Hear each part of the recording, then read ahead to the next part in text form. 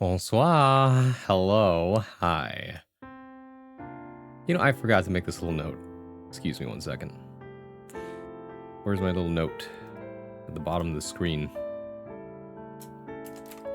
Ah! Who did that? Garland.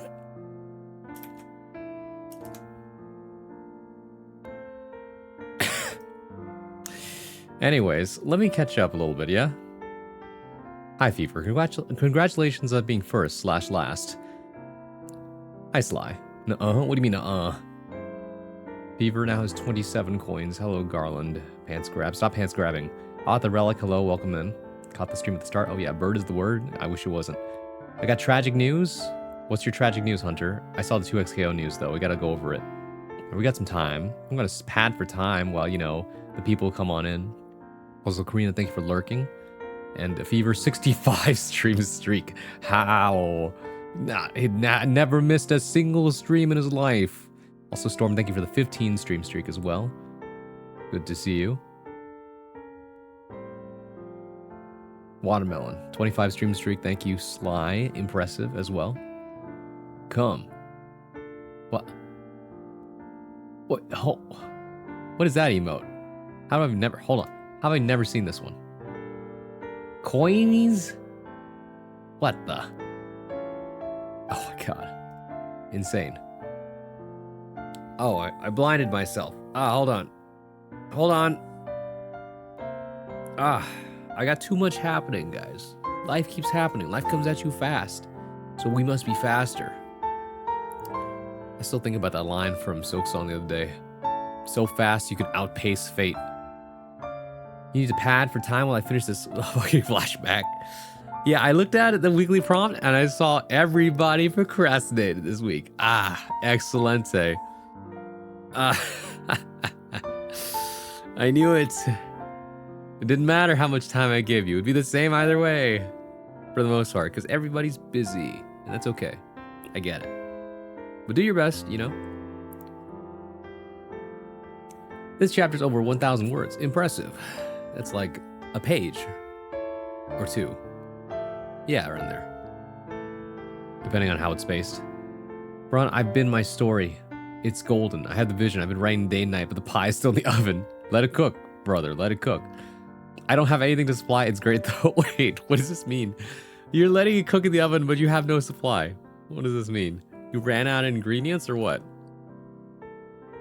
I'm not procrastinating. I'm not ready to make the fanfic yet. That's okay. You are a slow burn writer. How would I know this? Because I saw you make more Dynasty Warriors 4 characters, and you just gonna let them loose on the map and see what happens. Shut the fuck up, Bart, man. Let me cook. What? STFU? Really? Fine. Cook some more. It's fine. It's not like I was looking forward to anything or anything. It's like, man comes expecting dinner and is forced to wait another hour for his food. I've never been fast with making animations or animatics. My eyes are still killing me. By the way, I'm sick. I don't know if I failed to mention this or not. Like for the last, I don't know, a few days, I got a stuffy nose. So it's not like severe sickness, but I'm sick again. God dang it. It may not be today. The pie's not gonna finish today. Understandable. That's okay. It was a lot. Like happy Friday the 13th into Valentine's Day. Jason, what's it called? What is his name? His last name? Hold on. I need to look this up. Who's this? It is Jason Voorhees. Okay, thank God. I was like, isn't his last name Voorhees? Jason Voorhees is at your door knocking. He's got flowers in his hand, as well as a box of chocolates. He looks quite scary. Jason Voorhees. Everyone is sick. I know. It's sick season. Shush, Roni. It hurt me to say shut the fuck up. I'm stressed. It's okay. There's no stress, guys. It's no stress. Right? It's not an assignment. All right? You guys didn't have the homework. You guys have personal projects that you're trying to hold yourself accountable to. And like years of trauma that school has embedded into your psyche is now coming to haunt you. Like, no, my grades, no, my A's, my B's. Oh, sweet, I got a C, says that one guy down the hall. Fuck you, sorry. Anyways, need to inform you that you have been mispronouncing Brony this whole time. What? You want to say Brawny, right? If you want to say Brawny, the nickname that someone else gave you is this one. Because NIE, Brawny Village. What the? What was I gonna say? It's Braun IE, not bro. Yeah, I know. That's what I'm saying. But IE, if there's not two, okay, linguistically speaking, an N followed by a single N followed by IE ends up being, what's it called? No, BRO followed by one N is brawn. Two N's make with another thing at the, what was it called? A suffix of it makes it technically bro because of how the words are separate. You can't have brawn IE. IE by itself is not a linguistic unit. That's why it doesn't work. Linguistically, don't sass me, worker. Hold up a second. Wait, where's my... This music isn't fitting enough, but it's fine. Don't sass me, worker. Don't... What are you doing, huh? Huh? What? You think you're special? Huh? New nickname, Brownie? I was thinking the same thing. See, that's a linguistic unit. Brow and then knee, right? Okay, you wouldn't pronounce that brown E. You're special? Yeah, and you got a TV in your name, huh? When are you returning your CRT to the video store, bro? Blockbuster called and they want their videotapes back.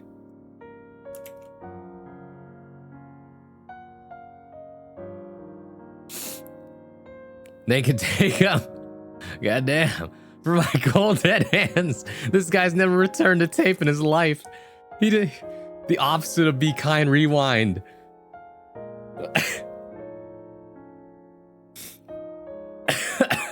Bronsulation. Excuse me? What is it? I can't even think of a good rhyme. It's like be mean, reween. No, that's not even correct.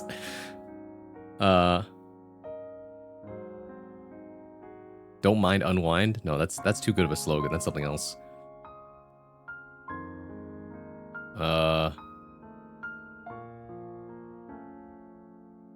Me frown, stay unwound. Or something. Broken, what are you taking for? A monster? Excuse me. Worker got a broken VCR still in return. Hey. Hey. We may not respect the establishment, but we take care of our stuff. Blockbuster's gonna have to kill me for their VHS copy of the Tom and Jerry movies. Okay, Fever, are you one of the few people who's seen the Tom and Jerry movie where they actually have voice actors talking? I remember I watched that when I was a kid, right? Sorry, Pokemon music, just... I love Azalea Town, but you need to quiet down for a second. You guys watch that movie? I remember when I was a kid, right? I watched that movie that I borrowed from the library. And it was like, oh my god, Tom and Jerry are talking, this is crazy. And I went to school and I told everyone, like, I saw a movie where Tom and Jerry talk, and they do talk, and everyone didn't believe me because they'd never seen the movie before, right? Thanks to the internet, now I can just pull it up and be like, yeah, bro, they have voice actors, right? Back then, everyone thought that the only voices Tom and Jerry had is when they do the screams. Yeah, I did. That's the copy I never returned. It was a good movie. It was a good movie. Chat, who watched Tom and Jerry and Willy Wonka? 1KFT? What? One of the 3 renditions of Willy Wonka? I mean, I watched the original, right, with Gene... Hold on. What was his last name? I'm bad with last names today. Gene Wilder? Yep, it was Gene Wilder. Somehow I still remembered. Gene Wilder, Willy Wonka was quirky. That was fine. I watched the Willy Wonka movie, yeah. See, there was Willy Wonka and the Chocolate Factory, and then there was Charlie and the Chocolate Factory, which is the one that was made famous by Johnny Depp, because it was probably the only other role he'd had outside of, like, Pirates of the Caribbean being, you know, Captain Jack Sparrow, etc. And so everyone saw him, and it was like, damn, it's weird not seeing him have facial hair. But that's actually not true, because he was also Edward Scissorhands, and he also did not have facial hair in that one. But I feel like less people saw Edward Scissorhands instead of Charlie and the Chocolate Factory for some reason. You know, I watched Edward Scissorhands at some point, and it was a very funny little movie, like very quirky. You know, the main idea of the plot was everybody is special, and you don't have to conform to be happy. It's just that the way they got around to you know, spreading that message was a little what's the word? roundabout, I guess. A lot happened. A lot of it inconsequential. I love that movie, yeah. Charlie and the Chocolate Factory was, in a sense, more, what's the word? It was definitely more cinematic. A little stranger, a little more morbid in senses. You know, I think it traumatized some people. From there was that one scene with the girl and the squirrels. It also gave a lot of people some repressed feelings about giant blueberries. Let's just leave it at that. I remember the waterbed died. The waterbed. The what? The waterbed.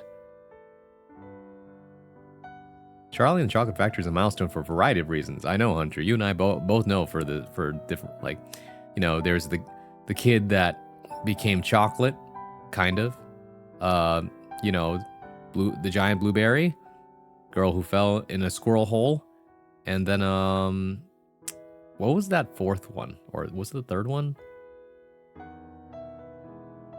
I'm trying to remember, because Charlie was fine. Nothing happened to Charlie except for the fact that he refused, and you know, I thought the dentist scene was actually so touching.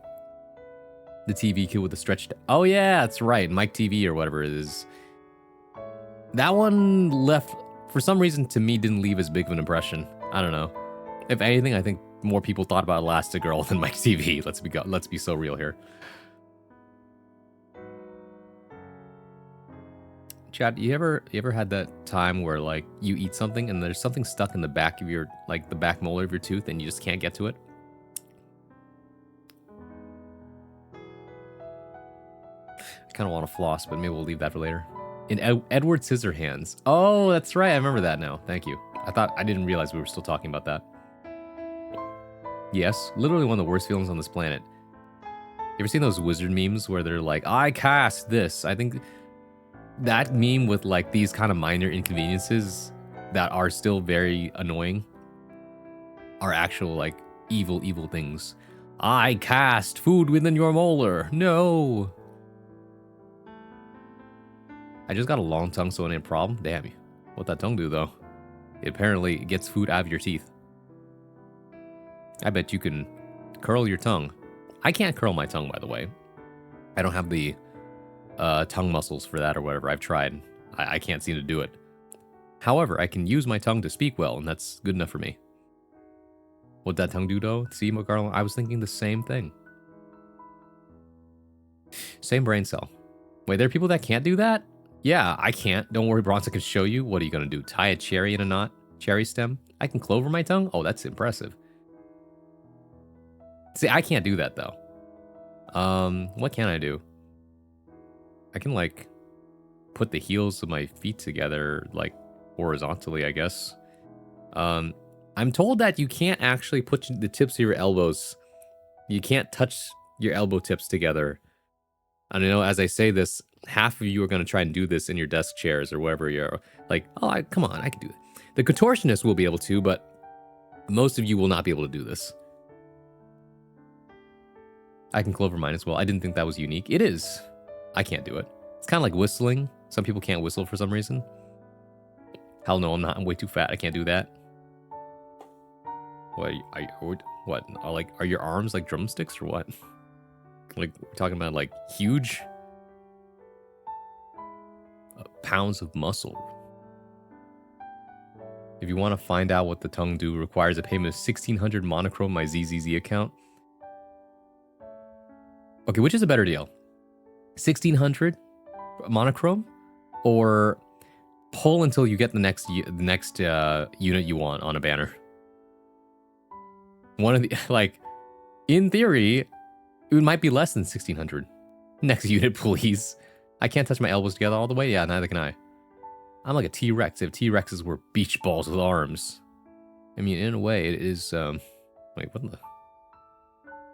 Man, you could barely reach up the shelf, huh?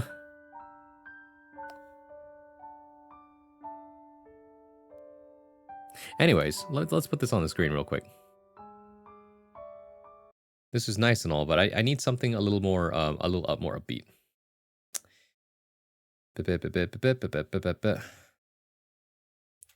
Just for now. I'm thinking Let's see. Probably this song.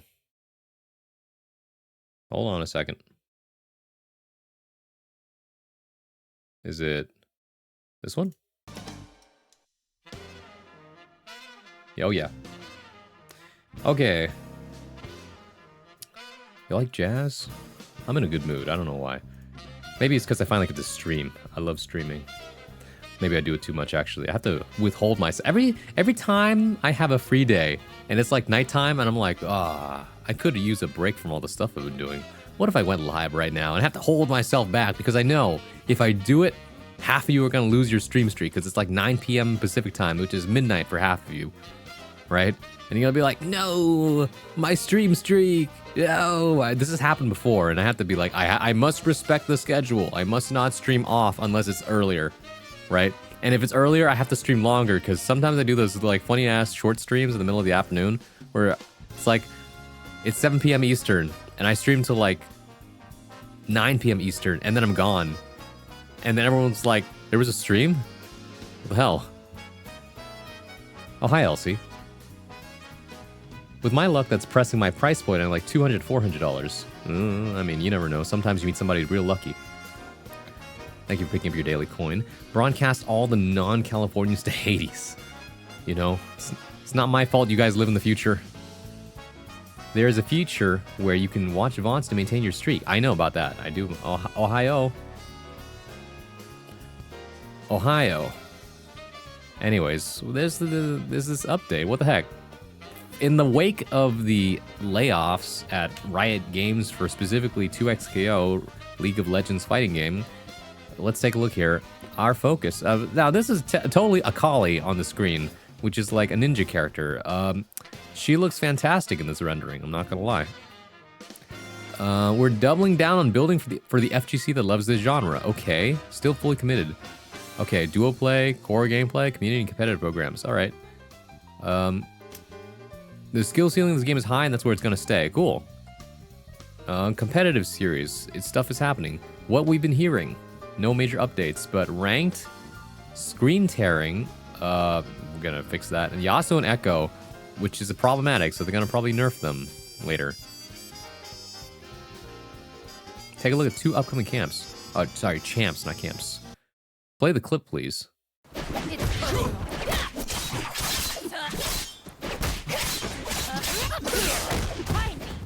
Impressive. Akali is 2XKO's next champion.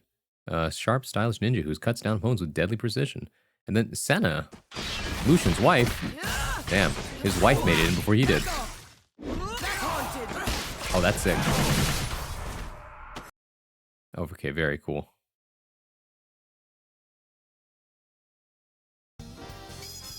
ZZZ? Yeah, Hunter's favorite game right there. But yeah, that's cool. Still nothing that I'm super interested in. That's fine. But yeah, okay, so that exists. And now we gotta look at the Avatar fighting game. We finally get a trailer with Toph in it. You know, the Earthbender who's blind. My favorite game is also Sleep. Yeah. 2SKO is so back for the lesbians. How Yuriful. This doesn't look like the only fighting game. No. You got your Tekken announcement. Oh, that's fun. This game actually looks like it's gonna be a lot of fun. I don't know how well it's gonna play out, but it looks really good, and that's already a big start. It doesn't have a lot of snap to it, but I guess some people like this kind of style. I don't know. I feel so spoiled because modern fighting games are so snappy, especially with the anime ones, you know? So something that's a little more subdued like this should be the expectation, but because we've been exposed to so much stimuli in the past few years, something like this just looks a little underwhelming sometimes, but I assure you, it's good. It's very good, actually. What, am I gonna play it? I don't know yet. Oh, that's sick. Oh, you can crawl on the ceiling. Oh, metal armor?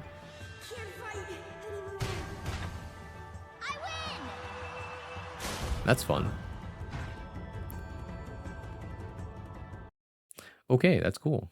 They're gonna kill Echo in Black History Month. Unnecessary tragedy, but hopefully they'll at least buff Alawi to balance their souls. I could see that happening. I don't know if Alawi needs a buff though, I'll be honest with you. Anyways.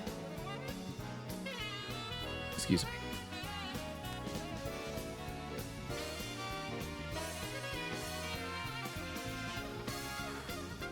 Alright, that's enough of the gaming news. Now we can move on to the actual reading and writing. Hold on a second.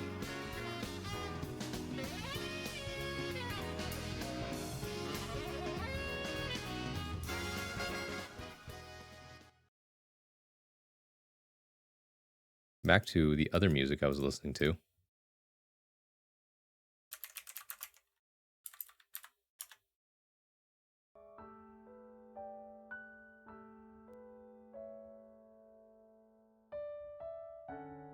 It is quite quiet, actually. I'll just bump it up a little bit.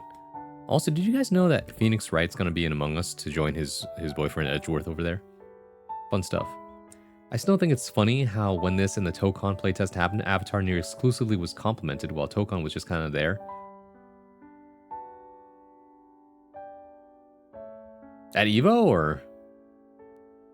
The only 2 fighting game news of the week. Oh, that's not true, Fever. That's not true. Okay. I guess we should go over the, what's it called? We should, okay, alright, you're right. Let's go over what we saw at the, State of Play, right?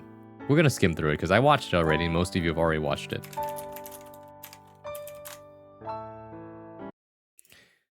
Alright. Let's get you the TLDR. So, I actually missed the first 15 minutes of this, because I had to do errands. So, for what's this? Let me at least watch this part here. I hope they add in Deadpool as a base character. Ooh. Nth? Hi, Kata. You are, in fact, the nth person here. Do you need help? Marvel Tokon be like Glug Glug? It's not that bad, is it? I mean, it looks great. Sajam said it didn't hold his interest, though. I haven't watched it yet, so I'll be back in a few. I mean, I haven't watched this part, either. I do remember Kenna, though. Is this a sequel to the game? I'm glad you're here. It's High Guard? No, it's not High Guard.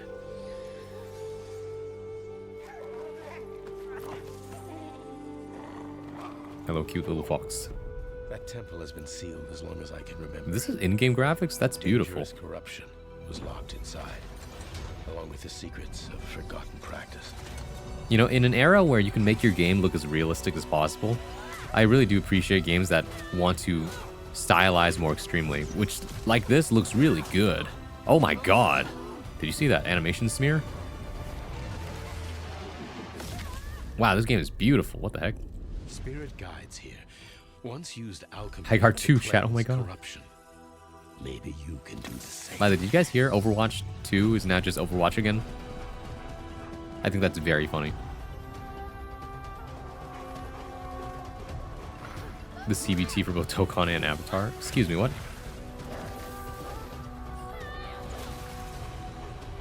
Keep forgetting West Coast is 3 hours behind? Yes. Fear will bind So it's late for the, gripping to the present, you know, which East must Coasters. pass. They will be sleeping, I guess. Regret will bind you. Longing for the past you cannot change. Yeah, alright. I love video games. That's very video gamey. Will bind you. Yearning for a future you will not see. I don't know if it'll change someone's life, but it'll definitely be a cornerstone of someone's like gaming experience playing this at a young age.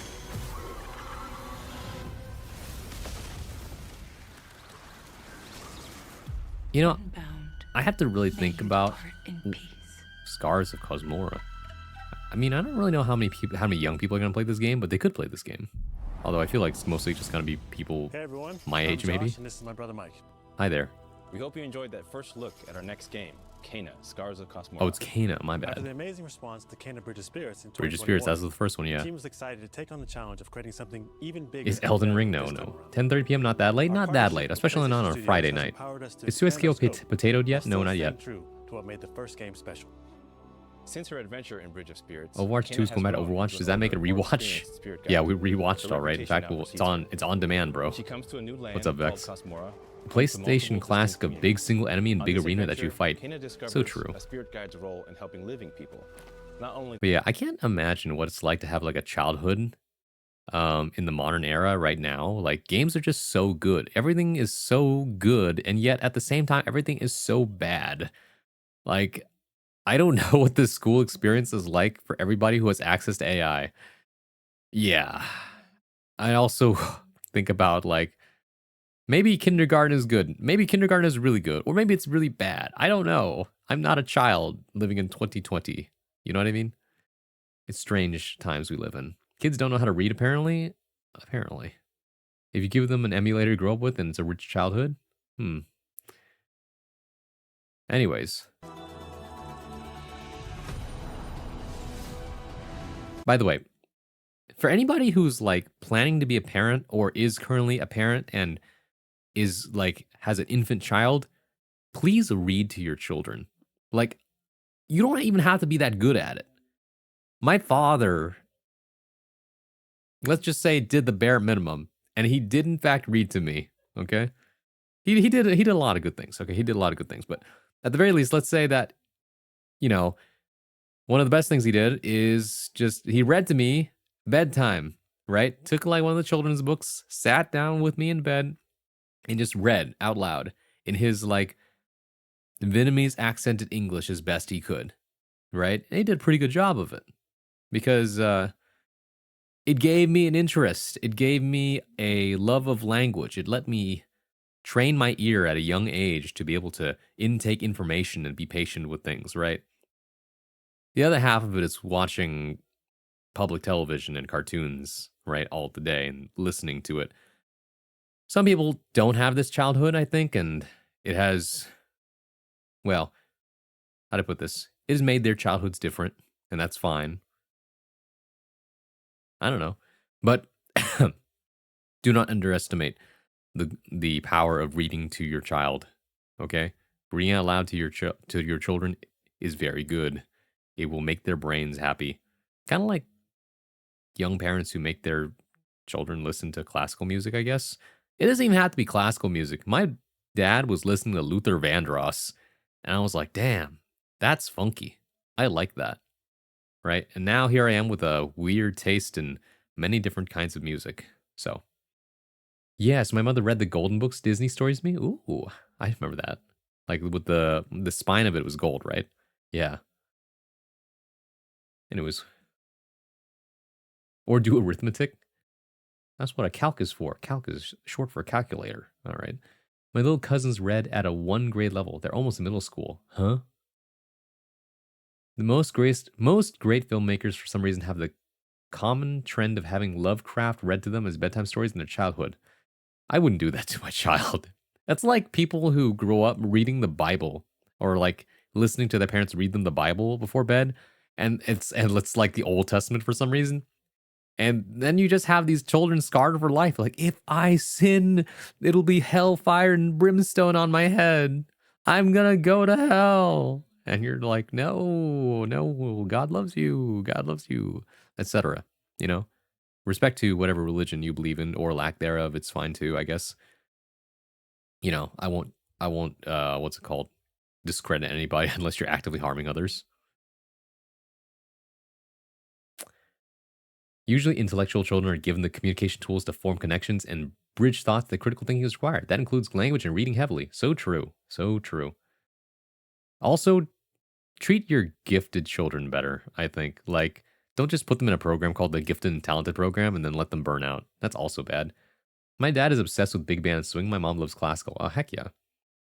So, Chad, if you want the next Tarantino or Del Toro, read them The Color Out of Space. What the?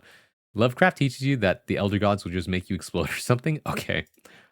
Perhaps the eldritch gods and the regular gods have something in common then, huh?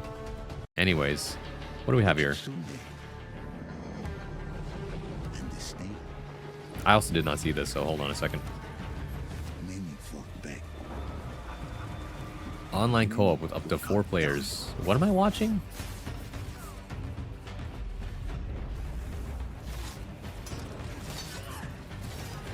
You know, we got Asian landscapes and zombies and all sorts of demons here. Little ninja movement. Team against the demonic Yotei 6. Wait, is this supposed to be multiplayer Ghost of Yotei? Are they trying to do... Are they doing an Elden Ring Night Rain with this? Hold on a second. Ghost of Yotei Legends. Okay. It really is just Night Rain but Ghost of Yotei, right? No, it's free DLC for Ghost of Yotei owners. Okay. I didn't understand what I was looking at for a second. Come out on top, Sam. Is this? Oh my god, it's the next Strand type game. That's right. Kojima Productions presents Death Stranding 2 on the Beach, coming to PC, Game of the Year nominee. With all these raving reviews, it's crazy. It's so good. You know, everybody who I know who's played this game never really talks about it very much, and I don't really know why that is. We'll joke about it, but I don't really see anybody talking about it. And everyone agrees it's good. It's just that no one really talks about it. I don't really know how else to put it. DualSense controller support. Man, I love Kojima. He's so cool. At the same time, though, I have no idea what's going on in his mind. My favorite part is when he's on Twitter doing movie reviews, because everyone interprets them in a very funny way.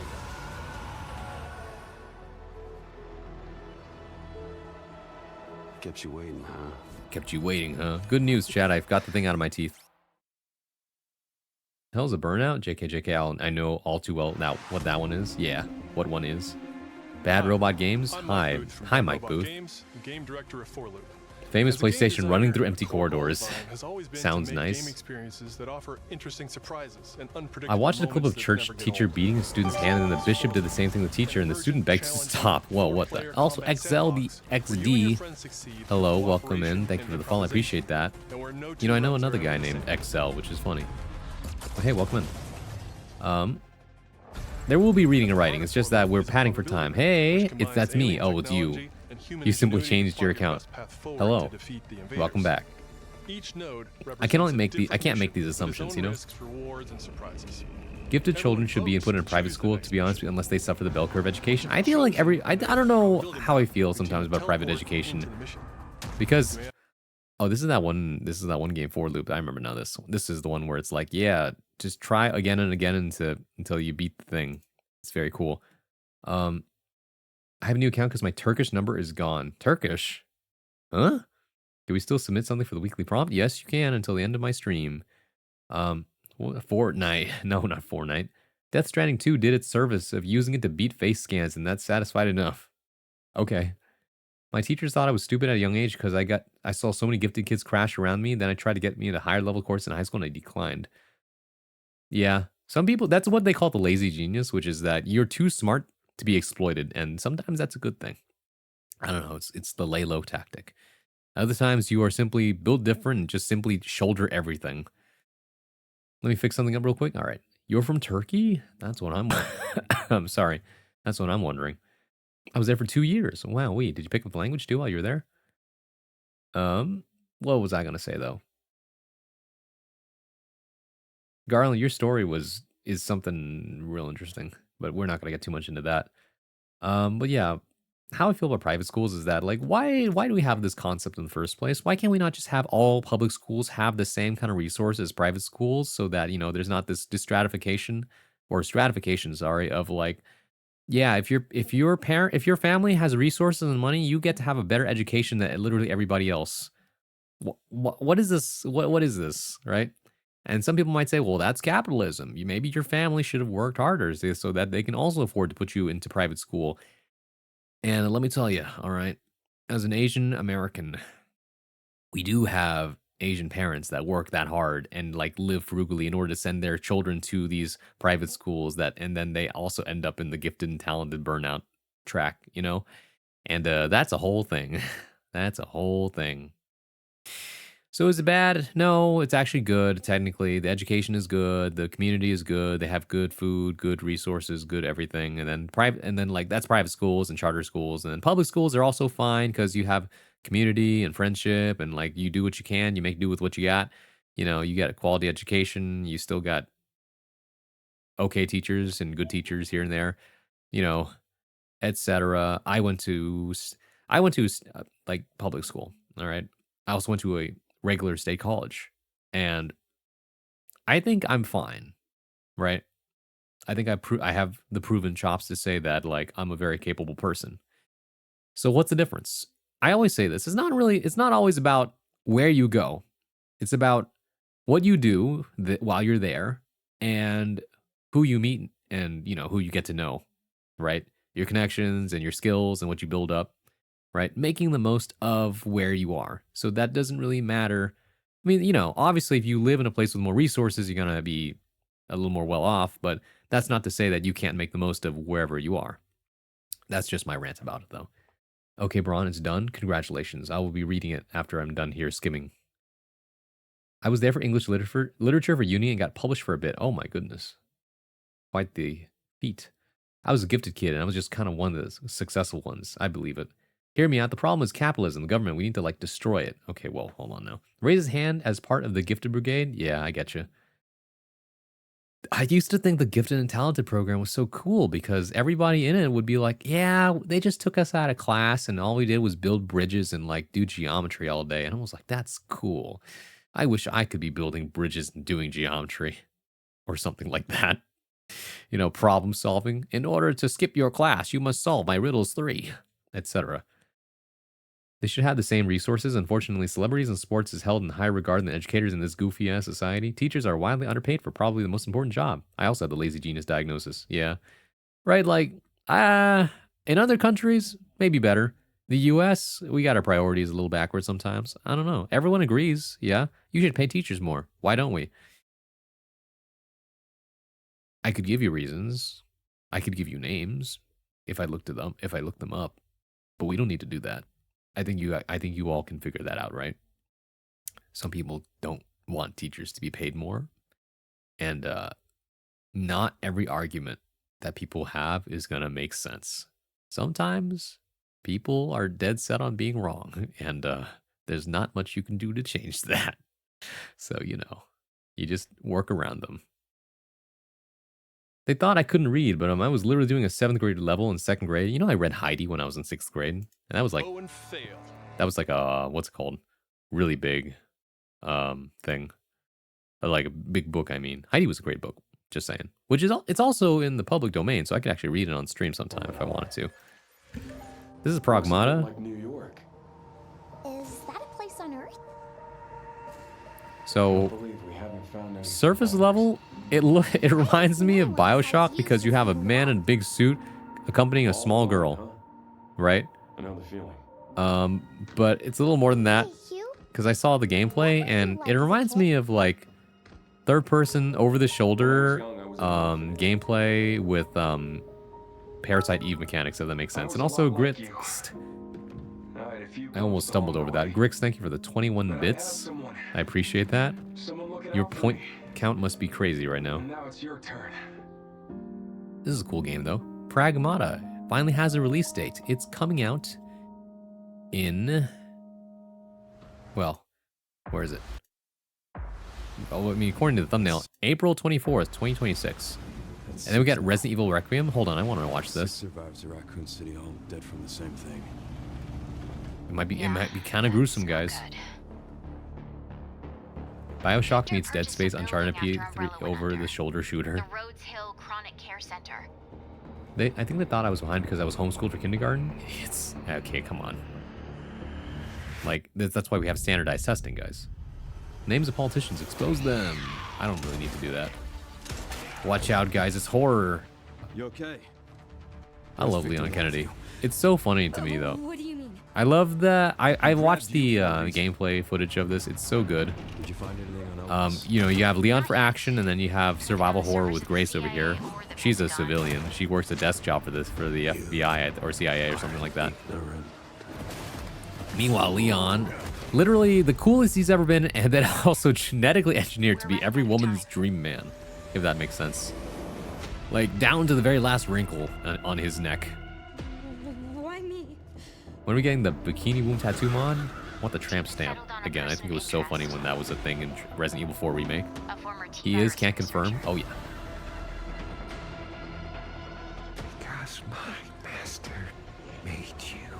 Whenever I was taken out of class, it was due to me being autistic and putting in the special ed rooms to be taught how to not bite people.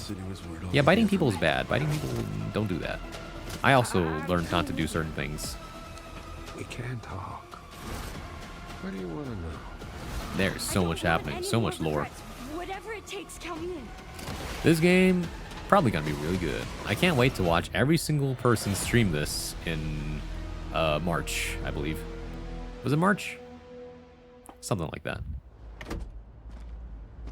It's been a while since you've been back there.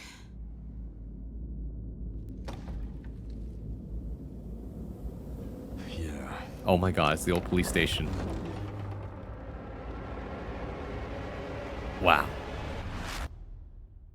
Oh my god. Oh, hi Zozo. Sherry looks hot. That was Sherry? Oh, damn. And I'm Sid Schumann. We're back with a new batch of games on their way to PS5. I love games. Okay, next. Let's see. We're just skimming through this. By Crystal Legacy of Dynamics Kain? and will be available to pre-order today. Okay. The final chapter in the Soul Reaver saga brings players into Very the cool. conflict between Hi, the Looney. vampire Welcome in. Kain and his betrayed lieutenant, Raziel.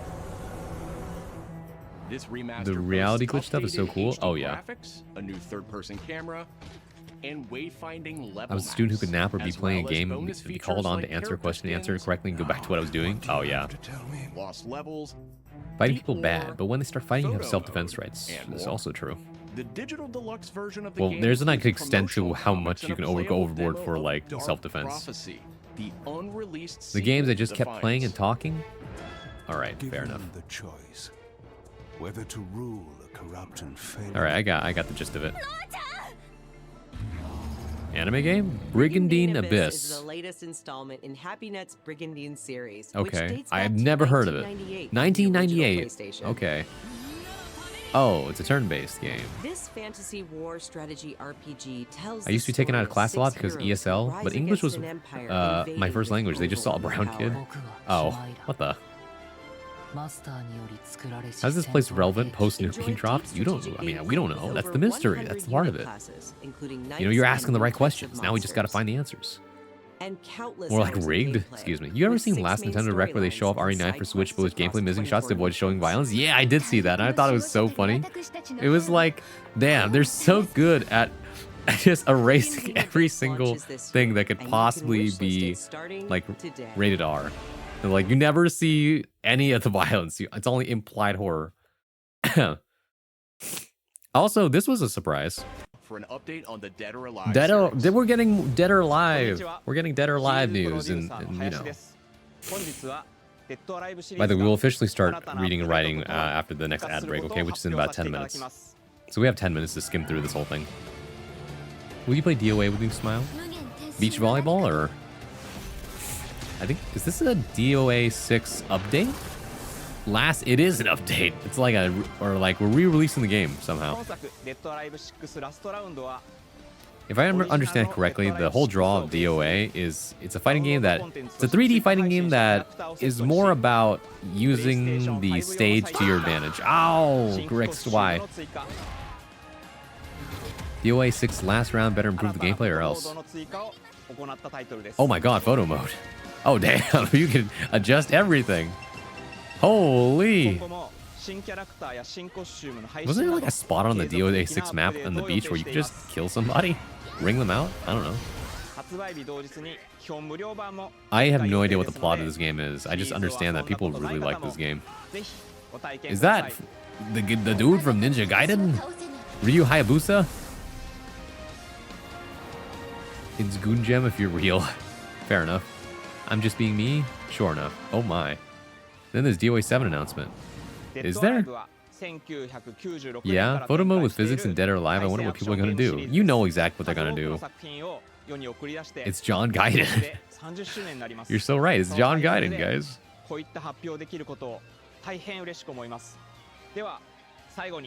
Enjoyed this trailer. Oh, okay. Let me see it.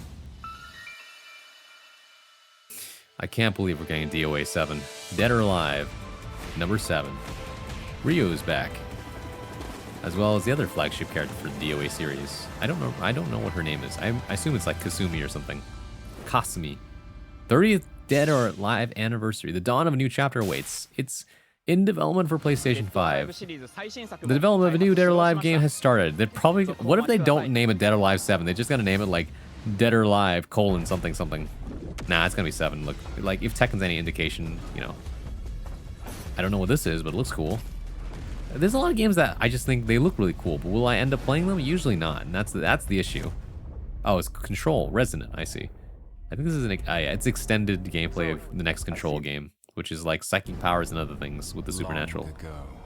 Next, we got this game, Crimson Moon, which looks a lot like, not Infinity Blade, but some other, like, you run in, you hack and slash your way through, and it's very awesome, with a dodge roll, no less. Is it Dark Souls?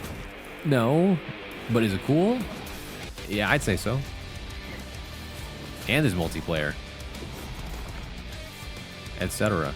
So that's Crimson Moon. Looks cool. This is Beast of Reincarnation. Yeah, I think the... Wait, actually, hold on. Can we back this up? No, that... Okay, hold on. See... The thing that... The Game Freak. See, that logo popped up, and I was like, what is going on? Like, the wolf is very cool. The setting is very awesome. I don't know what's going on, but I'm here for it. I'm just so confused because Game Freak is the Pokemon company. When did they start branching out? What are we doing here? I'm all for it. I'm just confused. Game Freak can make good-looking 3D games. That's what I'm saying. Like, what are we doing here, man? You know what I mean? Milk. I know what I'm gonna do. Cortisol control the mogging. Hey, hold on now. Alright, y'all better not be like brain rot maxing in my chat right now. If they were real, woke Ryu would get bullshit physics. I feel like that would be crossing a line. Do you know what I mean? What's wrong with Pokemon then? Well, that's why we're all very confused.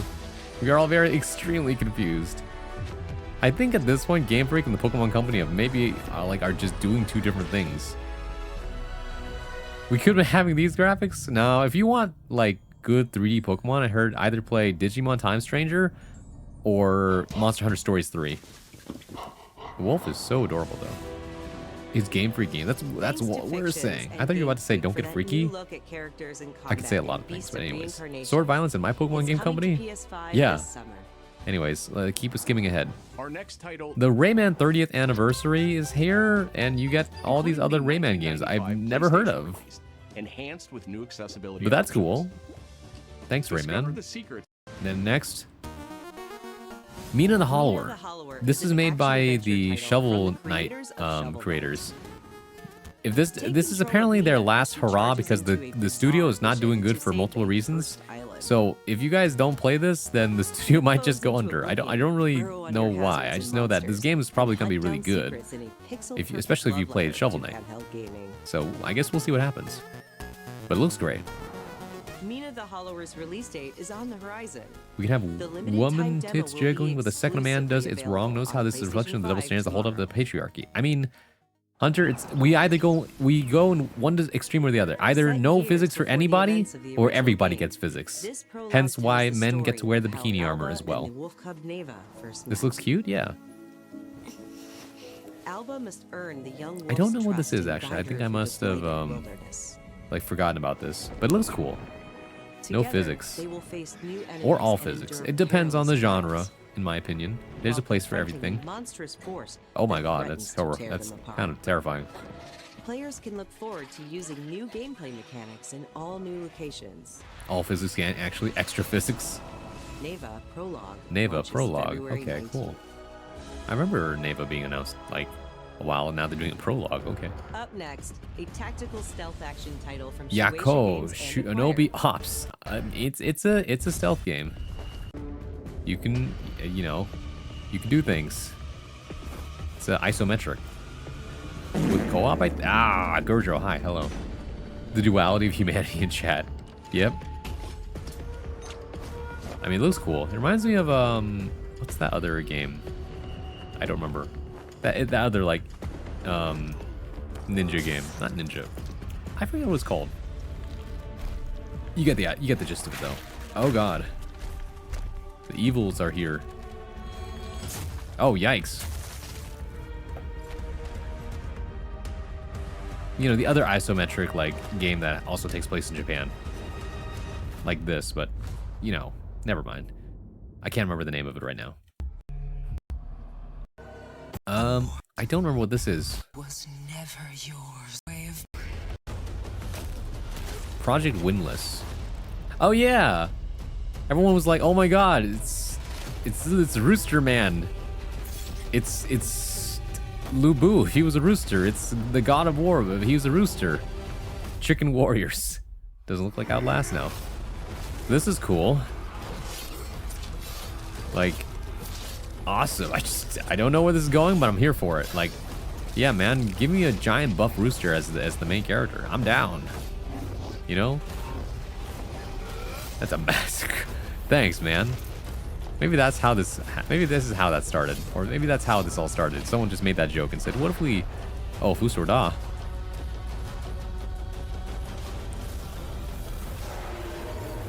Anyways, that's the gist of it.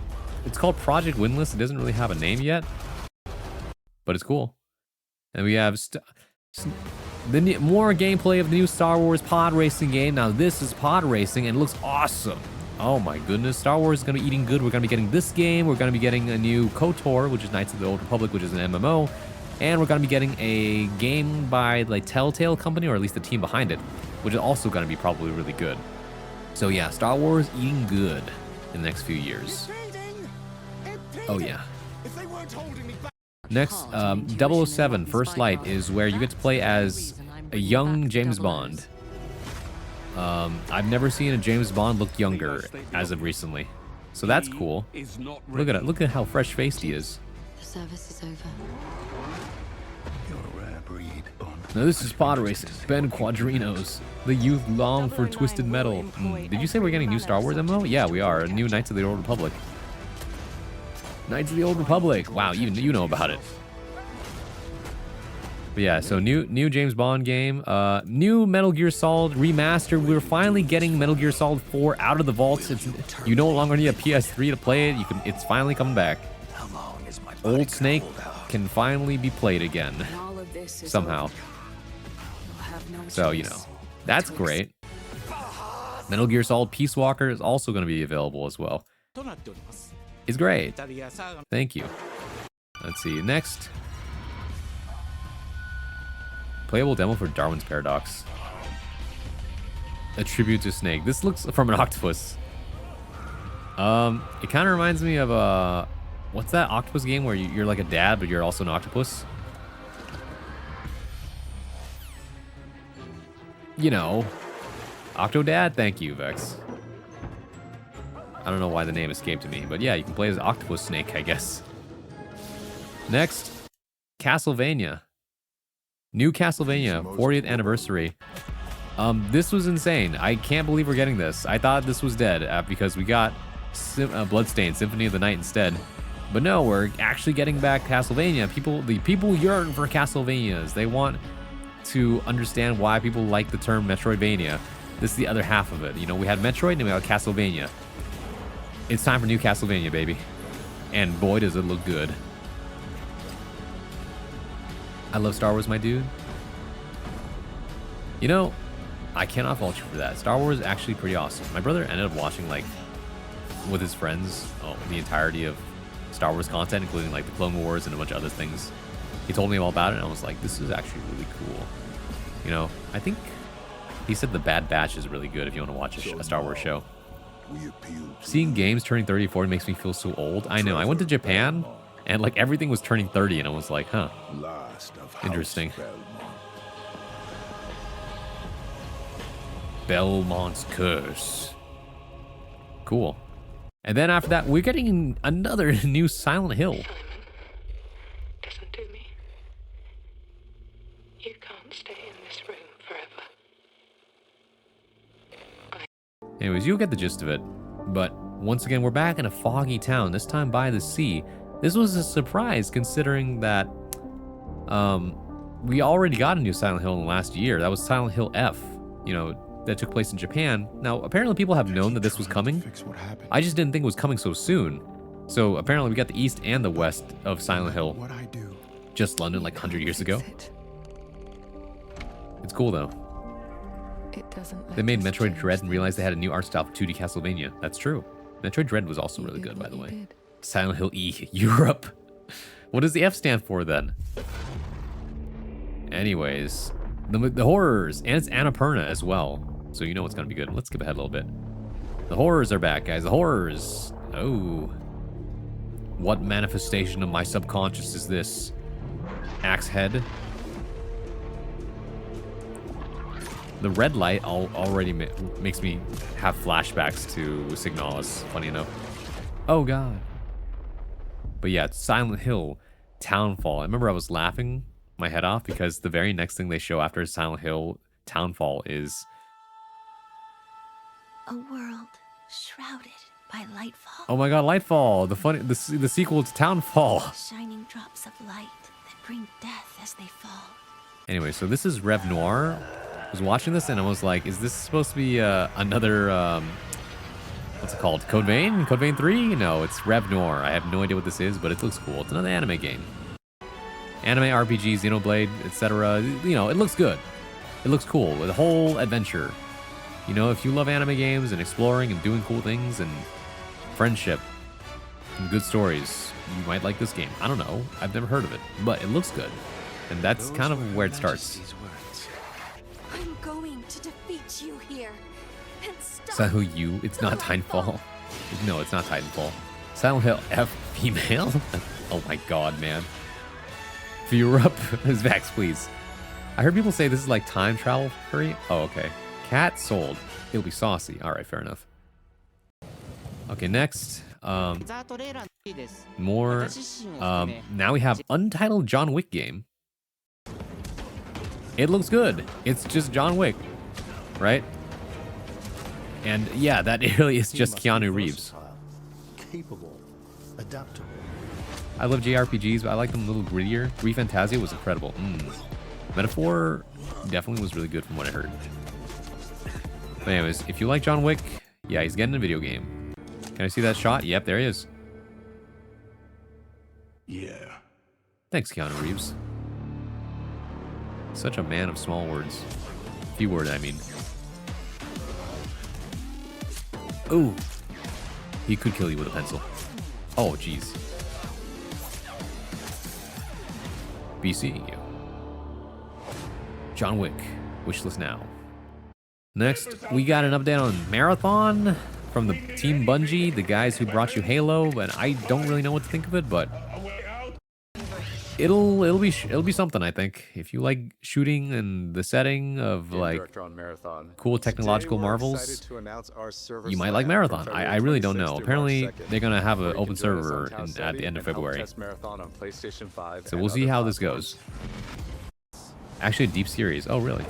The John Wick immersive sim like Indiana Jones, the face of video games, Keanu Reeves. Conquered 5 now, and then we got Spider-Man. Spider-Man looks good. All Miles talks about is how to be a better Spider-Man. You know what Spider-Man is. Big Walk, new, more Friendslaw. We love Friendslaw. Friendslaw is great. Okay, anyways. You know, you've seen this one before, maybe. Go traveling, do puzzles and things like that. It's cool. Was there anything else? I don't know what this game is. Called Saros.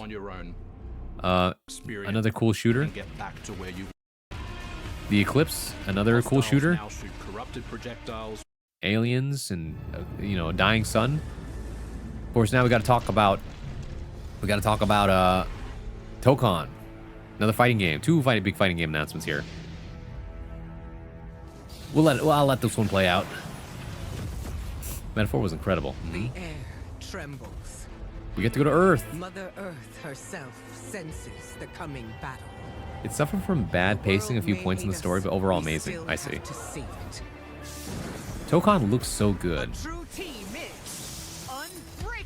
The X-Men are here. Storm. We know Storm's in the game. Feel the power of Mother Earth. Let me at them, Storm. Guess what? Guess what? Magic is in the game. Big sword girl. Is waiting, and I'm starting for And she looked good. Oh, she looked real good. time to end this. I've got this one. Wolverine is here. I'll show you. And he looks like Wolverine. Get it done. I actually do like his costume in this one. Simple but effective. For all time locking on Tokon. Initiating attack. I have never seen this character, but she looks really cool. Her name is Danger. All that remains of Shi'ar technology. So yeah, 2 new character Prepare reveals. to be disassembled.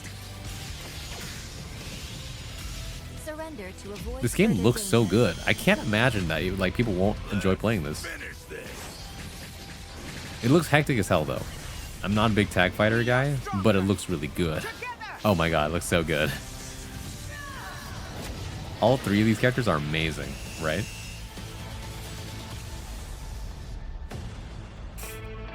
We got Wolverine, Magic, and Danger. Which team will assemble next?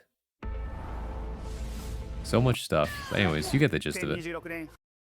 And then after that, the biggest announcement was the God of War trilogy. That's right, the original. And the original voice actor is coming back to voice this. It's the original God of War trilogy remake, which means it's gonna be, you know, an actual new God of War. Now look, we are happy and excited to finally. This is like, I did not know this is what he looked and sounded like. I mean, he's actually like really chill. The Greek trilogy remake is now in development. Like the voice of Kratos. Yeah, man, I know. Sit down. It's always the happy guys. Now look, this project is still in the early Playing Danger, stages. Doom, Wolverine, So Magic it'll might be a substitute minute Doom for before we get Spider-Man. back to share another update, right? Xavier But I'm is slaved telling for you, the for next time we decades as come the back, Danger Room's AI and a we personal coming hell with to train his something child big, soldier army. Yeah. Wait, really? And I don't know enough about in it. addition, Training Room AI has come out since to we're conquer the approaching world. the Oh my last god, few you're months drunk. of God of War's I see. 20th anniversary, Armed and Dangerous. we couldn't let it This trailer was close my first without time being hyped for this game. one It is really last cool, isn't it? Now, this announcement Dangerous Professor X's home is a AI. What the passion heck? project that will let you experience God of War's signature brutal combat, rewarding exploration, and heartfelt storytelling like you've never heard it before. This guy is so good at using his voice. That's all you get. So, thank you for 2 strong decades of support, and we can't wait for you to see what we've got cooking to keep the next 20 years surprising, fresh, and fun as hell to play. Yeah, all right, you can watch it now. Go. Why are you still here? Go. Go! Oh my god. They're just so good at what they do. The other big surprise is that, what's it called? One more God of War game. And it's a 2D Metroidvania again, or at least a hack and slash. I don't know what to call it. It's cool. Plus, there's co-op, and it was available literally the day of that they released this trailer. Oh, it's trailer, not trader. Release the trailer, not release the trader. That's different. Does that mean Tokon will have 5 4-man teams? I guess so. I mean, it's up to 20. It's apparently gonna have 20 characters on release. Seeing the God of War news never made me buzz so fast for. Wait, what? Yeah, we were watching this, and then it was like, Sons of Sparta. Well, that's cool. Available 2026. Today. Crazy stuff if you have a PS5. But yeah, that was their big announcement. That was the big news, and then that was the end of the state of play. So yeah, very cool. Got all that wrapped up. So when we come back, reading and writing, I'm going to go load up all the things. And when we come back, yeah, we'll just get started. So we'll be right back after these messages. Go do what you got to do. Use the restroom, get some water, eat a snack. And I will see you after 3 minutes. See you in a bit.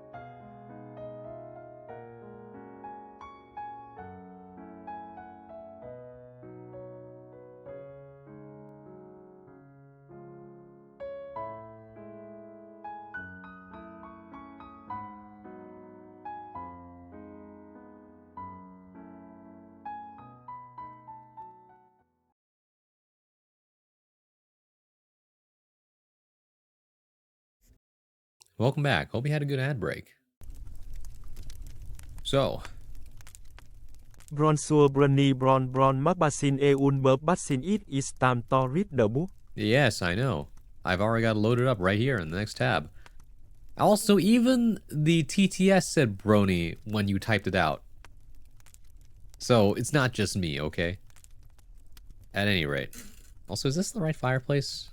Maybe not. Hold on a second. No, it's too HD. We'll use this one instead. Braun E, fine, it's fine. Like, why can't you just spell it the usual way? I guess fine, it's fine. I know what you mean. I'm just saying that's not how it's pronounced. But hey, let's put on some noir music. Hold on a second. No, not that one. This one. Bronezor Viti. Bronesur. Cuter than Brawny? Well, you don't like the Y? Well, either way, actually. I mean, what if you put two N's then? B-R-O-N-N-I-E. Then after that, it would be fine, technically. Is that not how it would work?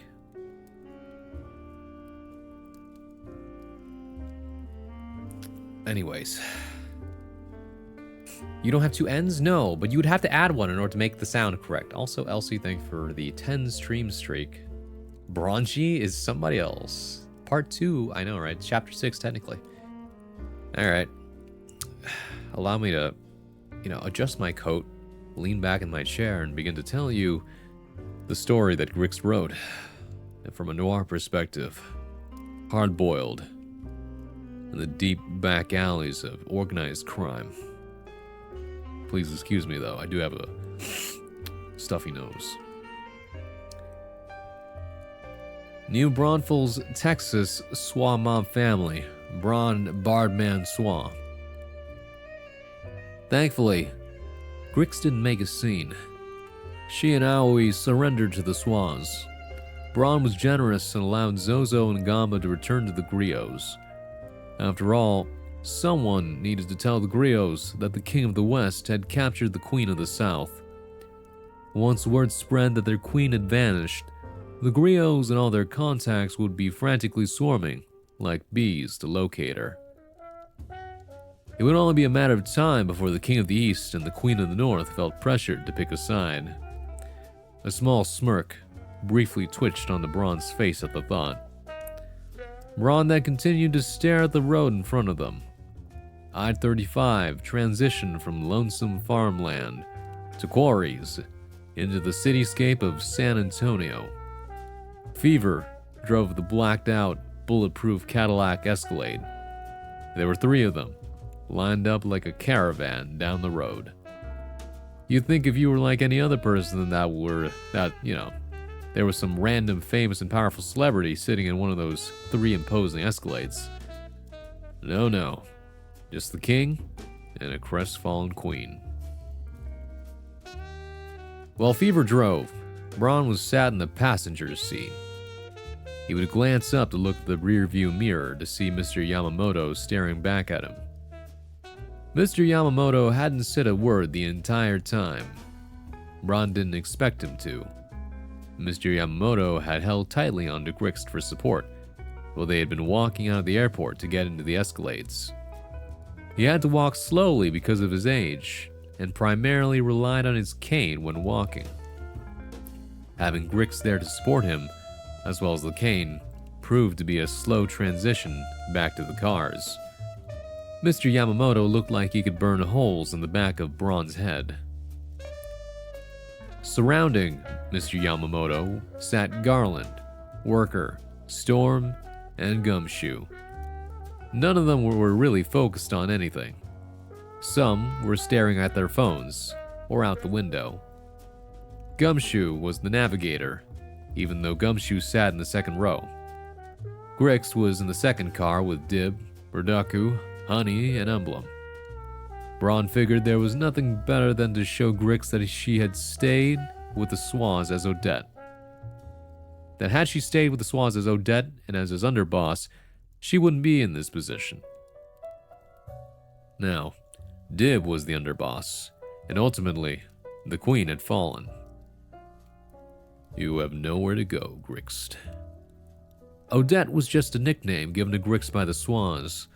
When Bronn had met Grix for the first time, she had been dancing for the San Francisco Ballet. As a temporary dancer from the American Ballet Theater in New York, she was dancing the part of Odette in Swan Lake. For Grix, it was her cover. It worked remarkably well. She then started working with the Swans, developing a friendship with Fever first. When she joined, she was only known as Odette, leaving Grix behind. Odette was her new identity, although it was a rough adjustment. Bronn would sometimes hear Tchaikovsky echoing softly around the Swans' headquarters. Once Grix had left, Bronn had banned anyone from speaking that name. It was just too personal. In the third car was Anji Mito, surrounded by other Swans as well. Tenebro, in the third car with Anji, would text Dib every so often to ask how long they would be arriving in San Antonio, and Dib would just ignore him. It would still be a while. Bronn was ready to be back in California. Hopping from one place to another had been tiring, and all he wanted was to be back home with the Swans and Shitswa, that damn bird. This had been the most silent trip ever. Murdaku would normally be chatting up a storm, or Fever and Dib would be talking about random things. No one wanted to say a thing. No celebration for capturing Grix, Mr. Yamamoto, or Anji Mito. Suddenly, "Why is the sky blue, Bronn?" Fever asked. Bronn whipped his head to Fever, brow puzzled. "Is this some kind of philosophical thing, or are you asking for real?" Bronn asked. Fever started. "Well, I can make it philosophical, Bardman." Looking up from the phone. "Why is the grass green, Fever?" Dib interrupted, tapping the fan onto the armrest. Fever eyed Dib in the mirror, annoyed. Not answering, Fever focused on the road again, and Dib went back onto the phone. "Nitrogen and solar radiation," Worker quietly answered. With a small chuckle, Bronn's mind wandered again. He hated thinking to back then, but this drive reminded him of the first time he had to be in a shared space with Grix. 7 years ago, Swab Mob family, Portland, Oregon. Bronn and Grix sat in the back of a blacked-out Cadillac CTS. Bronn was staring out the window at the dark night sky, barely lit by the pale moon. Grix was on her phone, typing furiously. Bronn had been assigned by Mr. Yamamoto, the Swaz boss, to have Grix, a newly promoted captain, to meet a friend of the family. Bronn didn't really understand why he, the underboss, had to do this meeting with the captain, and not even one he promoted. Mr. Yamamoto didn't even ask Bronn about his opinion. He just went ahead and made the promotion, which was his right, but it annoyed Bronn. Excuse me one moment, I just realized something. I'll be right back.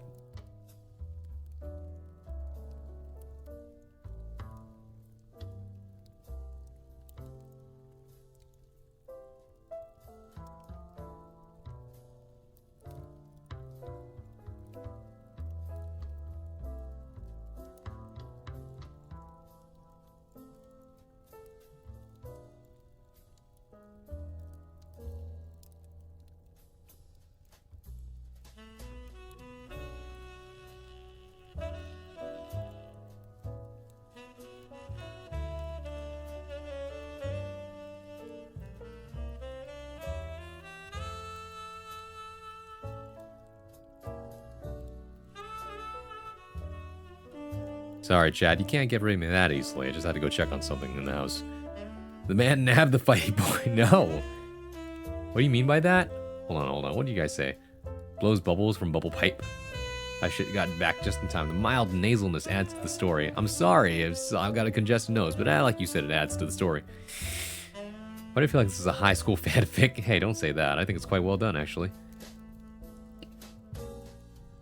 Nothing quite like staring out the window. My Immortal Squaw. No, we have that. I have to upload it, though. My Hero Bronze Academia. They got the King of the West. What if we got the sound of fire in the background? We do have the sound of fire in the background. You want? I can make it louder.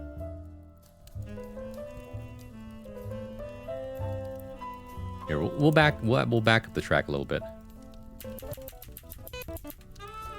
No, farther. This far. Braun the Swamp, what is your wisdom? Always carry a pack of tissues on you. You never know when you're gonna need them. At least when traveling. What we need is the sound of quiet sirens. Go ahead, you have the power to do that. Anyways, where was I? Gotta go ahead and cross my legs again and get back in the mood of a shady noir story on this fine Friday the 13th evening. True. Real, thanks for being a friend, Braun. You're welcome. Sirens, fire, fan, rain, city sound. Yeah. Gamma and Zozo get a big part next chapter. Wowee. Look at that. I need tissues on my runs because my nose gets so congested. That's what I'm saying. Anyways. Where was I? Braun didn't really understand why he, the underboss, had to do this meeting with the captain. Not even one he promoted. Mr. Yamamoto didn't even ask Braun about his opinion. He just went ahead and made the promotion. Which was his right. But it annoyed Braun. This should be Dib's deal, not a captain's. Mr. Yamamoto had required that both Braun and Grix were dressed nicely for a dinner. In general, Mr. Yamamoto required everyone to wear suits. But whomever this friend of the family was, they required different attire. Their name was Headless. Peculiar name, but perfect for the Swaz. Braun wore a black suit with a silk black tie that had green stripes. His hair was gelled back, and he wore a nice silver watch that had a small green diamond in the face. His pinky ring was also silver, and had a small black diamond. The Swaz only had pinky rings with black diamonds. Grix wore a black, sparkling dress. Her hair was tied neatly in a bun, her bangs framing her face. She had red lipstick and red nails on. Come to think of it, Braun had never seen her without matching lipstick and nail polish. She had dangling gold earrings, and her pinky ring was gold, with a small black diamond. He had never actually spoken to Grix, because he had people to do that for him. Clearing his throat. Headless is seemingly a huge asset to one of our enemies, so it's nice to know that Headless is willing to talk business with us. Not even looking up from her phone, Grix was playing Wordle. I'm aware. I'm the one who set this meeting up. Braun turned to look at her, stunned. She looked up to meet his gaze. I thought you knew, she asked, brow raised. Headless is a friend of mine, she continued. I introduced them to Mr. Yamamoto. Headless is my eyes and ears. More reliable than Worker, and sneakier than Garland, she said, returning her gaze back to her phone and winning the Wordle in 3. Blinking, Braun sat there, fidgeting with his ring. The CTS pulled up the stone driveway to the restaurant, a quaint Italian place called Formaggio, lit by artificial flickering light. After a moment, how did you meet Headless? Braun inquired, confused. Unbuckling and shifting over to the door, she waited a moment for the driver to come around and open it for her. As the door opened, she looked back at Braun. That's for me to know, and you to find out, she said, winking, and stepped out into the cool night air. Hug Droid McSteen, Wordle in 5, kaboom, GG, god dang. Not again. Omelette du formaggio. Oh, I could use a cheese omelet. But anyways. Here we go. So at any rate, that is the extent of this chapter.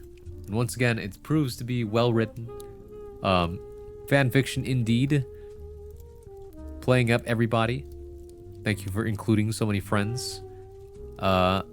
It's fun to read. Definitely sets the mood. You have quite the knack for it. Is that a Dexter's Lab reference in 2026? Couldn't be. Omelette du fromage. It was quite the parable, right? Trading in everything for a taste of fame, wealth, and power, only to be denied your greatest desire at the very end of it all. What if you could have everything you ever wanted, but the thing that you really wanted was inaccessible to you? Tragic, much like King Midas touching gold. Oh, hi, Kenji Cat.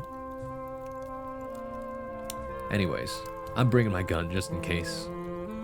Sheesh, Fighty Boy dripped out. I look good when I clean up. Where's Shitsua? What do you mean, where's Shitsua? In the story? Each one of my lines is perfect. It's like I'm really in there. I know, right? I could hear you saying it too, which is the funny thing. In California. That was art. I tuned in at a great time. Thank you. We love reading and writing night. People are very talented in my community. What can I say? Oh, by the way, Hugdroid. I don't know if you're streaming tonight. I assume that you're taking a break because of last night, but I was also going to say that I still got that Turok trailer if you wanted, by the way. Or we could just watch it right now. In fact, why don't we?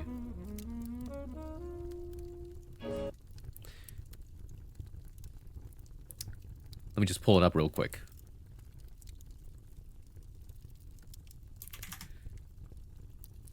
Wow, I forgot about that. You mean you were locked in last night? You were putting in the work. Oh, what the? What's up, Zach? Okay, hold on a second. Here we go. So, I wasn't joking. I don't lie to people. I like telling the truth. Because sometimes the truth is stranger than fiction. The year is 2026 and somehow we have new Turok. And here's what it looks like. This one's a spliced up video of all the current trailers that Turok has released, including the Nintendo Switch one. And you will know which one is the Nintendo Switch one immediately.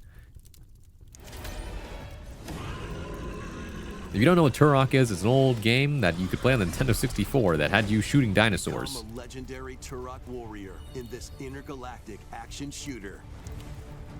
To stop an alien threat from destroying all human life. This mission has some trigger warnings? Alright, gotcha. With a team of warriors online and battle all sorts of primal Garland said it was high school. Shook. Garland says things, I'm not really sure what he means by them half the time. And that's okay. I'm not sure if he meant that as a compliment or not.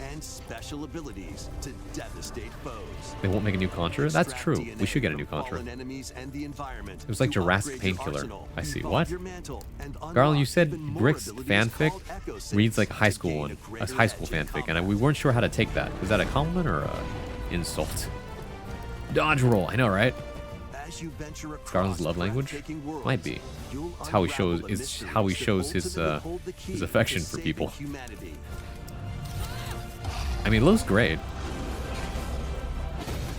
Now, in usual Nintendo Switch trailer fashion, they never show you any of the actual, like... Well, okay, that was actually pretty... Oh, wait, no, that... See, that was... What you're seeing right now is not part of the Switch. How do I know this? Is because they actually showed the violent parts. And this was the reveal trailer of mix of pre-rendered and gameplay footage. Is it third person? I think it might be third person. Although, who knows? If it might be toggleable. Right now, though, all the gameplay looks like it's in third person, but who knows? Like I said, I don't know if it'll live up to the memories, the hype, but it looks good. And it introduces a whole new generation of Turok, so that's cool. Like, this was the real trailer. People were losing their shit over this. Like, that's a dinosaur. This dude just killed a dinosaur. That's alien technology. Oh, yeah. We're back, baby. That's Turok Origins. Actually, yeah, that's it. Yeah. I concur with Vexmint. Garland is a baka kind of tsundere. Third person? Man, here I was having hope for a new Turok game. I don't know. I mean, this is what the gameplay looks like, right? It looks like it's third person. It would have been nice if it was first person, but, you know, Extract DNA from fallen enemies and the environment to upgrade your Yeah. arsenal, evolve your mantle, and unlock even I don't more know. abilities. You guys might be, if you want to play Old Turok, you'd probably be better going back and playing Old Turok. That's all. Special abilities, pack it up, it's over. You know. The old heads might chat, affectionate by the way. No game, so you know. Please keep to your old ways and teach the rest of the young people and folk how to enjoy old things, please. P? What did Sly mean by this? I wasn't sure how to totally take that. Neither did I. I just kind of let it roll. Let it rock.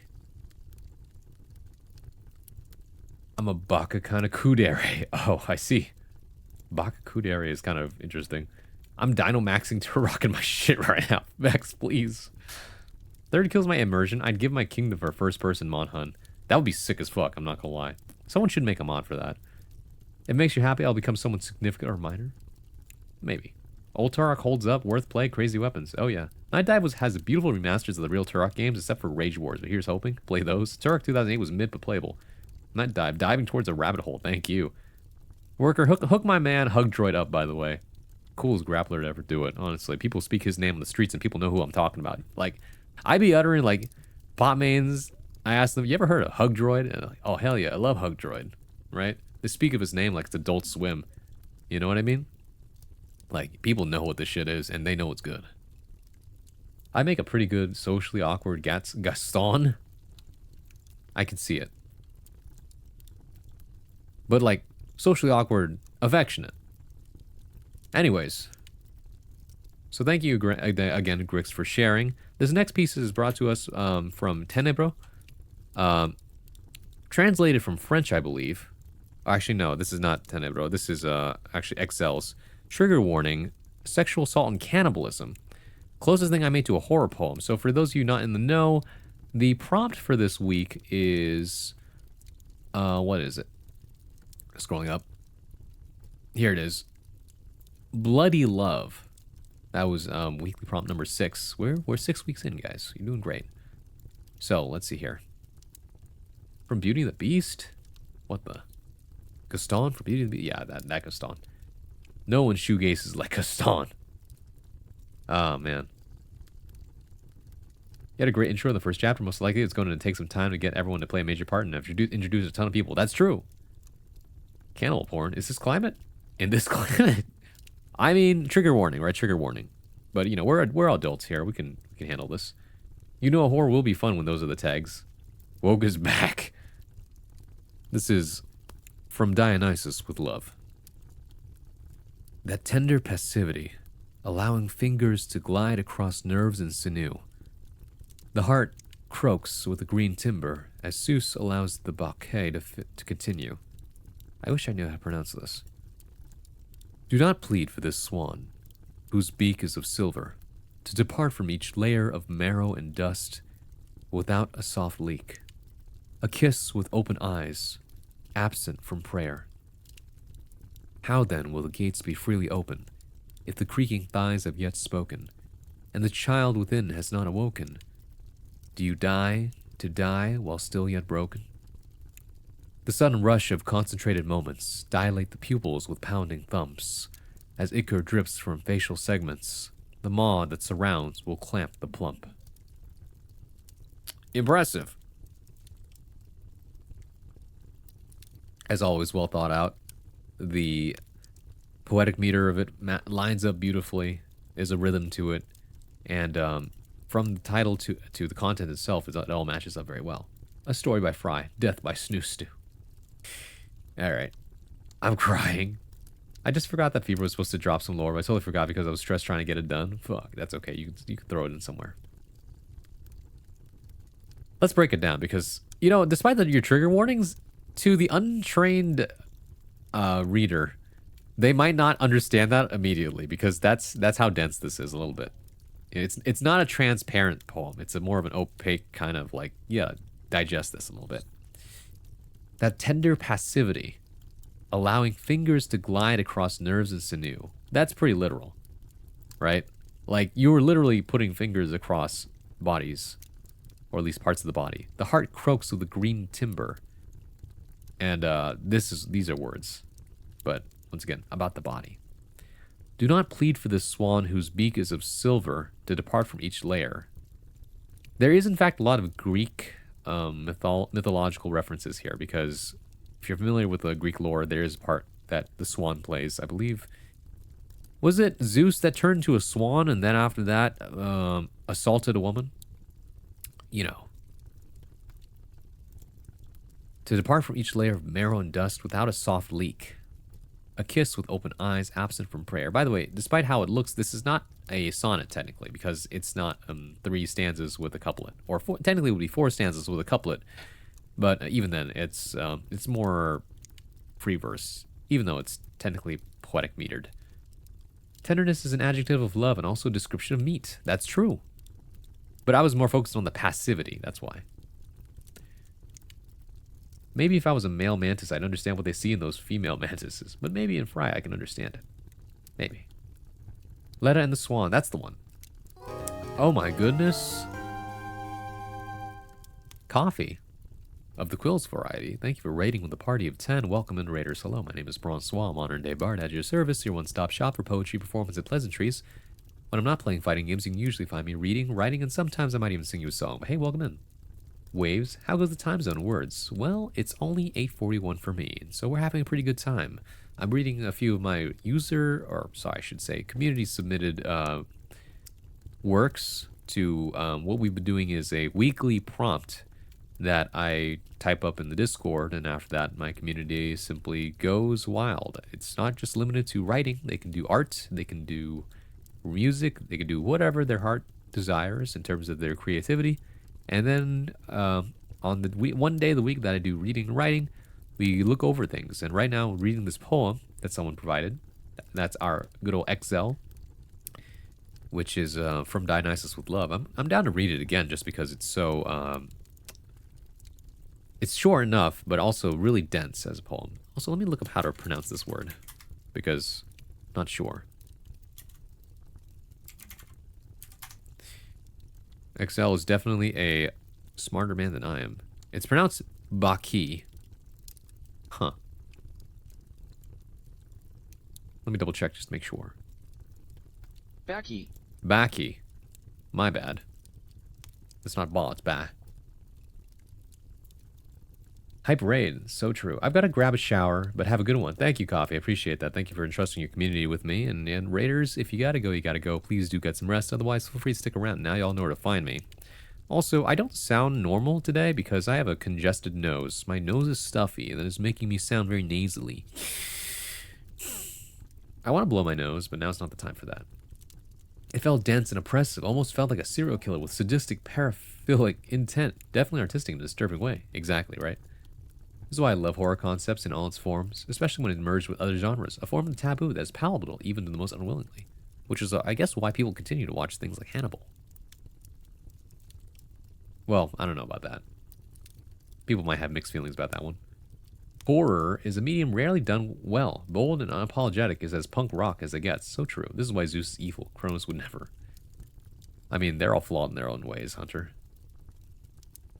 Horror is also amazing as a way to show what is horrifying and disgusting, but as a message to avoid evil as opposed to support it. Yeah, exactly, right. Right, how tall am I? I am 169 centimeters. For the Americans, that is 5'6". Some of you might be thinking, oh, he's pretty short. And others might be thinking, oh, he's pretty tall. And others might be thinking, oh, he's the same height as me. As always, height is subjective. So take that as you will.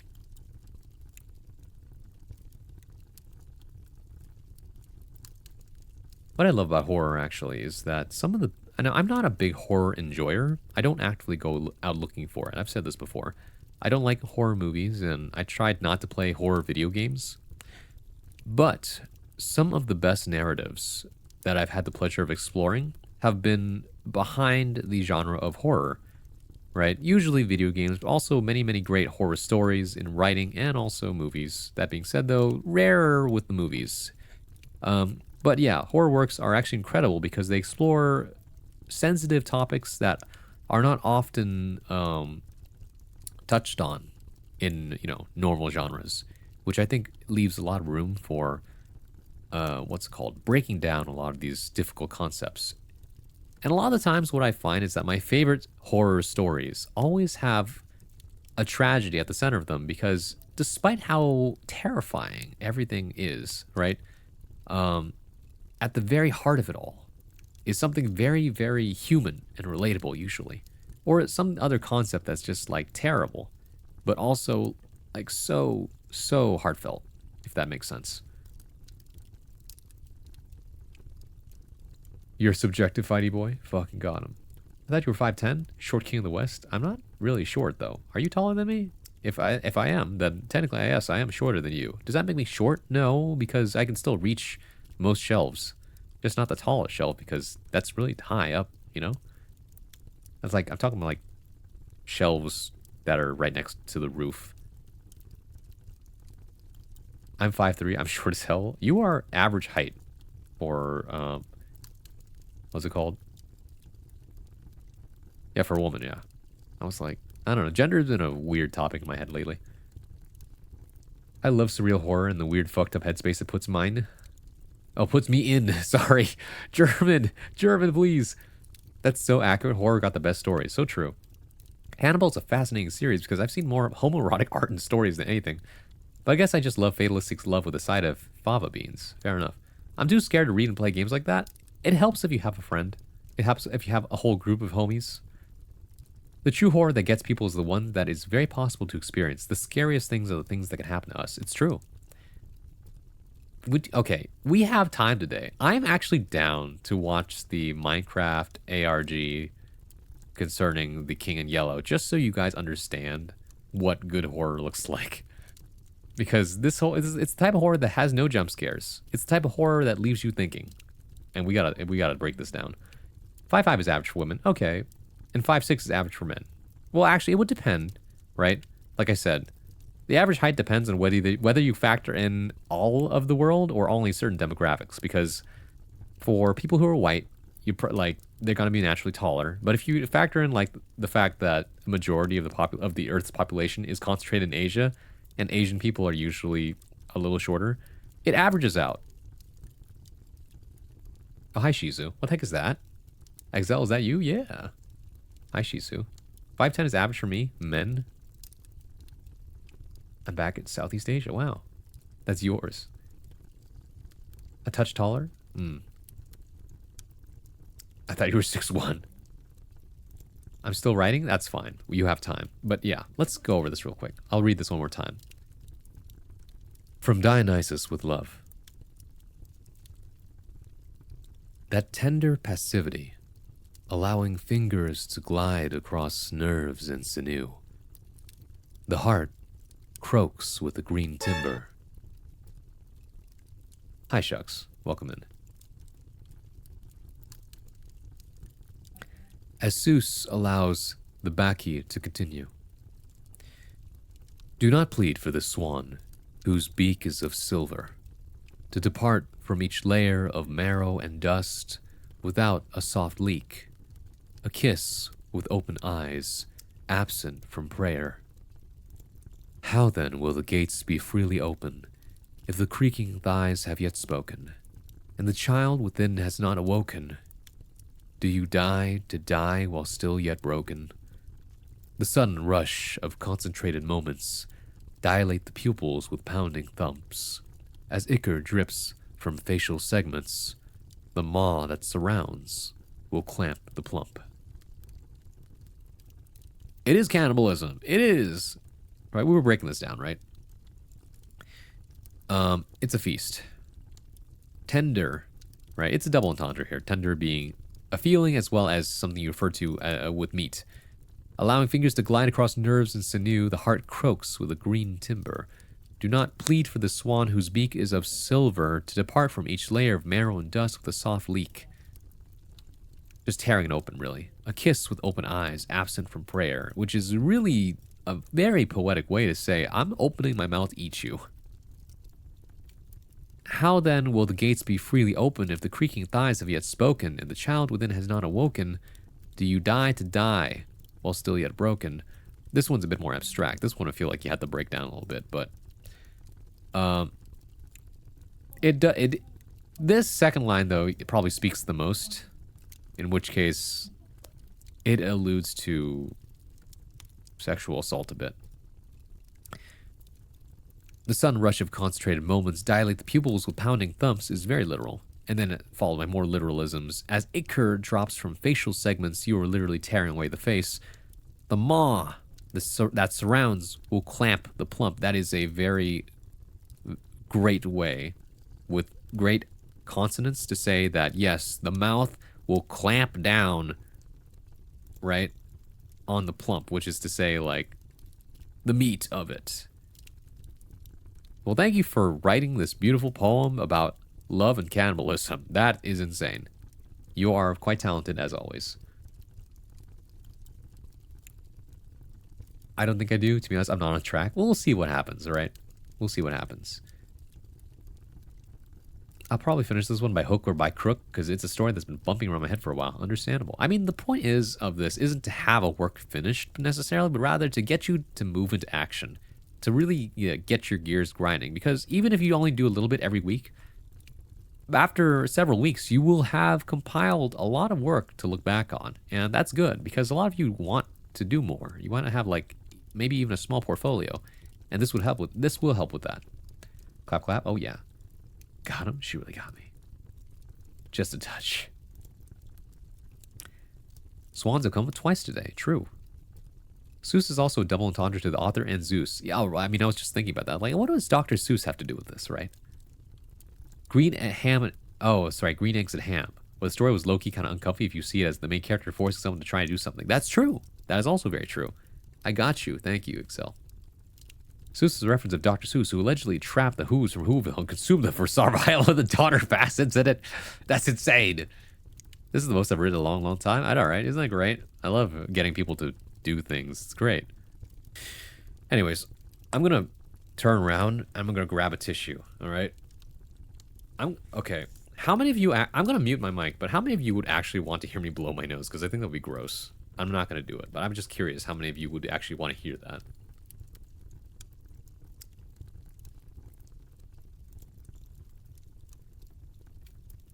No.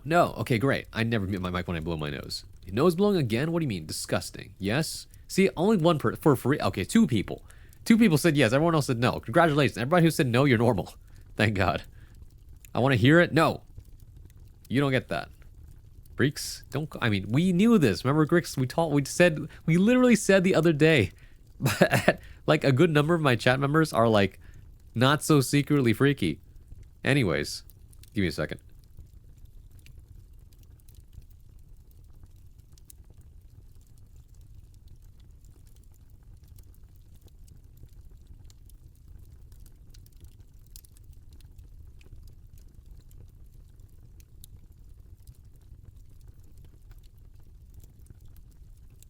How many gifts does blow your nose in the mic? Never mind. No, we're not doing that again. Hachu BRTBRBRB.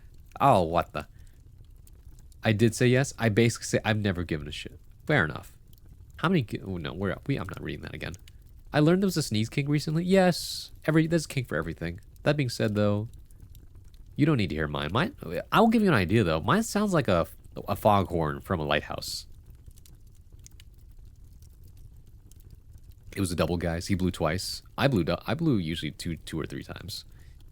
There's got to be someone out there who'd pay for nose blowing. Yeah. You what? I what? I radiate freakiness so I don't explode from my power. If you understood a fraction of my madness, you transcend humanity. What are you, an eldritch horror? Speaking of, shall we get started on the other thing I want to watch? I'm actually going to make this private window because I don't want this to muddy my search history. My YouTube algorithm is actually okay right now. Let me see here.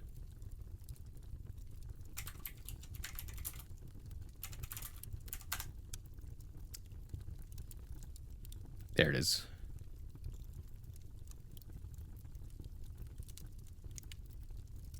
Let's switch this over, shall we? So, I need to cover something first, which is that I'm going to ask you guys to look for these certain things. And thankfully, I have this pinned. So I can just take this here. Not that one. Flashbang. Please remember the trajectory of fear, all right? Unease, dread, terror, and horror, okay? So, unease is the feeling that something isn't quite right, right? Dread is the confirmed suspicion that something definitely isn't right, and it's definitely here. It's just that I can't prove it yet. Or if it is, I don't know when it's coming. Terror is, it's definitely here. I know it's almost here, and I know it's like somewhere around the corner. I need to hide. Horror is when it's here. It's right in front of me. I see it. Ah! But it's simultaneously the strongest, but also the weakest, because once you know what you're dealing with, the fear of the unknown is gone, and now you are just faced with the visceral truth, right? So, really, the peak of horror is teasing you between unease, dread, and terror over and over until finally you're ready for the big reveal at the end. I totally forgot to post mine, so I got it in there. All right, we'll get to that after this for sure. But let's start, shall we? This is a really good series, or not series. That is not what I meant to press. There we go. Please don't mind the jazz saxophone. I sneeze in sets of 3 loudly like a man. I also say achoo when I sneeze. The sneeze lovers would love you. Geez, now I'm paranoid. You don't want to know about another website I found out about recently, by the way, when it comes to VTubers. Some of you might know. I'm not going to say it out loud right now, though. How do we feel about starting a sentence with a but? I don't mind it. Man. This is truly terrifying. Cue sax riff, sorry. Okay, anyways. I'm allergic to everything. What am I supposed to do? Understandable. Haven't been the same. It's okay. That's it. Yeah, see, Zozo knows what I'm talking about. The one that tracks a certain thing. But we're not going to talk about that right now. Because it's weird and inaccurate. But, you know, if you're going to do it, at least ask for permission first. Whatever have the you balls. do at the crossroads, don't turn left. Vote on who has more posts thing? No. It's a different thing entirely. We're not going to talk about that right now, though. So, it's a gross thing. Well, subjectively gross, but definitely like weird. Anyways. Whatever you do at the crossroads, don't turn left. Happy Friday the 13th. This is the first line in a book that Avery claims he did not write. 2 weeks ago, a YouTube channel called Avery the Mayo uploaded a YouTube video titled Weird Book I Did Not Write, where he shows us a mine. I tap out. Good night, Grix. Thank you again for gracing us with your fanfic.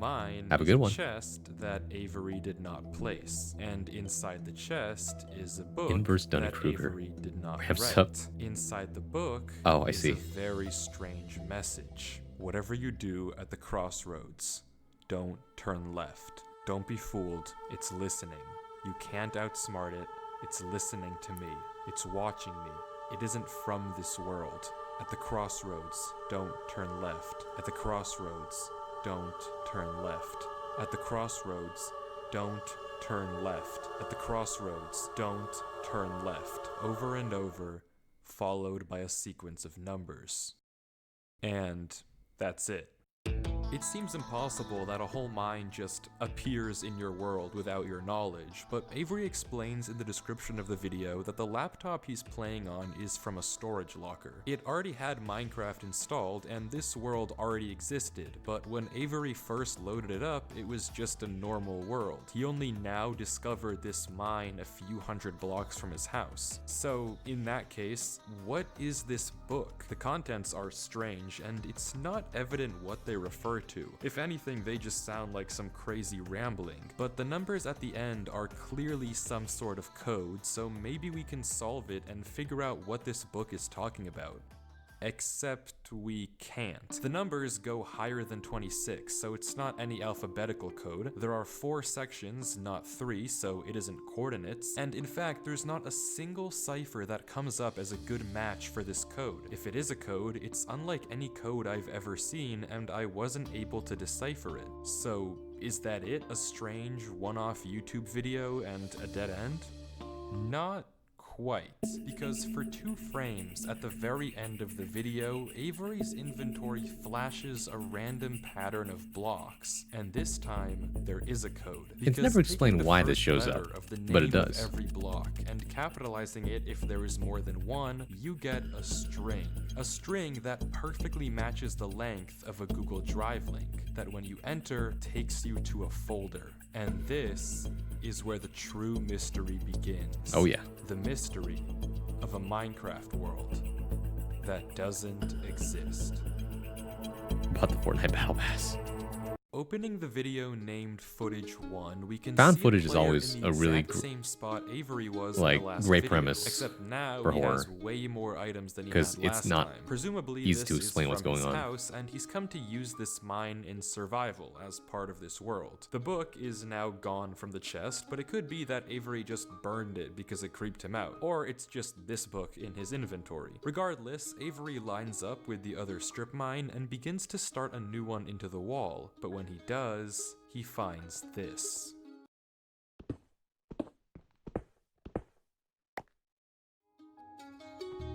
Nothing weird. Hunter didn't ask him a question? Oh, it's because Hunter wanted you to watch this video. Until he stops and sees this. That's it. But good night. Thank you for lurking, Garland. It's hard to make out, but as he walks closer, we can see what it is. Moss and grass. This is immediately a red flag because this kind of terrain does not generate in caves. Avery checks underneath it, but there's nothing else either. And when he runs back to grab his torches, he notices yet another patch of moss in the corner of the cave. Again, not natural, but not leading anywhere either. It's only Anxiety's getting me to you a little bit. No, yeah, go. If you don't like horror, it's okay to go to bed right now. Avery approaches the clump of greenery, and there it is. A tree unlike any other oak tree in the entire game. Whatever this watch out, you might touch it. Isn't normal. Oh no. Avery backtracks a bit, and we get a better look at this shrub, for lack of a better word. And after some hesitation and circling around it, Avery decides to This try whole video? mining Oh the yeah. tree. And he does. I'm not into horror With no whatsoever. problem. Understandable. It looks just like a normal tree. Such a vibe? except Oh, it is. Normal trees don't generate underground.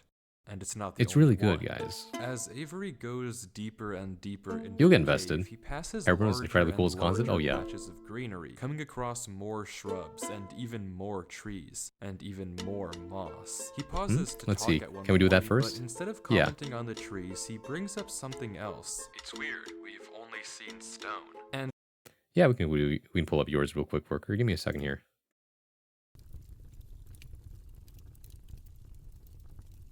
Bum bum bum bum bum bum bum bum bum bum. I appreciate you, friend. All good. One moment, please. But keep in mind what you're seeing. This one's by our very own Worker TV. Burns. Bruises. Hate how we're here then. Cuts. Scrapes. In each other's arms again. Abrasion. Laceration. Where the fuck have we been?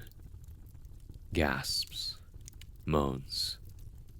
I'll miss your scent. Blood. Tears. We'll never be friends. Short, sweet, and to the point. Or should I say short and bitter and to the point. Burns and bruises, huh? Abuse. Regret for abuse. Cuts and scrapes, once again in and out of each other's arms. Abrasion, laceration. Once again, always questioning how we come in and out and back into this horrible situation. And still, the toxic relationship continues. And after all of that, there's no way we can reconcile. Something along the lines of that.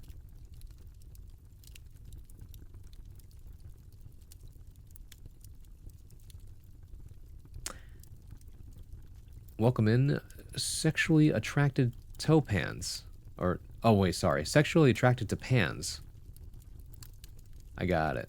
Anyways, yeah, welcome in. Arise the first time ever. If you're not into horror, it's good to go to sleep now. Looks at my alarm clock with midnight listed in my pitch black room with only creepy classical music playing. Why in the world are you playing creepy classical music in the pitch dark? Either way, hey, welcome in. Name of all time. True. And also bracketed by zeros. Love it. But yeah, welcome in. Hope you enjoy your time here. Yeah, right now we're going over the last of some community submitted works based on a weekly prompt. Because today is Friday the 13th and tomorrow is Valentine's Day, the weekly prompt for this time around is Bloody Love. So, that's fun. What word was that? Where? What? The FBI watching me look up dismemberment sound effects, they don't know what to think. Honestly, it's just a sound effect. It'd be a much more concerning if you were looking up things like the Anarchist Cookbook and how to make mustard gas in the toilet. X by zeros. Oh, I see. When commenting on the name. My alarm has a radio, and I'm close enough to a radio studio that occasionally plays the news and mostly plays classical music 24/7. Well, that's interesting. So I put it on at night for sleep. It is pretty good white noise, actually. So that makes sense. What was the word, Fighty Boy? Oh, bracketed. Bracketed by zeros. You know, I love how you call me Fighty Boy, but you play just as much Tekken as I do. Thank Welk. Anyways. So, since it's Friday the 13th, and a lot of people are messing around with, like, horror-themed things, and we got on the topic of, like, what makes for good horror? I decided to pull out this video I watched recently about a Minecraft ARG that's, like, not augmented reality, but alternate reality game, or whatever it's called. And it touches on the old story of the Eldritch God, the King in Yellow. Some might call him Hastur. I'm not really sure. I haven't really read the King in Yellow myself, but the book is available. But in which case, the story of it is really well done, and I would like to showcase it in this stream, because I figured why not? Actually, now might be a good time for an ad break, because I do need to use the restroom. I would like to get some more water, and also see if I can clear my sinuses a little more. And after that, when we come back, we can finish the rest of the video and then talk about it. The plane name was taken. I refused to take something else, so zeros it was. It was either that or the XX, which is also fun.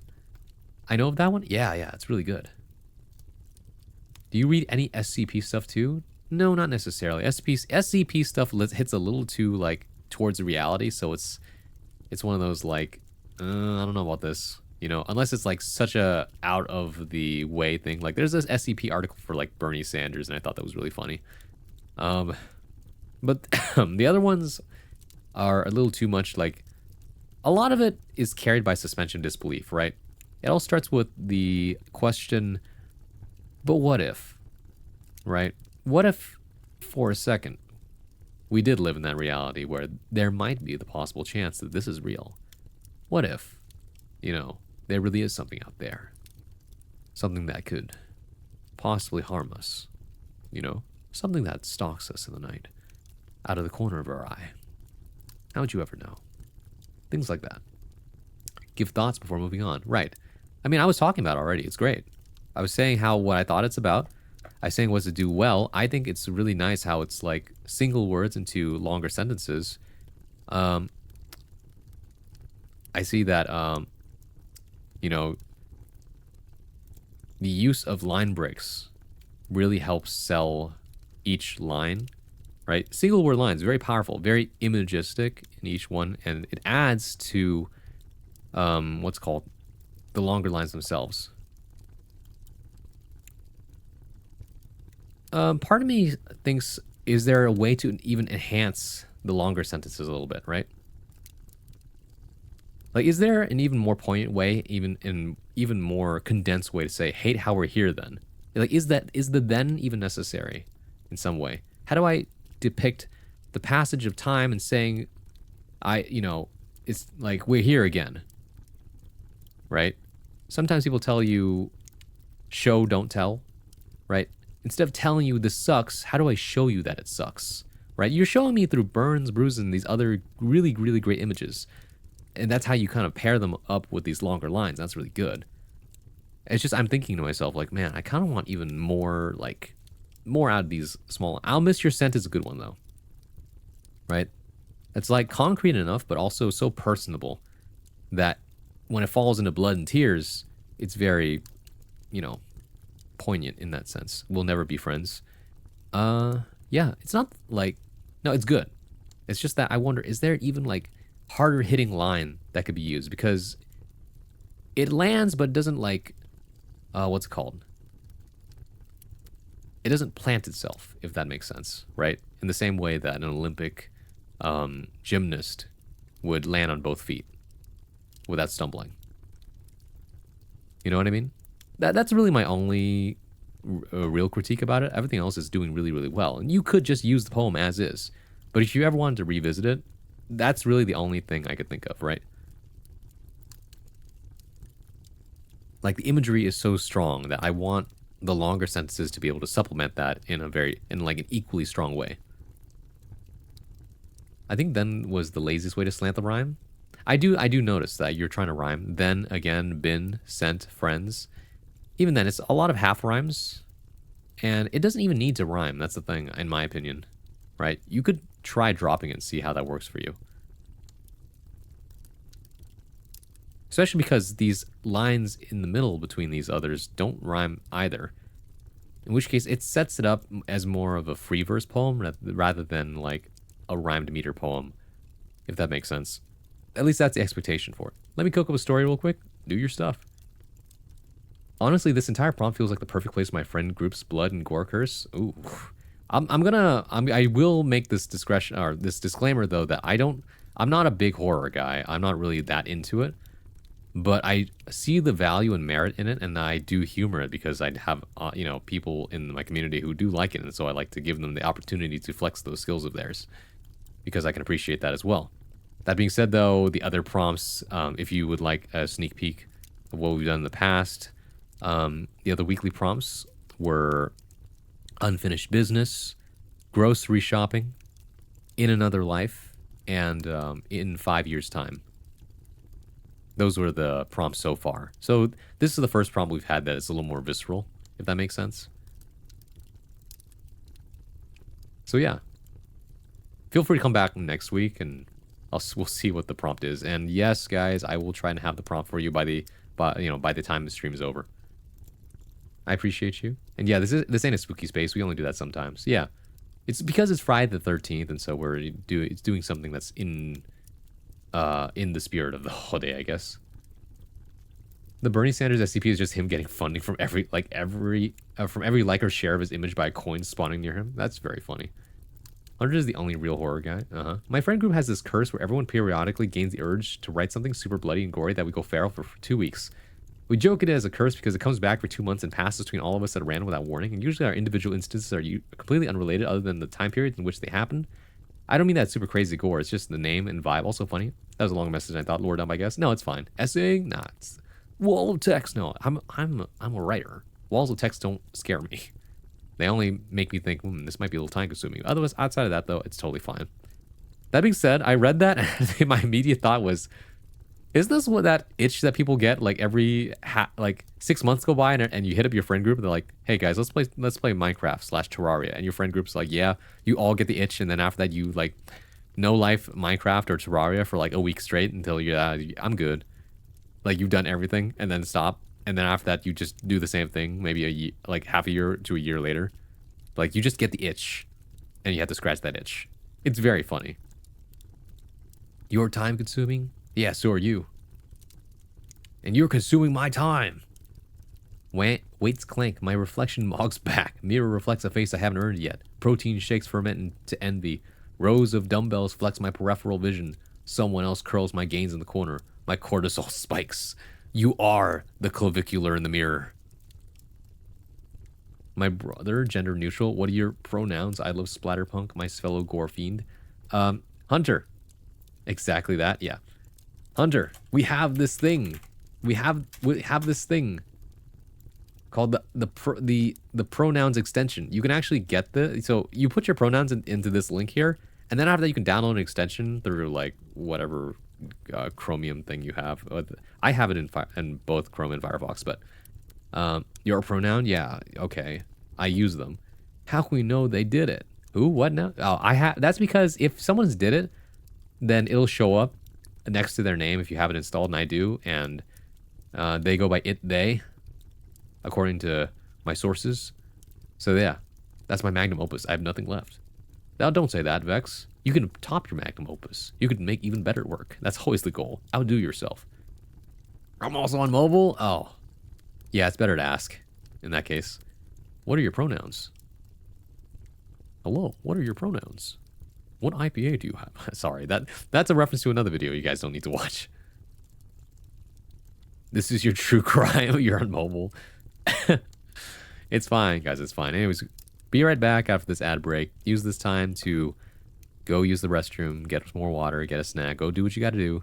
And we'll be right back after these messages. See you in about 3 minutes.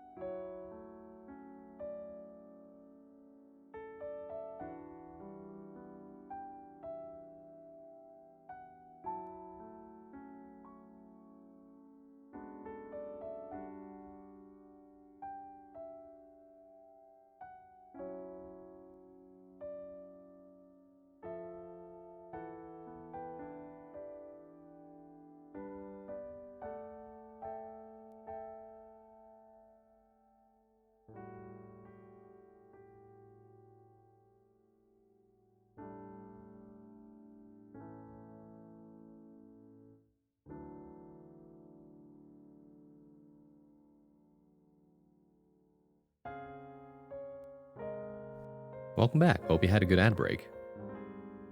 I blew my nose again. Used the restroom. I'm feeling refreshed, but I also need more water. So hold on a second.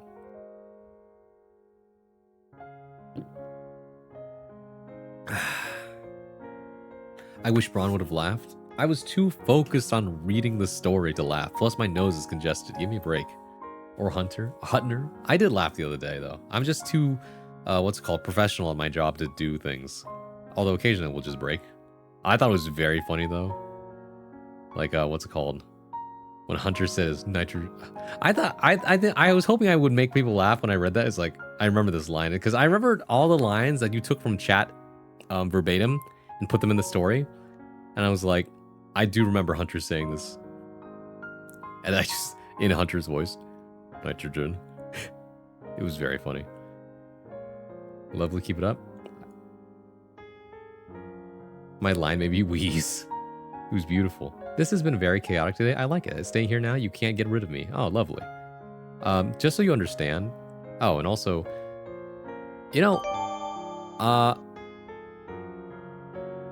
half of me wants to call you sexually attracted or sexually attracted to Pans. But Pans would also work short. Or I could go the other route and say, what is the acronym? SATP? No, that doesn't work. I thought it was Pans. I thought it would be funny to call back to it. Maybe. SATP. I was gonna say Pans would be hilarious. Pans would be fine. That's a perfectly acceptable nickname. Anything else would be highly questionable. Doesn't that just mean they are pansexual? Exactly, that's the joke. Sexually attracted to pans, which either refers to a kitchen utensil or cookware, or actual pansexual people. Most people go with pans, but you're cool to do whatever. I would probably go with pans too. Hi, Fleet. I am not immune to being like everyone else. They yearn for the cookware, fighty boy. Alright. What was I gonna say though? Your aim is like a Norwegian man in CS, and you got the movement skills of a woman who plays Ultra and lives off Monster. It's a wild statement, really. Layers of understanding for that one. CS source days where half the people on my server swore up and down I was a woman, the other half a man. I mean, I guess you just gave off different vibes to different people. Polite, but also not abrasive. Well, polite and abrasive, I guess. Also, who the heck is out here saying worker and wagey worker? You guys are insane. Bleep Blorp. Speak Great Alien and possibly Eldritch Horror. Also, while I was reading that over, I was thinking to myself, technically, it's not a problem if you only mention worker like once every chapter or two. Because then you could just be like, worker did this, and that's the only line about worker. So you don't have to use any of his pronouns. I just say RKR. Well, hold on now. I have decided I will play Kuma in Tekken. Congratulations on maining a bear. Vex, why did you put all these pregnant man emojis next to like, scaling colors of like vaguely skin colored boxes? Who didn't say I'm not both? That's true. I mean, technically, pansexualism would encapsulate both things. Yes, you can be attracted to pansexuals and pans. I'm kidding. No, I knew that. Come on, guys. I can read a room, for the most part.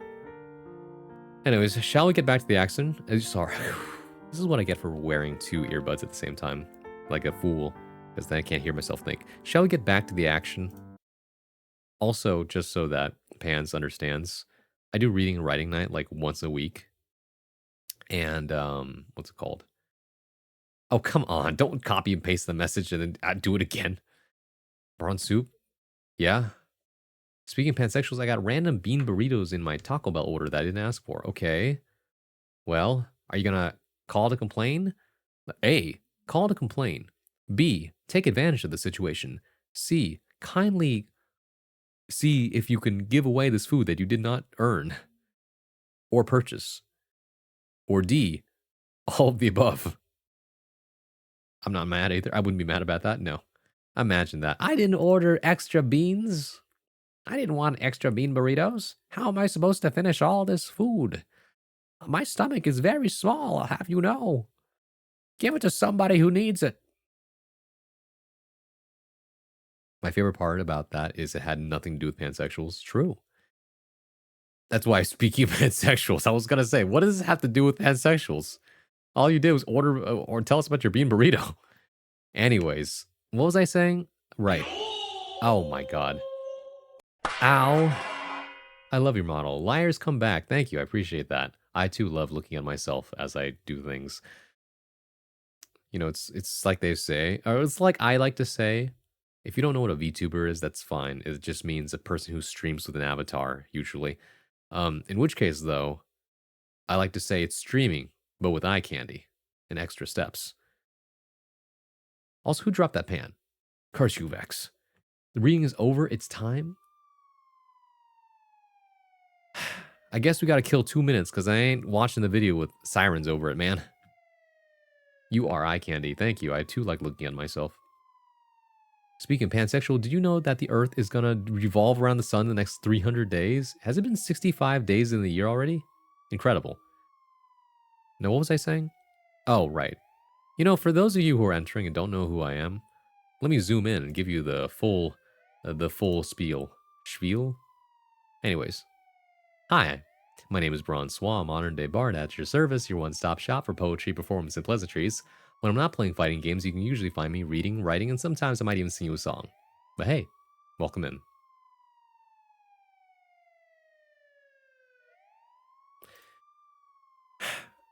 I wish that encapsulated I mean, that pretty much does encapsulate everything I do, but at the same time, it also tells you absolutely nothing. Grix, what have you done? I know what you redeemed, but it's not gonna go through until the sirens are done. Did he say offering pleasure? No, I said pleasantries. He's singy boy, righty boy, as well as fighty boy. I'm many things, actually. I'm kind of hard to pin down, is what people realized. I never really fit into a category very cleanly. You still appreciate me? Of course I do. Why would I not? Kata, why are you breathing air again? It does nothing. I mean, yes, you need to breathe, but you didn't need to redeem points to breathe. You guys have that ability already. I'm gonna play the video again. Hold on. Hold on a sec.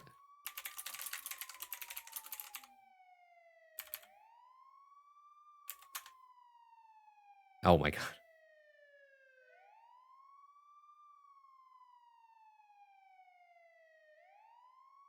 Dang it. I just wanted the...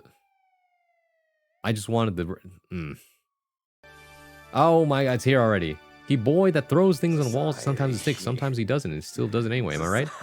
Close enough. The only categories I fit into are old and fat. Well, that's a very wide category you named. I hate it here sometimes. Oh my... Wide. I didn't even mean to do that. Hold on, hang on a second.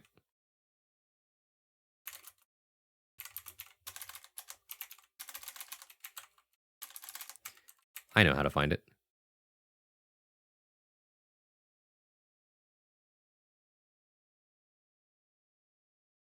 There it is. Look. I'll say it, I'll play it again. You are a regular guy. You can enter a space. You are a regular guy. You can enter a room. You are a regular guy. You can do that transaction. You are a regular guy. You know how to answer the phone. You are a regular guy. You know what sleep is. You are a regular guy. You know how to wake up. You are a regular guy. You know how to move through space. You are a regular guy. You know what it means to be you. Wow, I found that one strangely inspiring. Thank you. You are a regular guy. You can move through space. You a regular guy. You know what sleep is. You a regular guy. You know who you are. Real. Bars. Fucking bars. Yes, okay. You're a lucky bard boy. Why am I? I mean, I'm out of points. You spent them all already? Oh my god. The plot of Lorax. Hold on a second. Air is unpaid DLC until Nestle and Monsanto find a way to make it pay to live. No way. Oh. Thanks, worker. Bars, thank you, 2 shots. Welcome back, by the way. Good to see you. I love the dude who does the Macbeth. That's true. That's I think he's off of what's it called? This is called the Dropout? No, this is Make Some Noise, right? I heard he's no longer doing this. Actually, I might be wrong. But I know who exactly you're talking about. He's so good at what he does, though. The clips from Make Some Noise are so funny every time. Pretty sure I just go to Samurai's page, I could just find it. Yeah, that guy. Damn, I need to go to videos. Media. Not that one. Let's see here. No, not that one. Those are recent.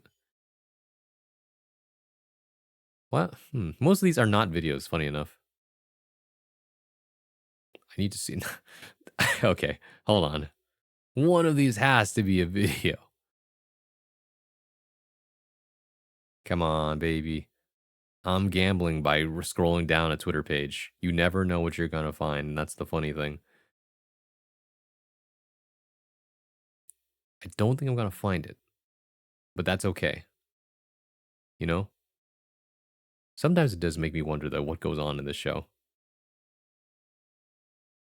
Either way, that's enough of that.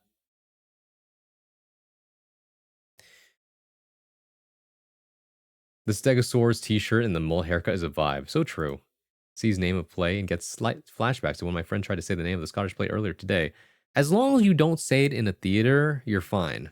If you do say it in a theater, here's a fun fact, okay? If you say it in a theater, the superstition goes, walk right out of the theater at the entrance. As you go out the door, spin around 3 times and spit on the floor and then come back in and you're good.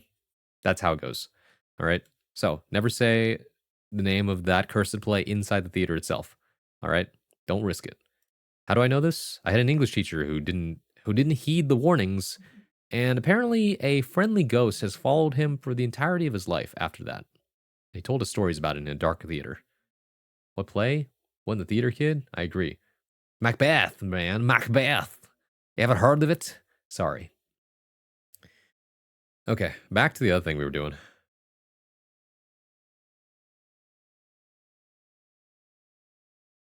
So just to recap what we were watching earlier.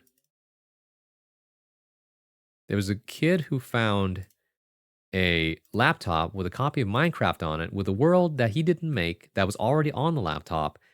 And it was weird because all he could find was this little cave with a strip mine in it and a chest with a warning and a book that he made a video about.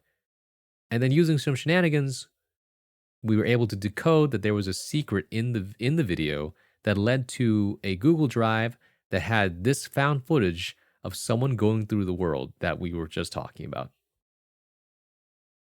Macbeth Fox, you seen that movie version with Michael Fassbender? One of the most gorgeous movies I've ever seen? No, unfortunately, I haven't seen that version. I did, however, see the version of Hamlet with, who was that one famous actor? The one that was like, it was very well shot. Who was that one actor?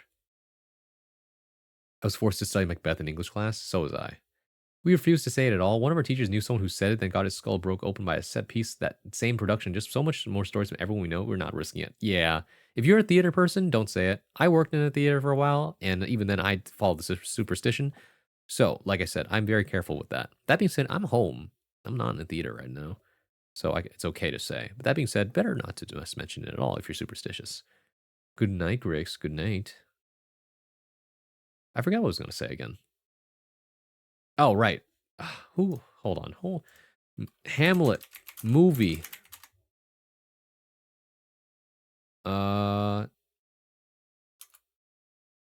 The one from 2009? No, not that one. Was it 1996 then? No, not that one. I'm just that disarming and charming, lovely. I'm glad that one of us. Actually, you know what? No, both of us have a big head about it. Our egos get in the way and is gonna ram our heads like we're rams fighting over the green grass, huh? Theater people are superstitious for a reason. All I shall say, non-theater people do not deserve to know what happens backstage. I've seen what happens backstage. I worked at a live production theater for a long time. Well, not a long time. It was like 3 years of college. It was fun. I missed that job. It was one of my favorite jobs. I accidentally... Funny story about that, actually. Actually, yeah. I kind of want to talk about that story for a hot second.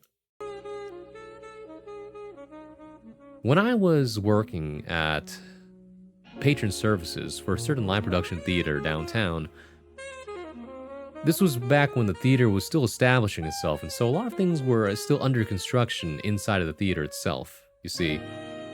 And one of those places was the employee lounge on the other floor, upstairs.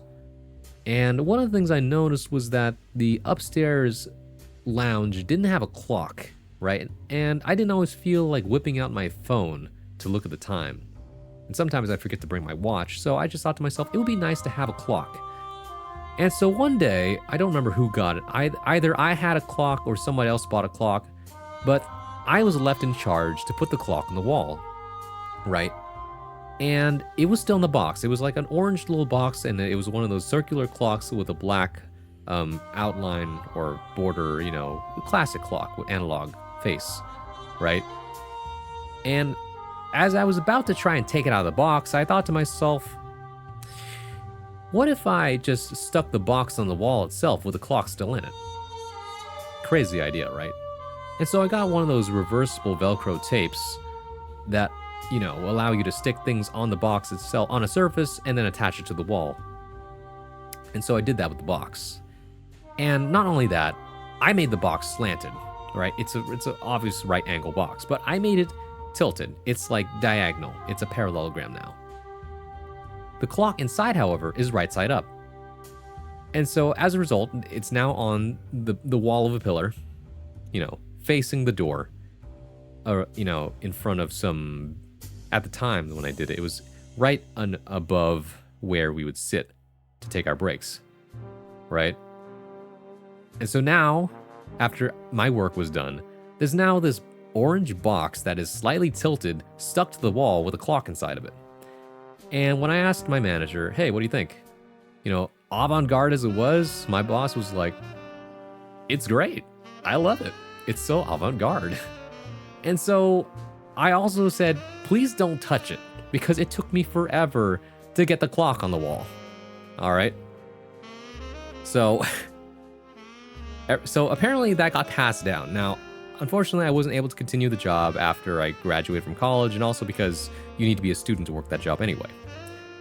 But apparently, I visited the place in the last few years, and I went back up to see what was changed and all that. They gave me a small tour, and I met all the new people. And so we went back up in the lounge. No one was working at the time, and my old boss was like, "So, funny story about that clock. So every single time someone asks about it, we always say, don't touch it. And we never explained why. And so among all the new workers, a rumor started spreading around that apparently the clock is haunted and you're not supposed to touch it. And so I inadvertently have added to the superstition of the theater by making a very weird clock position. Do you have a Valentine? No, I don't. I'm single, remember? Why would you do that? Why? Because it was cool. I don't know. Sometimes you have a funny idea and you just follow through with it. Ow, Murdoch. Did you see Hunty's new model yet? Go say hi. Amazing. Thank you, Kinchi Cat. So yeah, now everyone thinks the clock's haunted. I might just have to pass you the finished version of the story. All right, fair enough. You can always just pass us more versions later on. Imagine having an ego. Couldn't be me. I'm not even human. You're a worker. I was joking because you said you forgot what you were going to say. Oh. Okay, thanks. Aren't you quite a charismatic person tonight? It hasn't hit the horror parts yet, so we're just at a sweet, cute romance, but I hope you enjoy. All right, let's read it then. Artism. I guess we're not good watching this right now. We'll watch it in parts. But I feel like it's one of those things where you gotta watch it in one sitting, okay, guys? So stop interrupting me. Okay, I interrupted myself that time. I get it. Anyways, where's the... Yeah, here we go. Val, get a load of this guy. Gone to college. Sorry, I'm educated and I had to work to pay off my loans. Roman Polanski's Macbeth movie from 1970 was my favorite rendition of the film. The era of its production was right when practical effects was truly hitting its strides, allowing for a brutal, grimy rendition made... Thanks, Murdoch. Through purpose and inability to truly polish away the dirt. Okay. Very Theater Kid-esque. That rumor is true now. Congrats. You're welcome. I think. Wait, thank you. There we go. The final decapitation of Macbeth is in that scene. Yeah, I'm your Valentine now. No, you ain't. Oh, by the way, this is my bird Shih Tzu, which is short for Shih Tzu, which is short for Shit Swallow, which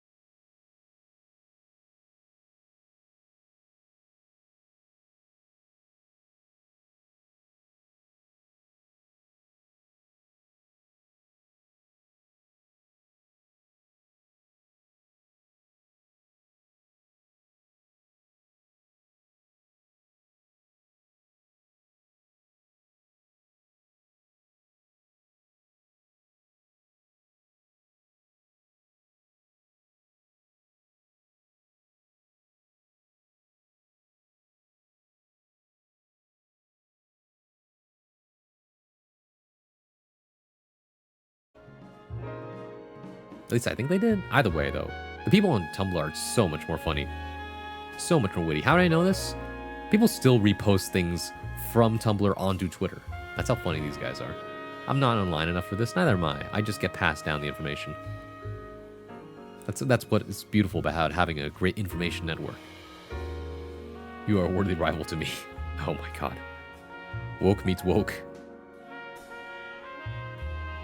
Anyways, let's take a look at Shizu's piece once it's been posted in the weekly prompts channel. I thought it was going to be posted, but it's not here yet, actually. Wah. You said it yourself. I'll put it through. You know, as you do. As you do. Let's watch the video. No. We must honor the work of the peoples. I haven't even finished my work, actually. It's Valentine's Day. It's Valentine's Day, everybody. Happy Valentine's Day. I hope you have an amazing day, whether you're single or have a date. I'm gonna take a nap. Just want to keep my streak later, y'all. Bye, Murdoch. Give Shizu the time. Let him cook. Do it. Hap Single Awareness Day. I'm aware that I'm single and I'm happy. You know, my mom always said to me, son, single is best. Enjoy while you can. I might have taken that to heart. That being said, though, it would be nice having a partner. I've never spent Valentine's Day with a partner. It's weird. I don't know. It never feels like the right time to date because I'm just living in an apocalyptic, society, or sorry, dystopian society where like it feels like I never have enough. And so how am I supposed to provide for anybody when I can't even provide for myself? I don't know. Maybe it's one of those things where you're just like, you just gotta believe, all right? Love will help us make it through, etc. Not really sure though. Never a right moment for that. Never a right answer. Still though, funny to think about, I mean. Too real? I don't know. My Valentine's dirt nap. I'm not allowed to make those jokes in here. I retract my previous statement. Only if you meant it as a, I'm gonna go sleep in the actual dirt. I'm gonna wake up like a happy pig. Kinji cat, don't die on me.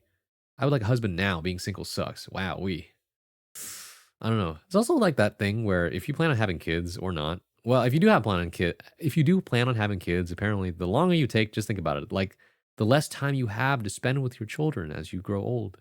So sad. That's the real horror right there. That's my Chinese zodiac sign. Which one? Especially what you think the horror twist will be. Oh, okay. I mean, I've seen you write horror before. I'm still working on it. I do want to ask where you think the story is going. All right.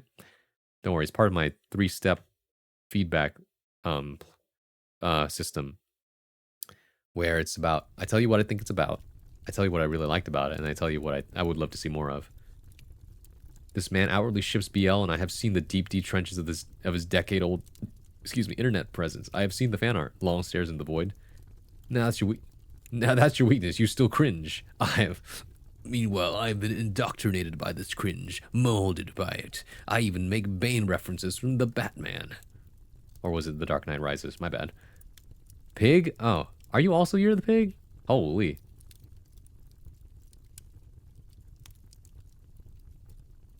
I also get more time to build to the stable base for them to live a good life. Hi, Tired Toad Sage. That's also true. Give your children security. Actually, that reminds me. Okay, hold on. Okay, hold on, Shizu. Okay, hold. I gotta pull up something real quick. I don't know if you guys know about this person here. Let's see. This is Based Binky. Based Binky. What? Am I not? Oh, I must be. Oh, I know why. This is Based Binky. Based Binky makes really good art and just does a lot of world building and makes comics about the world that they build. All right. So let's see where did I see some recently? Oh yeah, for example, if I go here and I go down, where's the backstory? Oh, there it is. I guess I gotta scroll back down. Oh, I know where it is. There it is, this one. It's like sometimes the lines they write are so like hard hitting. I don't know how else to explain it. I've returned to see you, my great granddaughter. I cherish my vows as much as I cherish you. This is like an immortal, all right, who comes down and has children. This one is chastity, meaning that they're one of the 15 fundamentals of like loyalty and like protecting others. So anyways, and so they've only ever had one partner, unlike the other gods, and they keep that promise. A promise kept is a fortress raised. Every vow you honor becomes a wall against chaos. Here, a gift from my most beautiful treasure, a crown that befits your purity. Mother said that you were always keeping busy, keeping us safe, big grandpa. Can't you take a longer break? I'm afraid I cannot do that, little sparrow. To protect is to be struck so another is not taught fear. I will tell you this. Men turn beast if they have nobody to protect. Promises and laws bind them into shape. It gives them purpose and meaning. To guard another's body, heart, or name is an act of holy restraint. The innocent are owed certainty. Do you think a knight needs a castle? When darkness and doubts start to become overwhelming, a true knight becomes the castle that comforts the scared and shields them from horrors. We must be the place where harm ends. Good lord, this guy is such a Chad. But like the writing itself is like, oh, damn, those lines hit hard. What the? Hi, Kodo. A promise kept as a fortress raises a bar. That's what I'm saying. Cinema. Go follow Based Minky because they are based for a reason. They are able to write funny things. They're able to write these serious things, and their world building is just so good. They don't have an ongoing webcomic per se. They're trying to do that. But really, they just keep releasing these one-off comics that just keep going on about these characters that they establish. And they're really good at character design too, by the way. Just go look into it, I swear. And also, they're really good at like monster stuff too. Like if I show you, where is it? It's always a gamble whenever I go down someone's page, man. Like that's, oh, well, let's see. Codex, vampire lore, etc. The 15 fundamentals. Oh, it's so small you can't see it.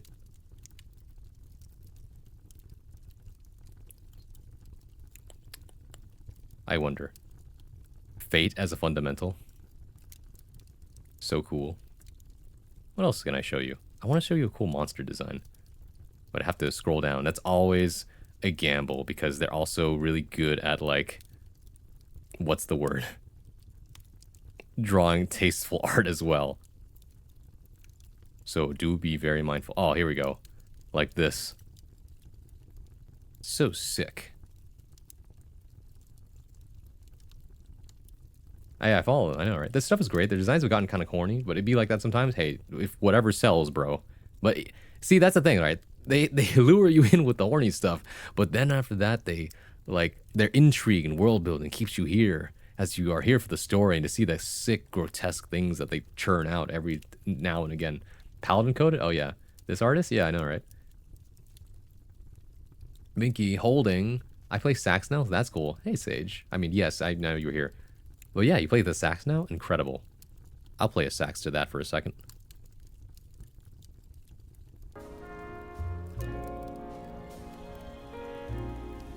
Hornier in recent years?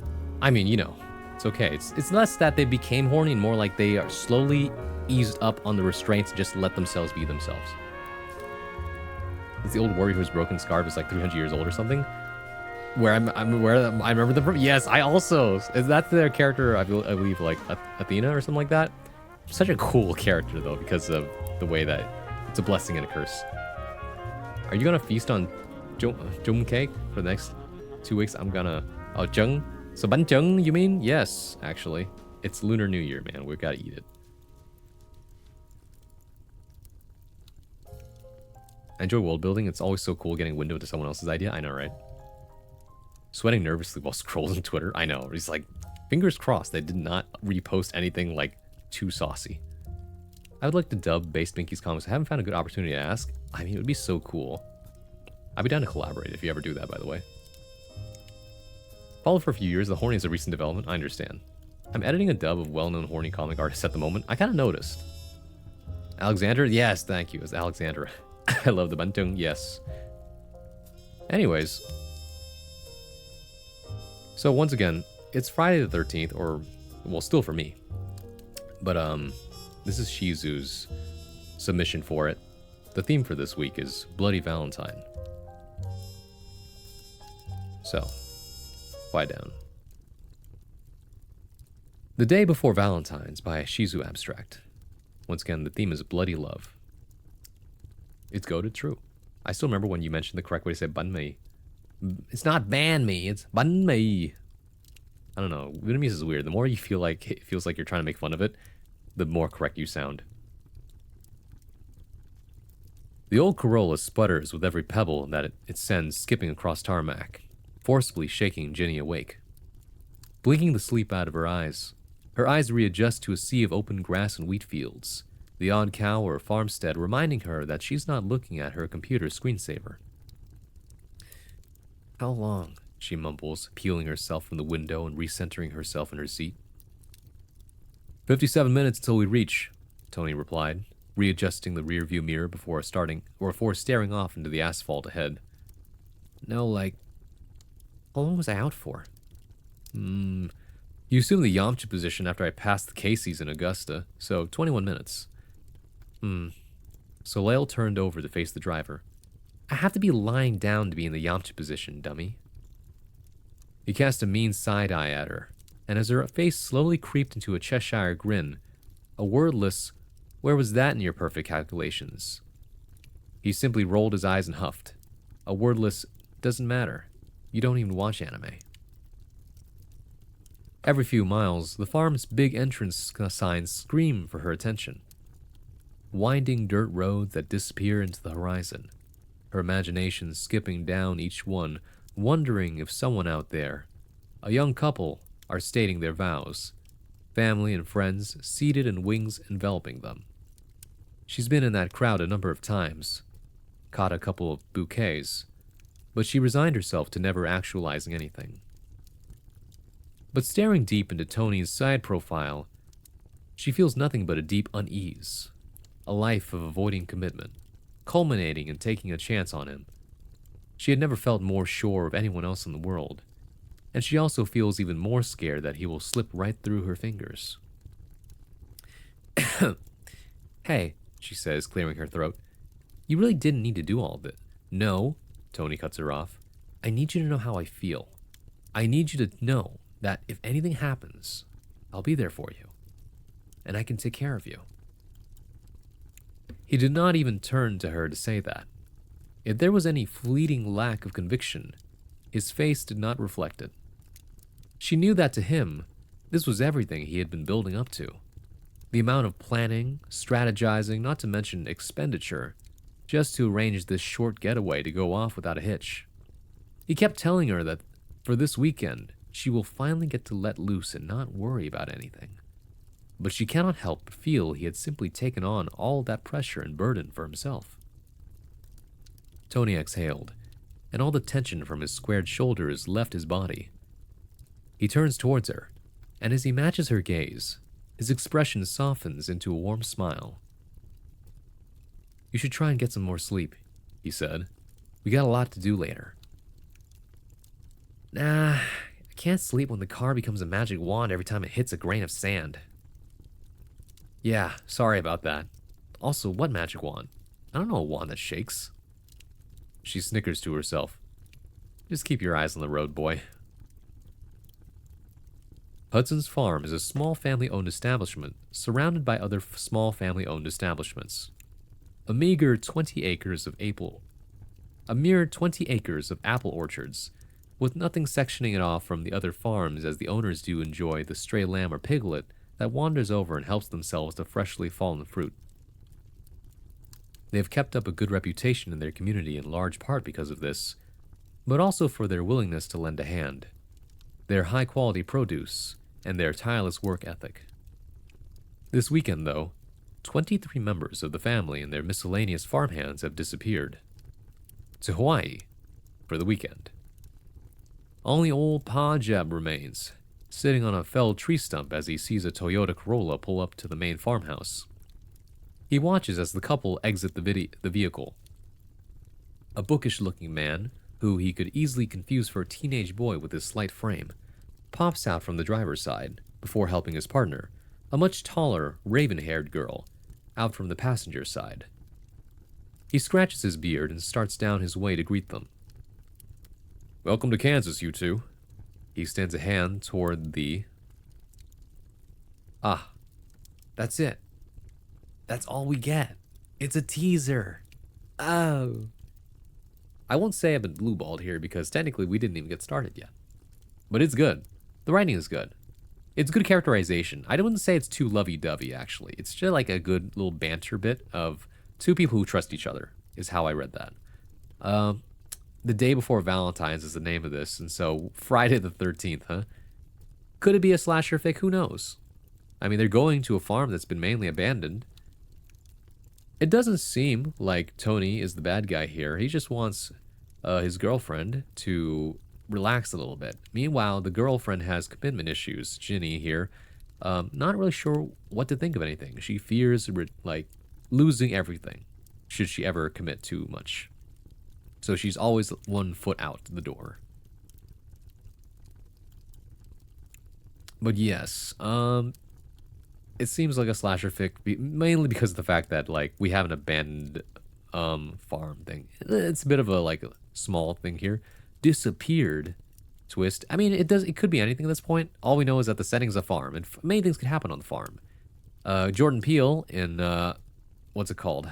I don't remember what the movie was called, but there was one where he did about aliens, and that was also on a farm. I said, sorry. Nope. Still no work. The whole. Excuse me. Cool southern accent you got, boss. I mean, that was me like doing only a slight southern accent. If I want to do it like a full-on southern accent, it'd be like, well, I say, that's the foghorn leghorn that we're dealing with. Not really. I don't know. My nose is too congested to think about how that would sound. Whenever I'm in the shop, I think of Braun saying it even though I pronounce it correctly already. Sorry, what shop? Ow! Gullipan. Congratulations, Nail. Hey, welcome in, by the way. You wouldn't have to be enjoying Deus Ex Machina, are you? Or whatever it was called. Daemon Ex Machina? I can't remember. But it sure ain't no Armored Core, that's for sure. Welcome in. Assume the Yamcha position. I used to be a kitchen manager for a Casey's. Wow. Still no work the whole day. Sorry, shucks. No, nothing for you to review. That's kind of concerning.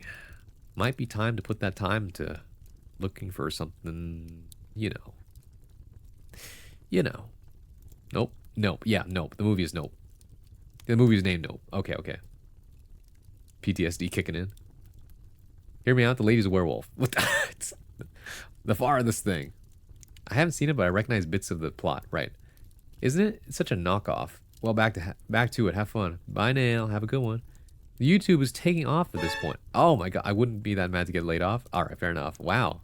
That means that means you are doing something that a lot of people have trouble doing, which is posting consistently. Just like how I try to stream consistently. People who post YouTube content consistently also helps just the algorithm find people. And that's how you also develop an audience. So good on you. Great job. Anyways, thank you for that. What did I want to see more of? Let's see.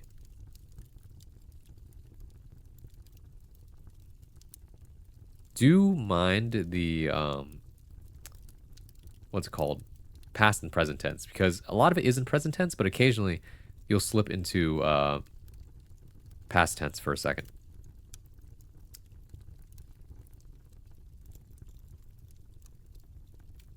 But that's a more of a nitpicky thing. In terms of actual, what's it called? Content, dialogue is good. I think it's realistic enough. I really like the little dialogue tags, right? Speaking and after that, doing something before the next piece of dialogue.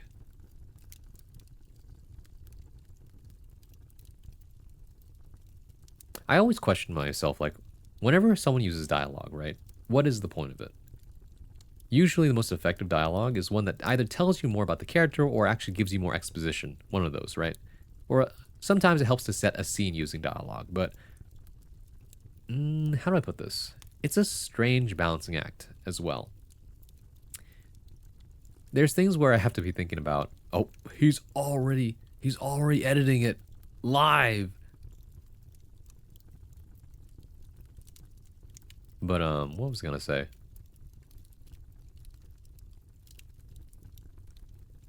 It's good though. Damn, I wonder if Hunter's almost done with his piece. I think he said it wouldn't be done today. Too much. Completely forgot I left that there. Huh. I'm still not at the point I could do it in full time, but a couple months of grinding content while job searching in the background wouldn't feel too bad. Yeah, I get that feeling. Mine will be done today. Oh, really? I only changed the name to Ginny yesterday. I see. I feel like the idea of Ginny and Tony. Gin and tonic? Yeah, that's cute, yeah. It wouldn't be done today. Is the sauce issue? I'm not sure what you meant.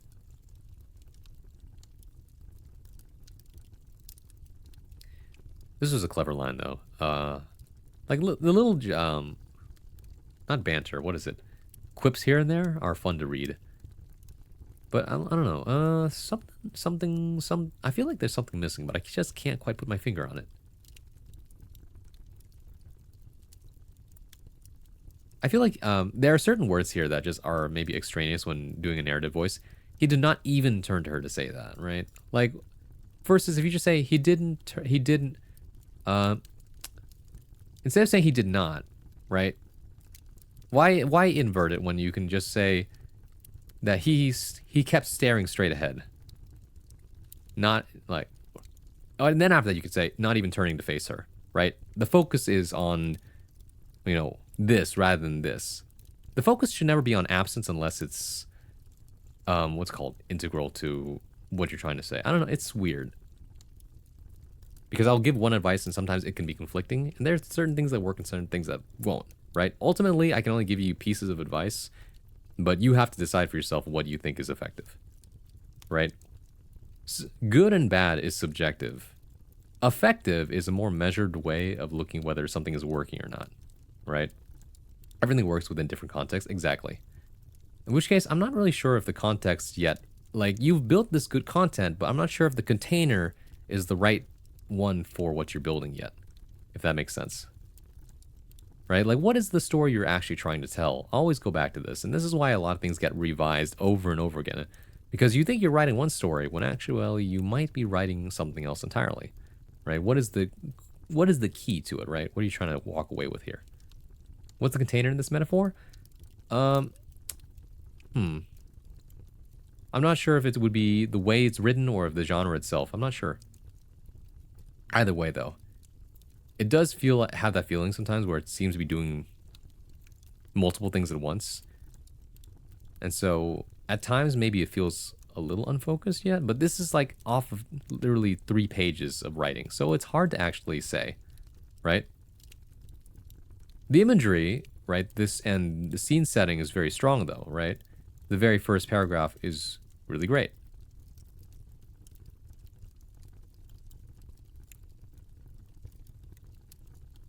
Part of me wonders if this might be more effective in past tense rather than present tense, but it depends.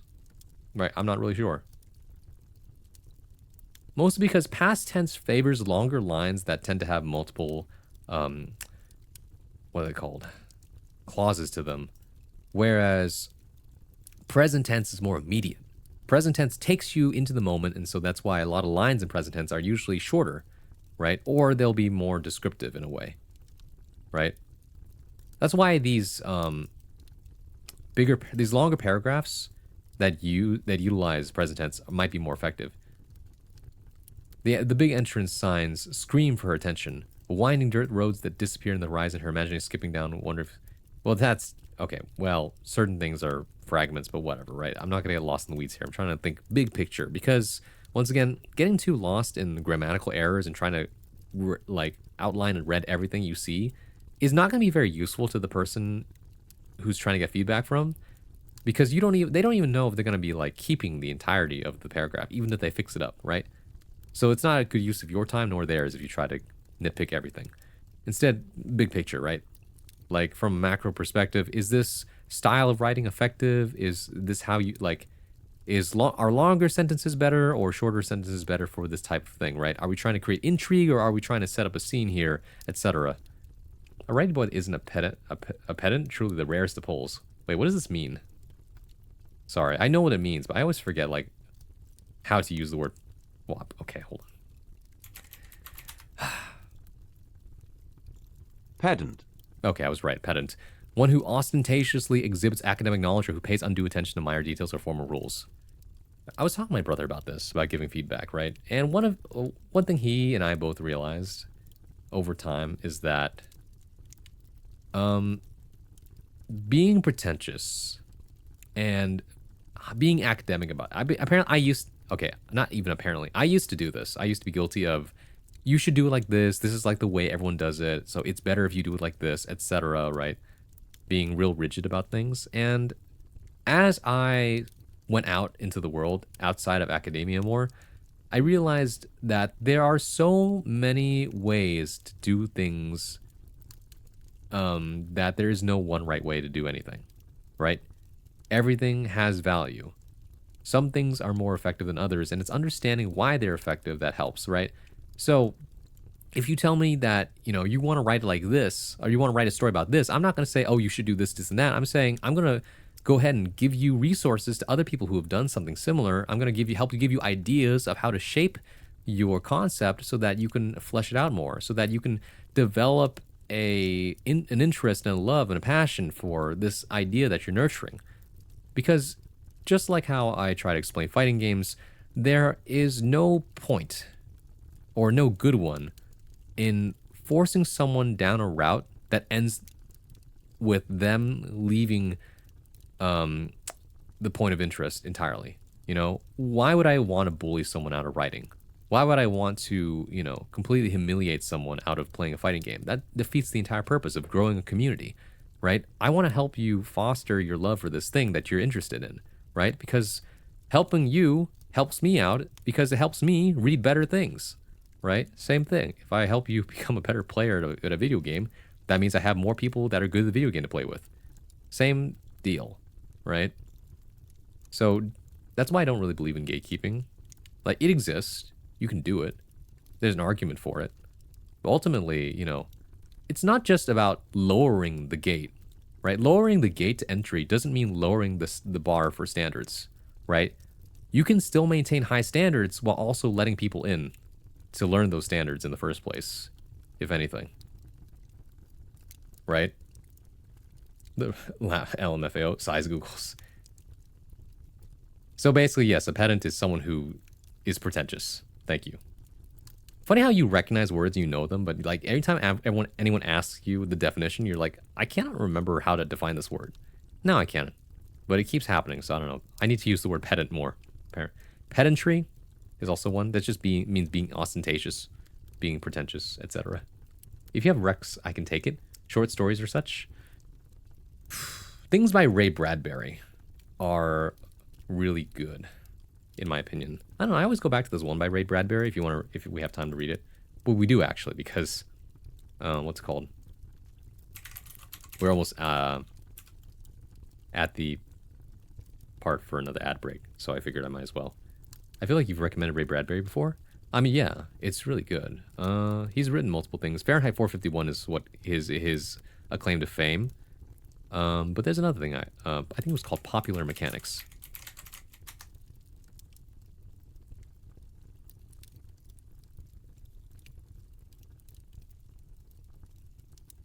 I need a website that won't kill my eyes.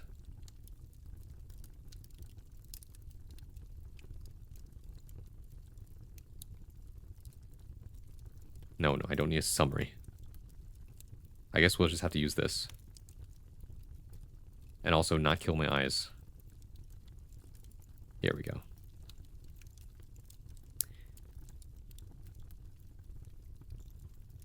The Sound of Thunder is a Ray Bradbury short story I'd recommend for a bite-sized experience. Yeah. Here's one of my favorites, though. Like, this is a pretty powerful lesson in show, don't tell, and what dialogue can do for you. Popular Mechanics by Raymond Carver. Early that day, the weather turned, and the snow was melting into dirty water. Streaks of it ran down from the little shoulder-high window that faced the backyard. Cars slushed by on the street outside, where it was getting dark. But it was getting dark on the inside, too. He was in the bedroom, pushing clothes into a suitcase when she came to the door. "I'm glad you're leaving. I'm glad you're leaving," she said. "Do you hear?" He kept on putting his things into the suitcase. "Son of a bitch, I'm so glad you're leaving." She began to cry. "You can't even look me in the face, can you?"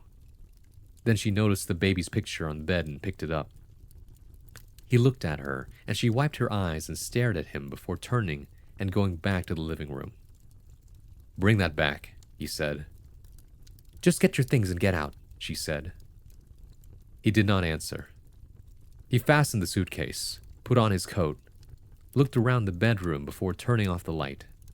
Then he went out to the living room. She stood in the doorway of the little kitchen, holding the baby. "I want the baby," he said. "Are you crazy?" "No, but I want the baby. I'll get someone to come for his things." "You're not touching this baby," she said. The baby had begun to cry, and she uncovered the blanket from around his head. Oh, she said, looking at the baby. He moved toward her. "For God's sake," she said. She took a step back into the kitchen. "I want the baby." "Get out of here!" She turned and tried to hold the baby over in a corner behind the stove. But he came up. He reached across the stove and tightened his hands on the baby. "Let go of him," he said. "Get away! Get away!" she cried. The baby was red-faced and screaming. In the scuffle, they knocked down a flower pot that hung behind the stove. He crowded her into the wall, then, trying to break her grip. He held onto the baby and pushed with all his weight. "Let go of him," he said. "Don't," she said. "You're hurting the baby," she said.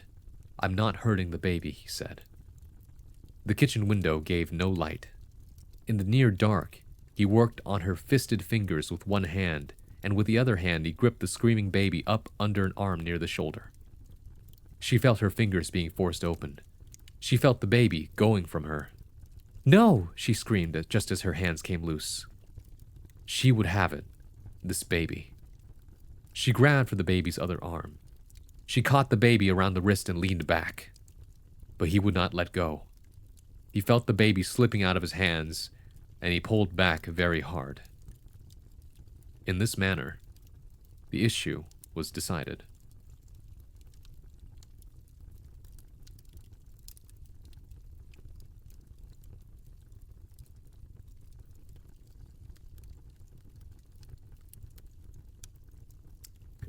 Well, what'd you think?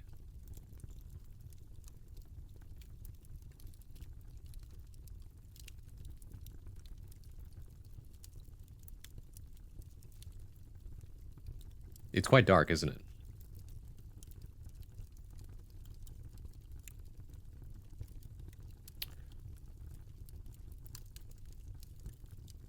I Need Jesus. This was written in 1981. It's the power of what you can do with something very simple and yet say so much, right? What happens when two people's desire overrides their capacity for logical thought, for empathy? Notice how in the dialogue, it's always the baby, as if it's an object, right? As if it's just another thing to fight over. The dialogue is kept very simple, right? It moves the pacing along. And by the end of it, nothing more needs to be said. Even though it's implied, you understand, right? Exactly what happens here.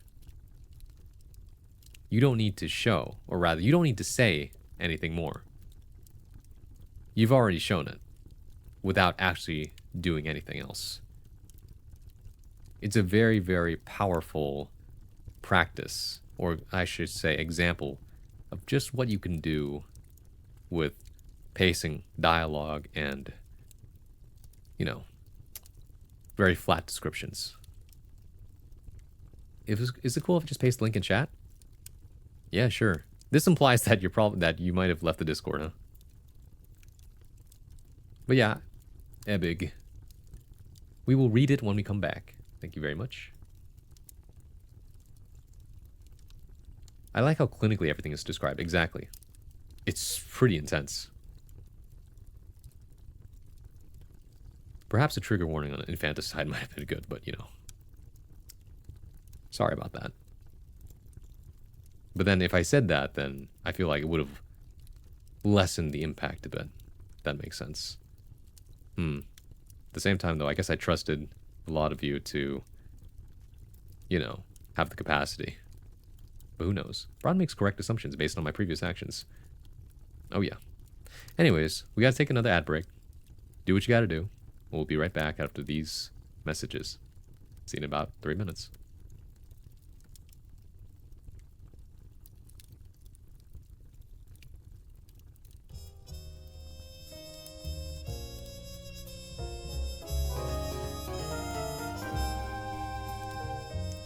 Hang on a second. First, let me greet the Raiders. Hello, Fate of IU, which used to be Odyssey of Antonia, right? Hey, what's up? Good to see you. Hope you had a great time playing Fortnite. Thank you for raiding with Party of One. Welcome in, Raiders. Hello, my name is Bron Swan, modern day bard at your service, your one-stop shop for poetry, performance, and pleasantries. When I'm not playing fighting games, you can usually find me reading, writing, and sometimes I might even sing you a song. But hey, welcome in. Sorry, I'm fighting over like a cold and slight cough. But yeah. We're about to take an ad break, unfortunately. But yeah, Raiders, if you gotta go, you gotta go. Please do get some rest. Otherwise, feel free to stick around. Now y'all know where to find me. Had my fun doing my first 1v1 on Marvel Rouse with my friend. I beat him. Oh, nice. That's a lot of fun. But yeah, thank you so much. I really appreciate the raid. But yeah, we do need to take an ad break right now. I need to go get some water, use the restroom, and do all that. So we'll be right back after these messages. See you in a bit.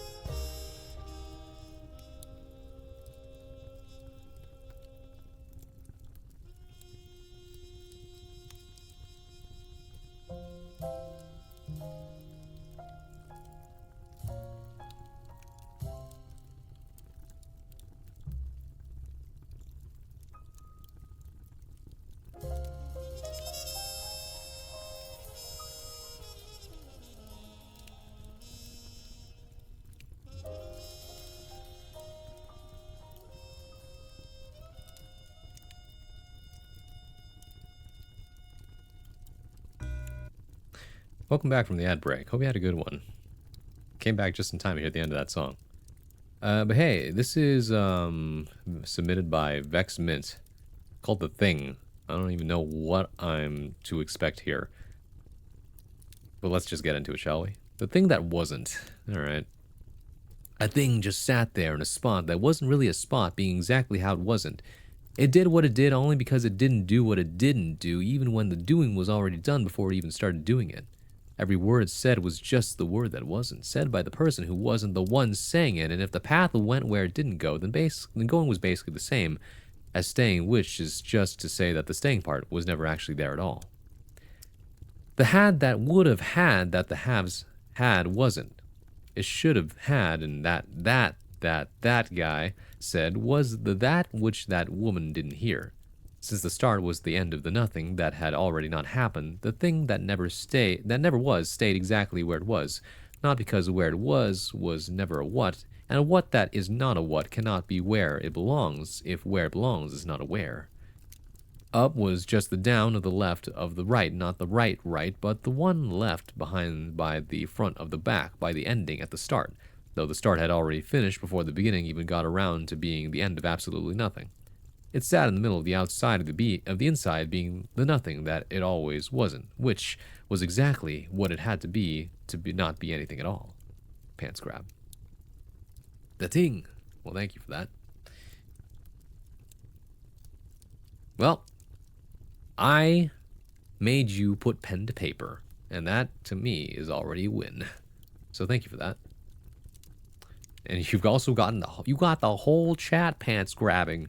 You got the whole squad laughing. Congratulations. Thank you, Vex. We only pants grab in this house, and it drives me nuts. At any rate, it's a very nice exercise in typography, I should say. Great use of making things smaller, making things underlined, making things bolded, and using Comic Sans for everything. Thanks for that. You ever read House of Leaves? Interesting read, really. I use Comic Sans just for you. Thanks, man. Alright. I have the book in the room with me. Yeah, my brother's reading it right now. He's like, this is so interesting. I've never read a book like this. Because he's been bored lately. He said, like, all the genre books are boring, bro. I went to the library, tried to read something, just not it. So I said, try reading this. And he's like, this is it, bro. Damn. But yeah. It's time we get back into watching the other thing I want to watch. Because it's time.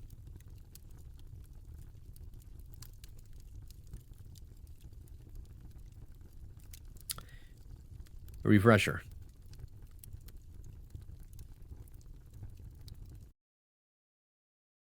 A person found a laptop at their school that had a copy of Minecraft on it. But he never built the world. He never generated it. He only found it. Someone else had already found this world, and when he stumbled on it, it was a world that someone else had left a warning for him inside of a mine shaft with a strip mine next to it. The note said, whatever you do at the crossroads, don't turn left. Let me heat up my burrito first. A world that doesn't exist. Magic Cam being a pain. Did you figure out what it was? I thought it was nothing.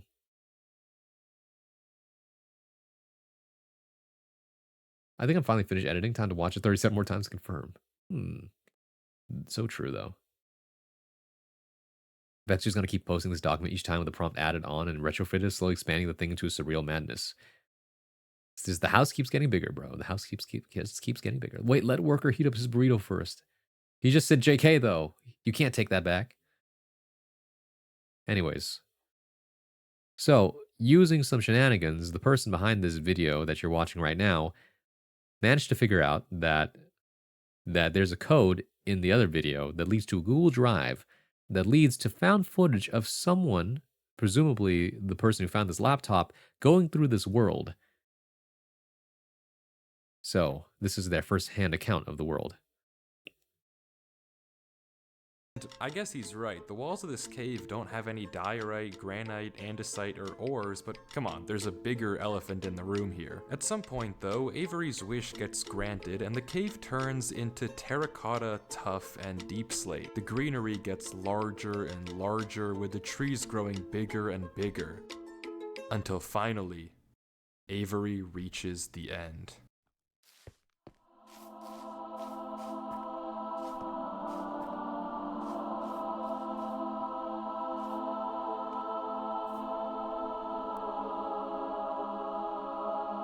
It's incredible what they did with the walls and the texturing.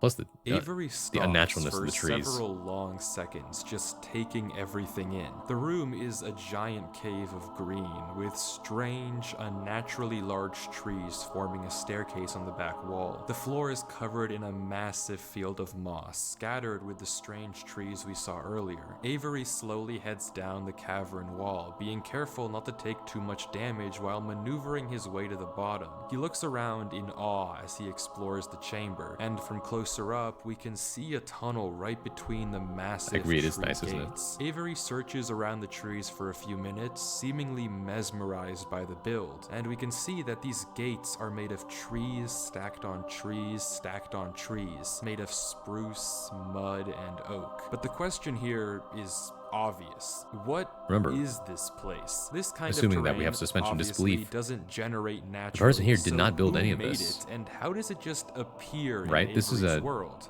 world that was already here. Answer to that question, this world was already here when this person started playing the game. Finally, Avery decides to stop sightseeing Blocking the view? and You're heads right. down Let me the take rid of the tunnel at captions the for you. center of the room. Avery walks through the mud brick tunnel, turning to glance behind him every few steps. But of course, nothing is there. The world is set to single player. At least, it seems that way. Until this happens. Something is wrong. It's almost impossible to notice, but at the far edge of the tunnel, the first pair of torches have suddenly been wiped out. Avery stares for a few seconds and continues walking. Another pair of torches is gone. I'm not scared of torches turning off.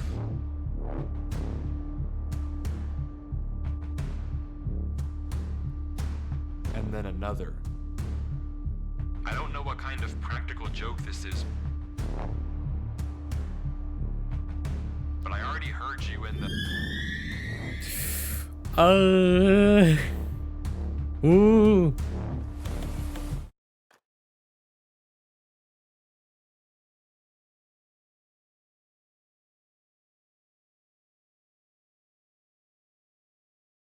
I'm not scared of a game.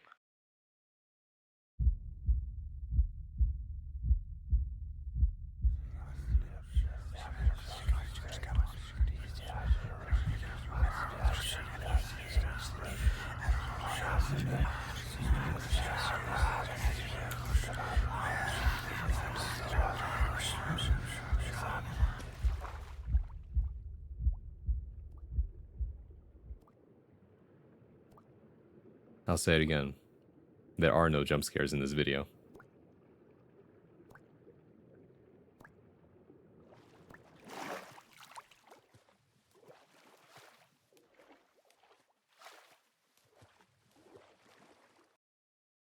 I don't know why I just jumped down. I wasn't scared, but I felt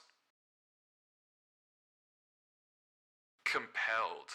I've never felt like that in my life.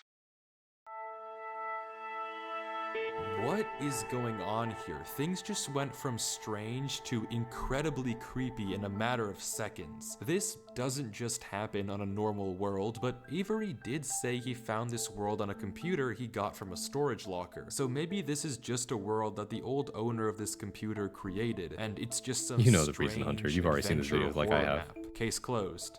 Except it's not, because the video files aren't the only thing in this Google Drive folder. If you remember, there's also this PDF, and opening it, we see this. My exploration into a strange tunnel I found in my Minecraft world. I've been playing this world for a while and just discovered this. This is my documentation of the search. Notably, when I installed Minecraft, this world came created. Always thought that was a little strange, but I'm not really sure. This seems okay enough, but remember what Avery said earlier. He found this computer in a storage locker with Minecraft installed. Not he installed Minecraft and this world was there. Admittedly, it's a pretty small difference, but still, why the conflicting stories? Something you may have also noticed that I can't explain is why Avery's name is now censored. This difference, but still. It already had Minecraft installed. First installed Minecraft, this world came pre-created. Which is even stranger, right? It's one thing to find it.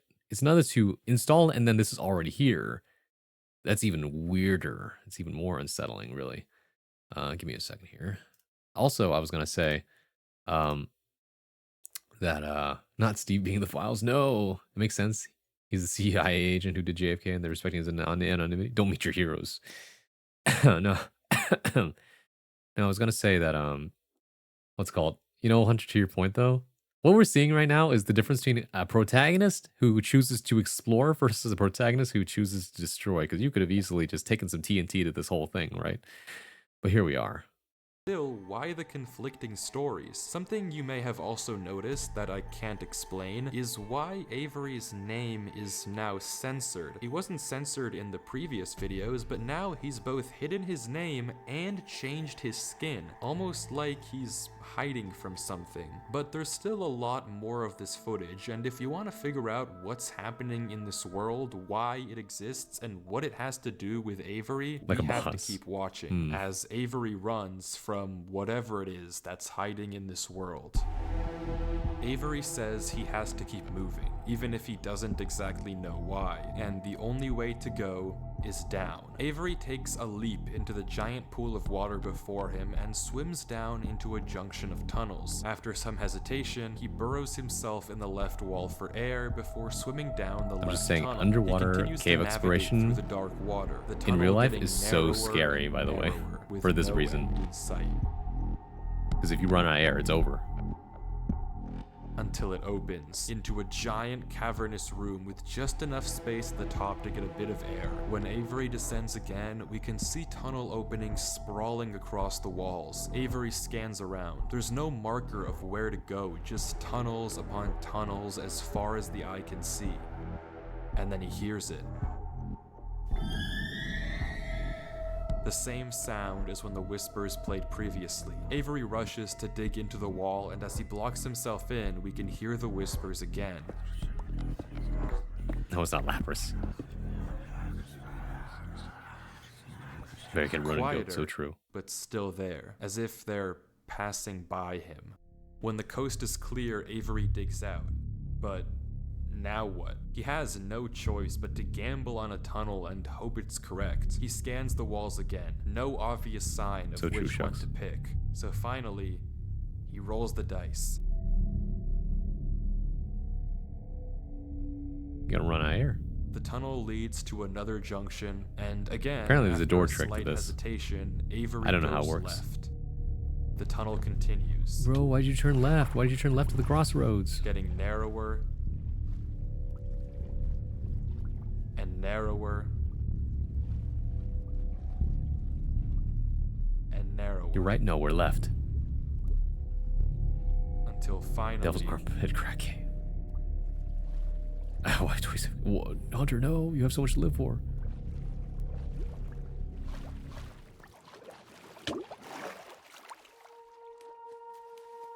He finds himself in the oasis. Avery looks around the room, strangely, almost peaceful. He's in the middle of a square pond, flanked on all sides by the same uncanny trees. He stares off at the water for a second before towering up and getting a good look around. Nothing but trees as far as the eye can see. For a moment, he pauses. Before something snaps, and he crafts a boat to get to the center of the lake. Without hesitation, he dives down into the tunnel and plugs up the hole. He makes another trip for good measure, plugging it even further. If this thing comes through here again, it has to break that, but I need to explore. He sails back to the edge of the lake. What it can't avoid doing is loading the chunk. Avery chops a few trees and crafts a hopper with the spare iron in his inventory. His plan is simple: set a trap for the thing following him. But wait, did I miss something? Because how does he know that something is following him? Sure, those torches turned off, and yeah, we heard those noises before, but there's actually an even stronger piece of evidence I haven't mentioned. Remember when Avery said this? "I already heard you in the cave." Well, it took me a second to figure out what exactly he meant, but then I heard this. It's almost impossible to make out, but on a few separate instances while Avery was walking in that original cave, he would randomly pause for a second or two, and now we know why. He was listening. Every time he paused, for just a brief moment, you could hear footsteps on the stone behind him, stopping just a fraction of a second too late to be quiet. But okay, if something is somehow really following Avery in a single-player world, how can he stop it, Creeper. or at least Oh, get it to man. reveal itself? Well, that's exactly what he's doing right now. Like he said, he needs time to look around and explore this world, but while he's gone, anything can just swim through the hole and replace the blocks to make it look like nothing happened. But if Avery turns down his render distance and puts items in this hopper, if he then goes far enough away and unloads the chunk, the only way for the hopper to be empty when he returns is if something loaded the chunk while he was gone. I want you to understand that this is like advanced Minecraft knowledge. That means that our protagonist here is so smart. Like, to have that knowledge of the game in order to know, like, oh yeah, if you load the chunk, this is how I can keep track of that. You know, as in, this isn't just your old Joe Schmo and horror story. This is like, damn, this guy's smarter than me. This guy's more resourceful than me. I would have never thought of that. Holy, I would have probably died in this situation by now. This guy is a survivor, right? You know, to answer your point though, Hunter, like, suspension of disbelief first off when it comes to a story, right? Like, why don't you just use cheat mode? Why don't you just do whatever? Why don't you just blow up the whole place? Well, there could be multiple reasons. It could just be that he didn't want to do that. It could be that he just wanted to explore, you know, this style. Or maybe he wasn't able to turn it on because of the way the world works. Who knows? Right?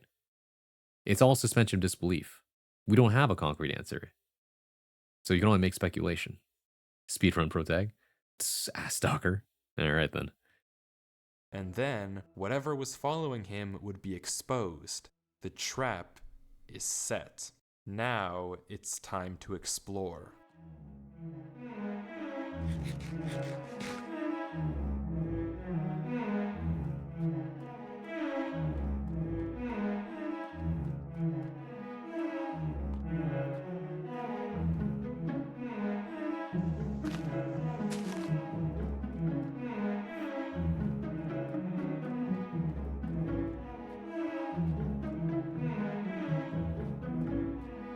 Avery walks through the trees, avoiding the lake so as to not load the chunk. Every inch of this place looks exactly the same. The same gray floor, the same strange trees. Everywhere he looks, there's nothing.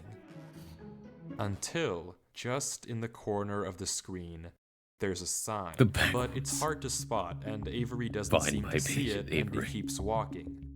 Then he pauses. It really is. Interesting. That's the third Violent sign hard we've place. seen so far. What? Where? Third sign? I've only seen this one, but it turns out he's right. Going back and re-watching the footage, just barely hidden in Look the at that. corners of the screen are two How does other this guy signs even see Avery that? crossed earlier in the recording, though he gave no indication at the time This that he guy's noticed cracked. them. Avery goes back to all three signs. All of them are blank, so I don't know what to make of it, but Avery seems to be satisfied, and he explains why. These signs all seem to point to one place. Both of these angled ones point in the same direction.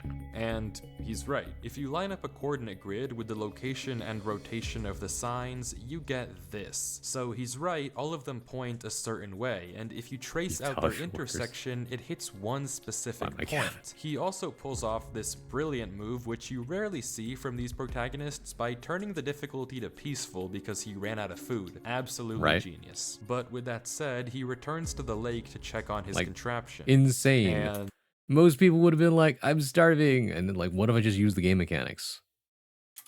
Nothing showed up. Items are still flowing out of the hopper, which would be impossible if anything had loaded the chunk. Avery tells us exactly this. Nothing came through. Not to mention, the blocks are still in the same position Avery placed them to plug the hole. Now that he's shaken off whatever was following him, Avery sails back.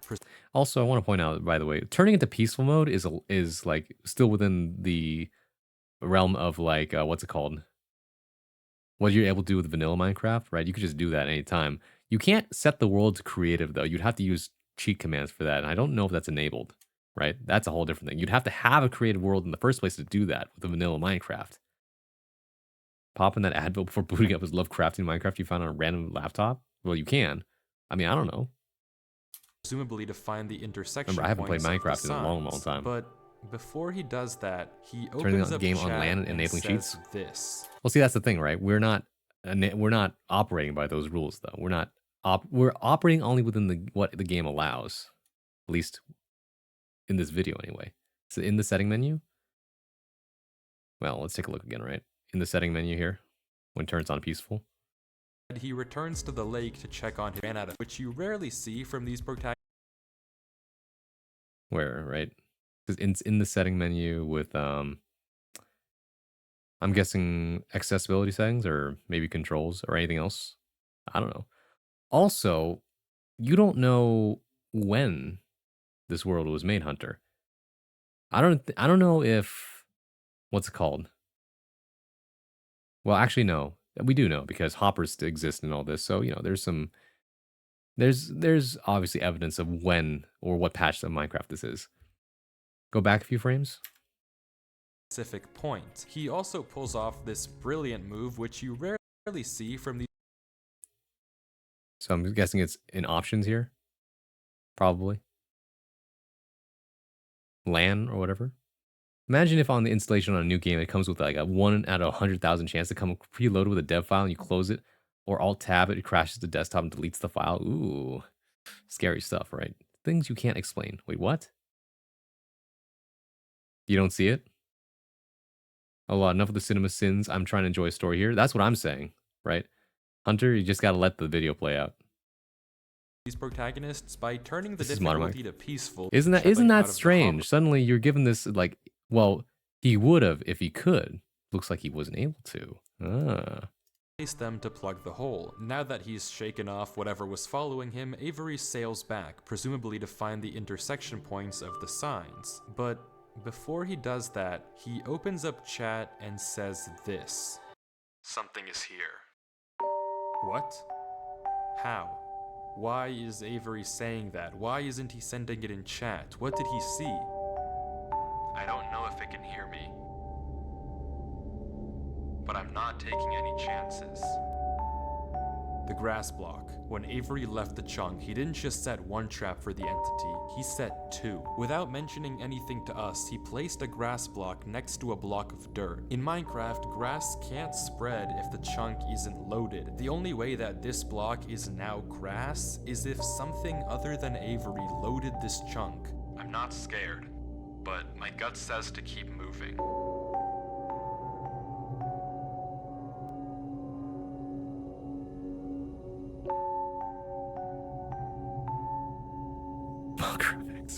Passes grass. Maybe I am scared. Yikes, man.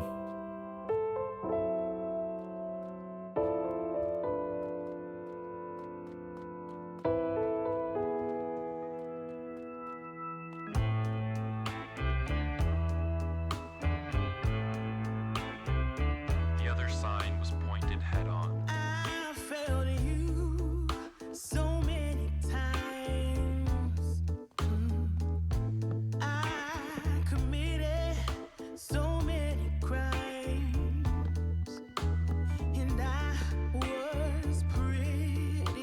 Baller soundtrack. Honestly, after that bit of suspense, I needed this song to really just put me back at ease. You know what I mean? To give me a breather here.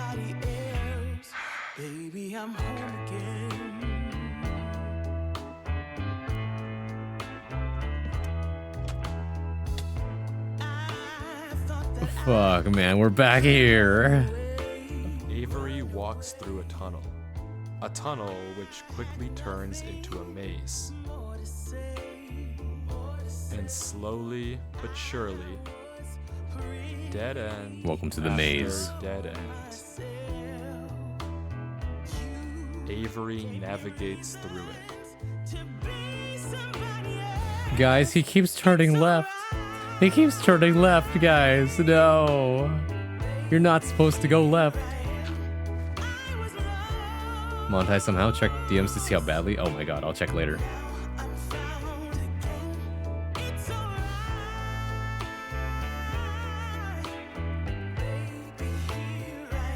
So smart though, using these markers to show where he's already been.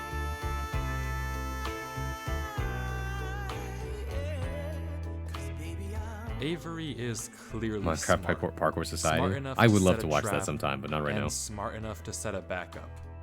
What if our left But is his whatever maze this thing is that's following him, it's smart too. Smart enough to block up the tunnel it entered from. Smart enough to refill the hopper with items after loading the chunk. Smart enough Late to to the house, thanks hide for its feedback, let you know. presence. This world That's seems when I to work be on more. I can't wait to guiding hear what you think of the Avery finished bit. somewhere. Gotcha. The whispers Have a good in one, this Shizu. tunnel coercing him to Parkour enter Civ the analysis, cave. one for The real. signs We'll see. pointing to the secret entrance under the tree. Whatever this world is. After all, it's maybe there'll be a leading stream Avery. tomorrow. But to what? We don't know. All we do know is that he isn't alone. And finally, Avery exits the maze into another giant room with what looks like a cipher above a door, with 3 levers right in front of it. Avery stares up at it, says he'll need a pen and paper, and blocks up the tunnel where he came from. The footage ends with him staring up at the code, deep in thought.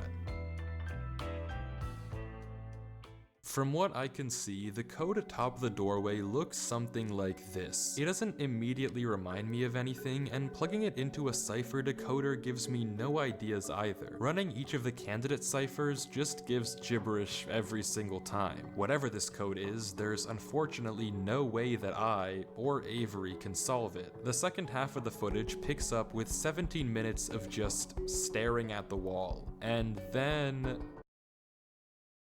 This dude got with a pen and paper in 17 minutes, bro. I guess it was solvable. My suspension of Avery disbelief. says it's a good poem, but doesn't actually Grok was this reveal code. what it said, only that it uses cipher stacking, a technique where 2 ciphers are layered one dude on is top like, of the what? other to make a code almost A genius? undecipherable. I don't know. How Avery actually solved it with a pen and paper is beyond This protagonist me, is but too the puzzle smart. isn't over yet. There's still this gate, Oh, cool, which look at the horse Avery meat. Oh, suspects that is some chud. sort of combination lock. But instead of a pen and paper, his solution this time is a bit more, how do I put this, efficient. Unfortunately, for you, I have a pickaxe. Does the sensible thing. This is a video game. I don't have to do the puzzle, bro. And with that, wait, who's Durlord 3? For the first time in this footage, Avery's sensor bar lingers for just a second too short, and we That's get my a code. glimpse of the name. Durlord. This isn't Avery's That's not name. Avery. This isn't Avery's skin. Bo Maybe the Shaft is reason that we got 2 different stories about where this world came from Because- is because the player we've been watching this entire time isn't Avery at all. No. But if that's the case, then who is this? The world at the beginning is clearly the same one that Avery was playing on. So what's going on here? If it is Avery on an alt account, why the conflicting stories in No, the description? he was an and the entirely different document? person. And if it's His not predecessor. Avery, then who is this other The one who came person, and before. why are they claiming that this is their world they found? I genuinely just don't know, but the only way to find out is to keep watching. As Durlord, Go back. Let's why read are that. they claiming Read that this for a is second. Their world? In my Minecraft world, I've been playing this world for a while. Just discovered this is my documentation. So notably, when I installed Minecraft, this world came pre-created. Right? I always thought that was a little strange. I'm really not really sure. As in, like, it's one thing for Avery to find Minecraft already installed on a laptop and already, like, what's it called? Have a world on it. It's another to install the game fresh and find that a world is already in it. That is some bad juju. That is like, I found footage, like found footage of found footage, kind of bad. Like, oh my goodness. Anyways, That's not Solid Snake. World It's his they found. ancestor. I genuinely It's just Dirge don't know, Lord but the Avery only Son way the to find First. out is to keep watching as The Ben Dirge died Majora Lord Mask. walks I've never through actually the watched tunnel that, but I after don't the really want to puzzle be honest. And finds himself in Too the scary for village. me. Too jump scare horror-y. Too jump scary. You Got a Man's great? I don't know, man. I feel like it's gonna haunt me. This doesn't haunt me in the same way. This is just like, I could appreciate how well written this is. Creepypastas, I can't really handle for some reason.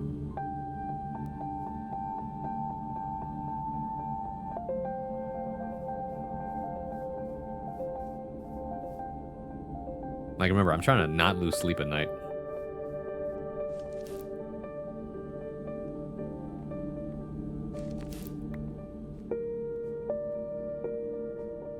Guys, is it just me or is there a lot of yellow carpeting here?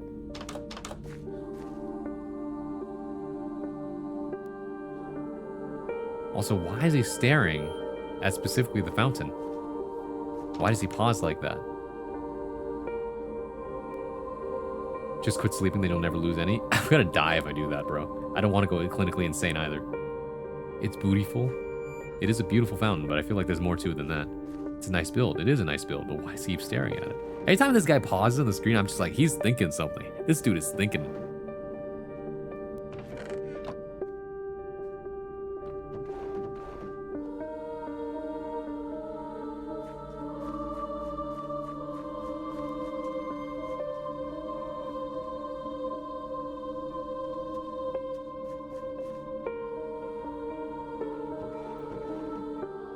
Empty. It's abandoned. There's nothing here.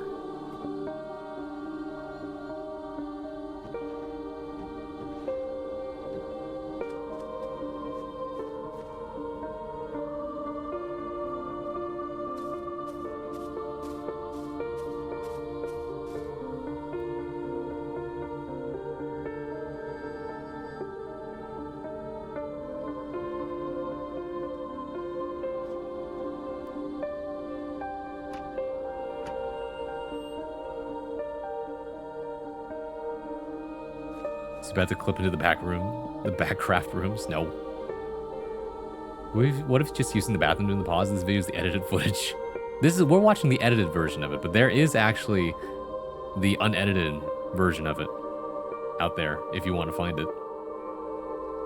I left it all in one piece.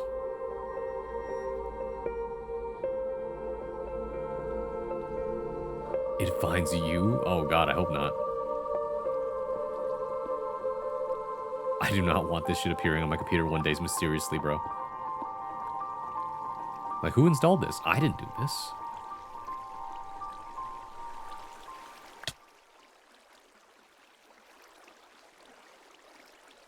There's nothing here. It's empty. This village is strange. It's clearly abandoned if the cobwebs and literal holes in the roof didn't make that obvious, and all the chests and containers have nothing inside of them. There's also an interesting amount of yellow in the carpets, beds, and flooring, but wherever Durlord looks, he can't find anything of interest. No lead on where to go or what to do from here. The fountain and statue in the town center is by far the most eye-catching decoration here, but like we can see, it too is empty. There's no path to take from there. So, is this the final area then? The final answer to what's been going on with this world and what's been following him? I'm not sure, and clearly Durlord isn't either, since he keeps looking around for anything out of the ordinary. Anything that might give him a clue of where to look next. He would also be in yellow. So curious.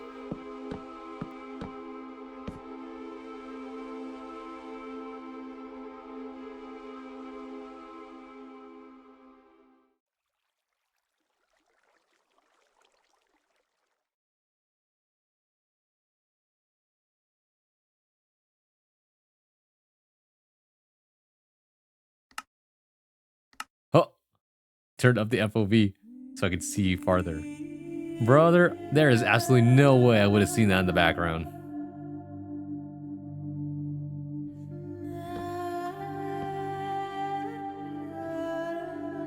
This will mitigate the fall damage, I guess.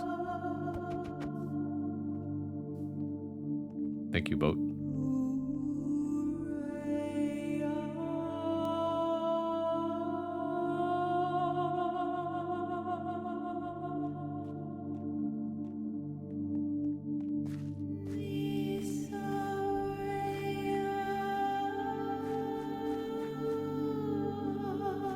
tower on the outskirts.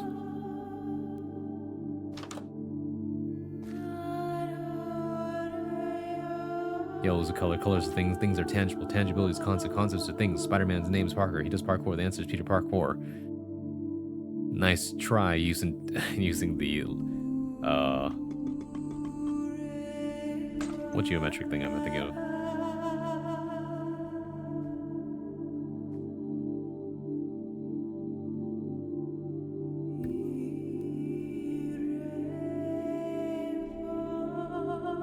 Nice try using the transitive property on me, but I'll have you know I passed geometry class. That's not gonna work on me. And Spider-Man was a skin in Parkour Civilization, so that means this is a prequel to Parkour Civ. I think it was Alex Jones scale. No, I'm just thinking of the transitive property from geometry class.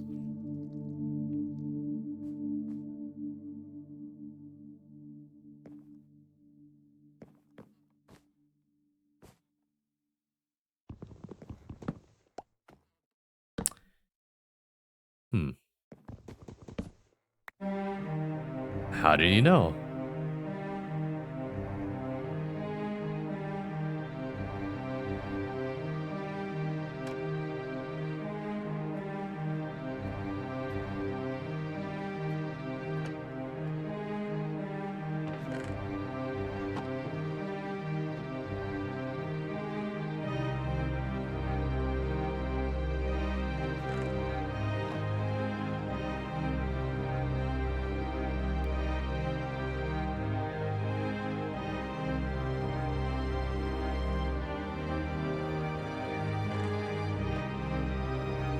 Deep in the basement of this place, great evil was done. I hate it here. These idiots are insufferable. They think that devotion will save them. Rest assured, The classic it horror will notes. Not that it will do them any good to believe that anyway. The What ones happened who here, man? realized it pretend they didn't. But it doesn't help that there are some of them who truly believe they'll be saved. The king is coming, Maya. If anything, I wager that their king is already here. It's watching me write this. I don't particularly care. I just want this to be done with. The sooner I can leave, the better. The king did what? No way. He's arrived. I don't know why anyone is surprised to find that out. This is exactly what they were hoping for. I'm going. 2 blank pages. I'm leaving this here in the rare case someone finds it. If you have found this, I implore you, turn back, disconnect, forget about this world. It's not for you. If you've come here, you must be curious. I know you must want to continue onwards. So I know that this is a heavy ask, but please, do not go any further. For your own good, do not.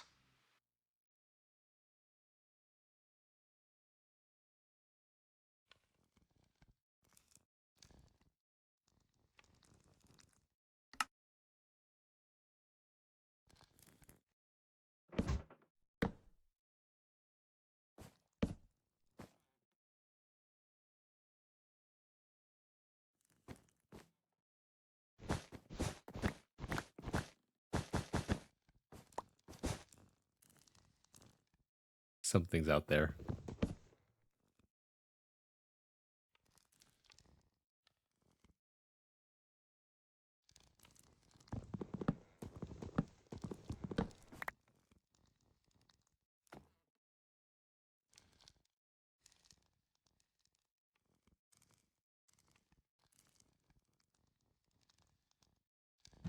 You gotta go, man. You gotta go.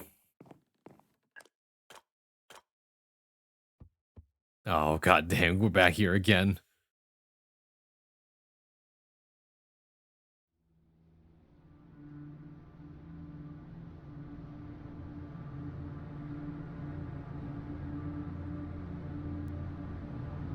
This is my kingdom come. This is my kingdom come.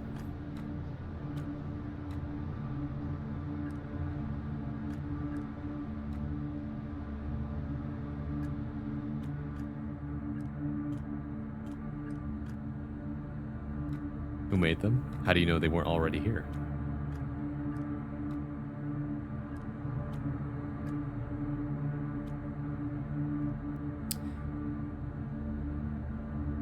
Where do you think he's gonna turn?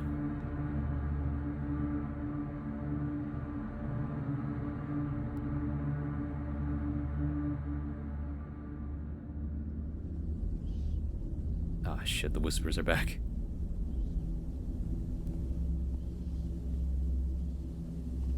People found the sewer system society formed around them.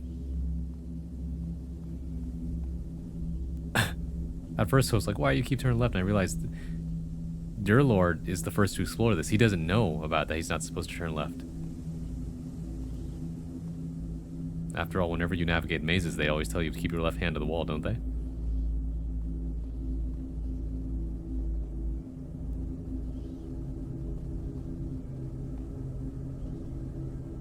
This is creepy as hell, though. Like, this textureless black void of a block.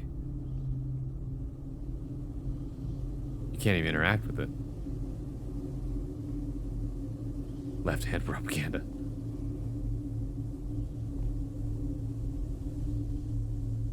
Is it even safe to touch?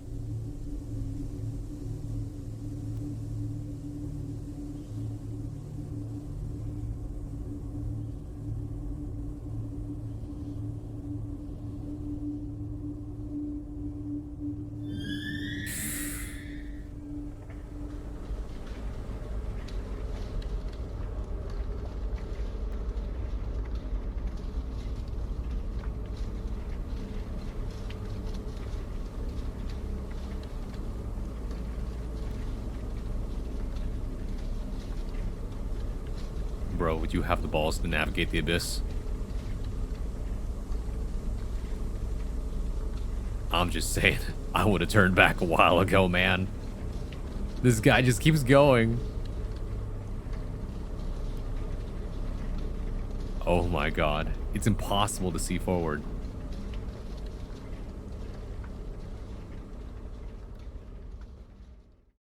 Oh, quiet down.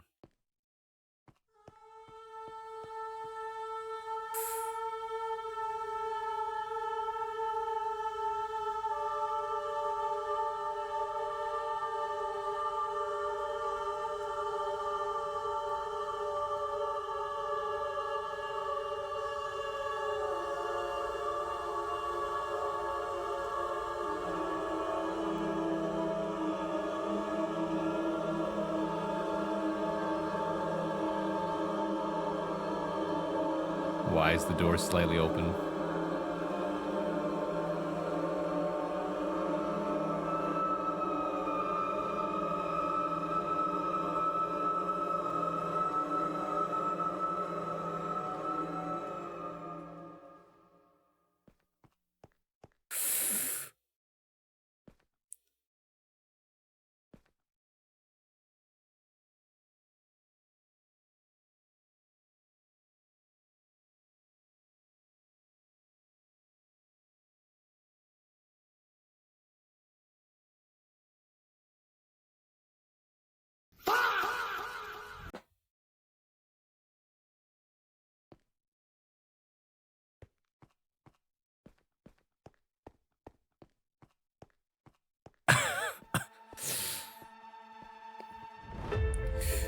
I just want to point out, this guy is not freaked out this whole entire video, but after seeing what was in that cathedral, after all of this, is what finally tripped him out.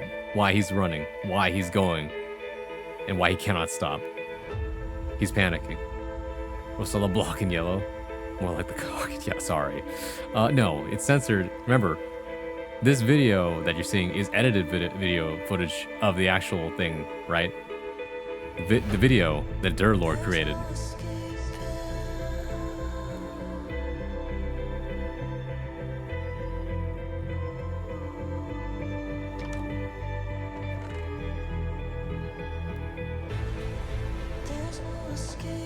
Whatever you do at the crossroads, don't turn left. Don't be fooled, it's listening. You can't outsmart it, it's listening to me. It's watching me. It isn't from this world. At the crossroads, don't turn left. At the crossroads, don't turn left. At the crossroads, don't turn left. At the crossroads, don't turn left. And the footage ends right there. Durlord was the person who wrote the book in Avery's world. How? It shouldn't even be possible that the tunnel led him back to that mine. Durlord found this world on his computer, and Avery found Durlord's old laptop in the storage locker and has been playing on it ever since. But what is this world? What was following Durlord in this footage? And most importantly, what was behind those gates? I didn't put that sensor bar there, that was in the original footage. Whatever is behind that black square was enough to drive probably the smartest protagonist I've ever seen into running for his life. Something that a whole village of people was trying to summon. Something that this entire world has been hiding. A king? What does that even mean? I don't know what to tell you, but I can tell you one thing. The code at the end of the book, now with this footage, we can solve it. Each number corresponds to one slot in Durlord's inventory. 1 here and 36 here. Take the first letter of each item, or whatever number is indicated after the dash. From that, we can get this. Run Avery. It's here. Durlord was giving Who got chills? I got chills. hoping that I've already seen this whatever video. I was still got following chills. him wouldn't see. But how? How would he possibly know that Avery would find this world? There's no way for him to know who Avery even is. Whatever he saw behind those doors, whatever he knows about this world now, we may never understand. But one thing is certain. Whatever was coming for him is coming for Avery next. This isn't over. Cinema. My hands are up. Cinema. Oh my goodness.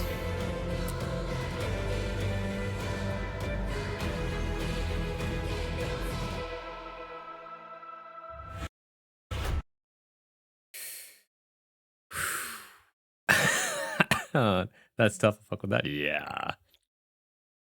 So, Wolfos hasn't read his Eldritch Horror. No, bro doesn't know his horror literature. No. Actually, I'm pretty sure he does. See, like, okay, if you want to peel back the layer, then, you know, unsuspend your disbelief.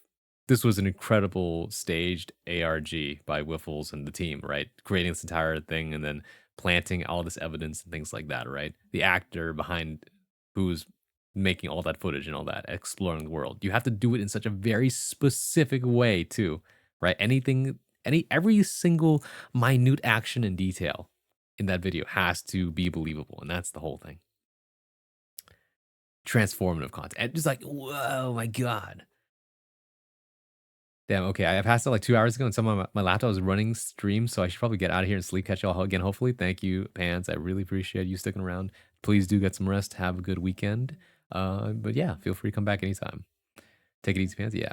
Has part 2 come out? I don't think so. This came out 3 months ago now, actually. When I watched it, it was only a month ago. So it's been a minute. But there is one thing I wanted to double check something. Because did you notice when he was running at the end, he was trying to break the blocks, but he had to use his bare hands. Right? Where did his tools go? When did they disappear? Look at his toolbox. Did you see that? I missed this detail the first time I watched this.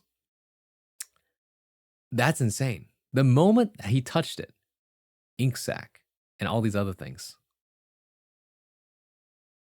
That means that the moment he touched that, his entire inventory changed. And he probably noticed it. When did he type weird?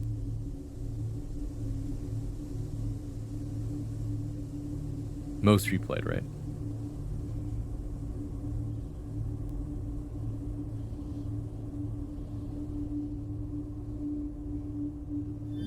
Yeah, he does that. The cave sound cue too. I know, right? And he looks at his inventory. That's when he realized. I was wondering what was happening. Weird, right? Touching that, like this is the influence of whatever eldritch being, which is we presumably, obviously, the King in Yellow in his cathedral, right? And so that would explain it. Which means that, think about this for a second. Durlord didn't leave this message for Avery, right? Although he deciphered it, right? He left the notes in the book at the end of it after he looked at his inventory and deciphered what it said. From this That means Durlord didn't know who this message was meant to be for. This means the King in Yellow, or whatever Eldritch entity, changed his inventory, right? Whatever did it already knew.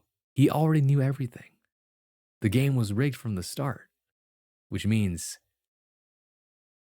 temporally speaking, everything is fixed, right? There is no past or future. There's nothing that this Eldritch being doesn't know, right? And the horrors of it, right? Seeing too much. You know, for a second I thought, oh, he knew all this because, you know, he was given insight through Eldritch horror after seeing like the Eldritch God in full. But no, it's actually all just already planned. Time is a flat circle. Isn't that crazy? If it's set up saying don't turn left, once you turn right, so you want to turn left. No. You know, I was thinking this the whole time, man. You guys, it's like, do you guys have to use comedy to cope? Is that why, or do you like? Come on, man. It's so good. Well, actually, I think most of you have already seen this, so maybe that explains for a lot of you. But don't ruin it for the people who haven't seen it yet, right? That's all I say. Well, either way, it's fun for me anyway. But still, insane. Now I'm just chill like that. Bro, you were cinema sitting. And so the moment you noticed, even that was crazy. It's like, what? There is no land. There is no connect. It's like, they thought of everything, bro. They thought of everything. This is my first viewing. I really dig it. Oh, it's so good, man. Taking things seriously is a skill that requires practice. That's also fair. But anyways, I enjoyed the banter you guys provided. I could become a React Andy. I could become a streamer who just watches things with chat. But I choose not to because I like doing things more than just watching. But I also like analyzing things after watching them, see? I don't just like consuming. I like to create after I consume. I've seen it like 3 times already, so I was kind of joking around. Yeah, exactly, right? Like, it's so good every single time. And you always notice something a little different every time you watch it. Like, I didn't notice this. This is the second time I'm watching this. And I didn't notice that his inventory changed. That explains a lot. I was about to say, you better not become a React Andy. No. Come on, man. Don't point the gun at me. Come on. I have standards. I think occasionally from time to time watching things with chat is fun, but doing it all the time, I could never. All right? I need to create. It's in my blood. It was fun. I like the idea of using Minecraft or sandbox games as a medium to tell a story because you can also provide visuals how you want. Do we hate React content? I think it's all right. No, it's fine. It's just that doing it lazily is kind of, you know, defeating the purpose of doing it anyway. That's just you regurgitating what someone else has done. You know what I mean? It's different if you add your own input, if you have a reaction to it, right? You know what I mean? So if you're going to react, then make it worthwhile. I'm not playing up anything. My reaction is me excited to tell you about how good this thing is. But chat can ruin the moment. I mean, Gurdro, you've definitely seen this already since you pulled the trigger. You knew exactly when to pull that trigger. You tried to freak my ass out and it worked, by the way. I'm just saying. Blew my ears out. He's a React Braun. He ain't Andy. That's so true. Is this not Wiffle's reacting content technically? We're reacting to... No, well, actually, no. He is curating the content.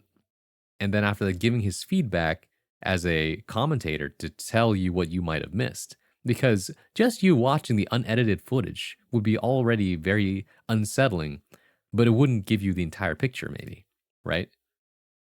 So Wiffle simply just makes it in a more digestible form for you. Whether or not he actually orchestrated the whole thing is up for debate. After all, a healthy suspension of disbelief is what allows us to enjoy content like this. I've not seen it. Then how did you... never mind. Never mind. It was brilliantly timed fa, though. Isn't it crazy, though? This implies that the censoring of his name and the censoring of the King in Yellow at the very end is all Durlord's doing when he posted this, right? Is that he didn't want anyone else to see this. Which, once again, reminds me of this magic card right here. Arcanus the Omnipotent.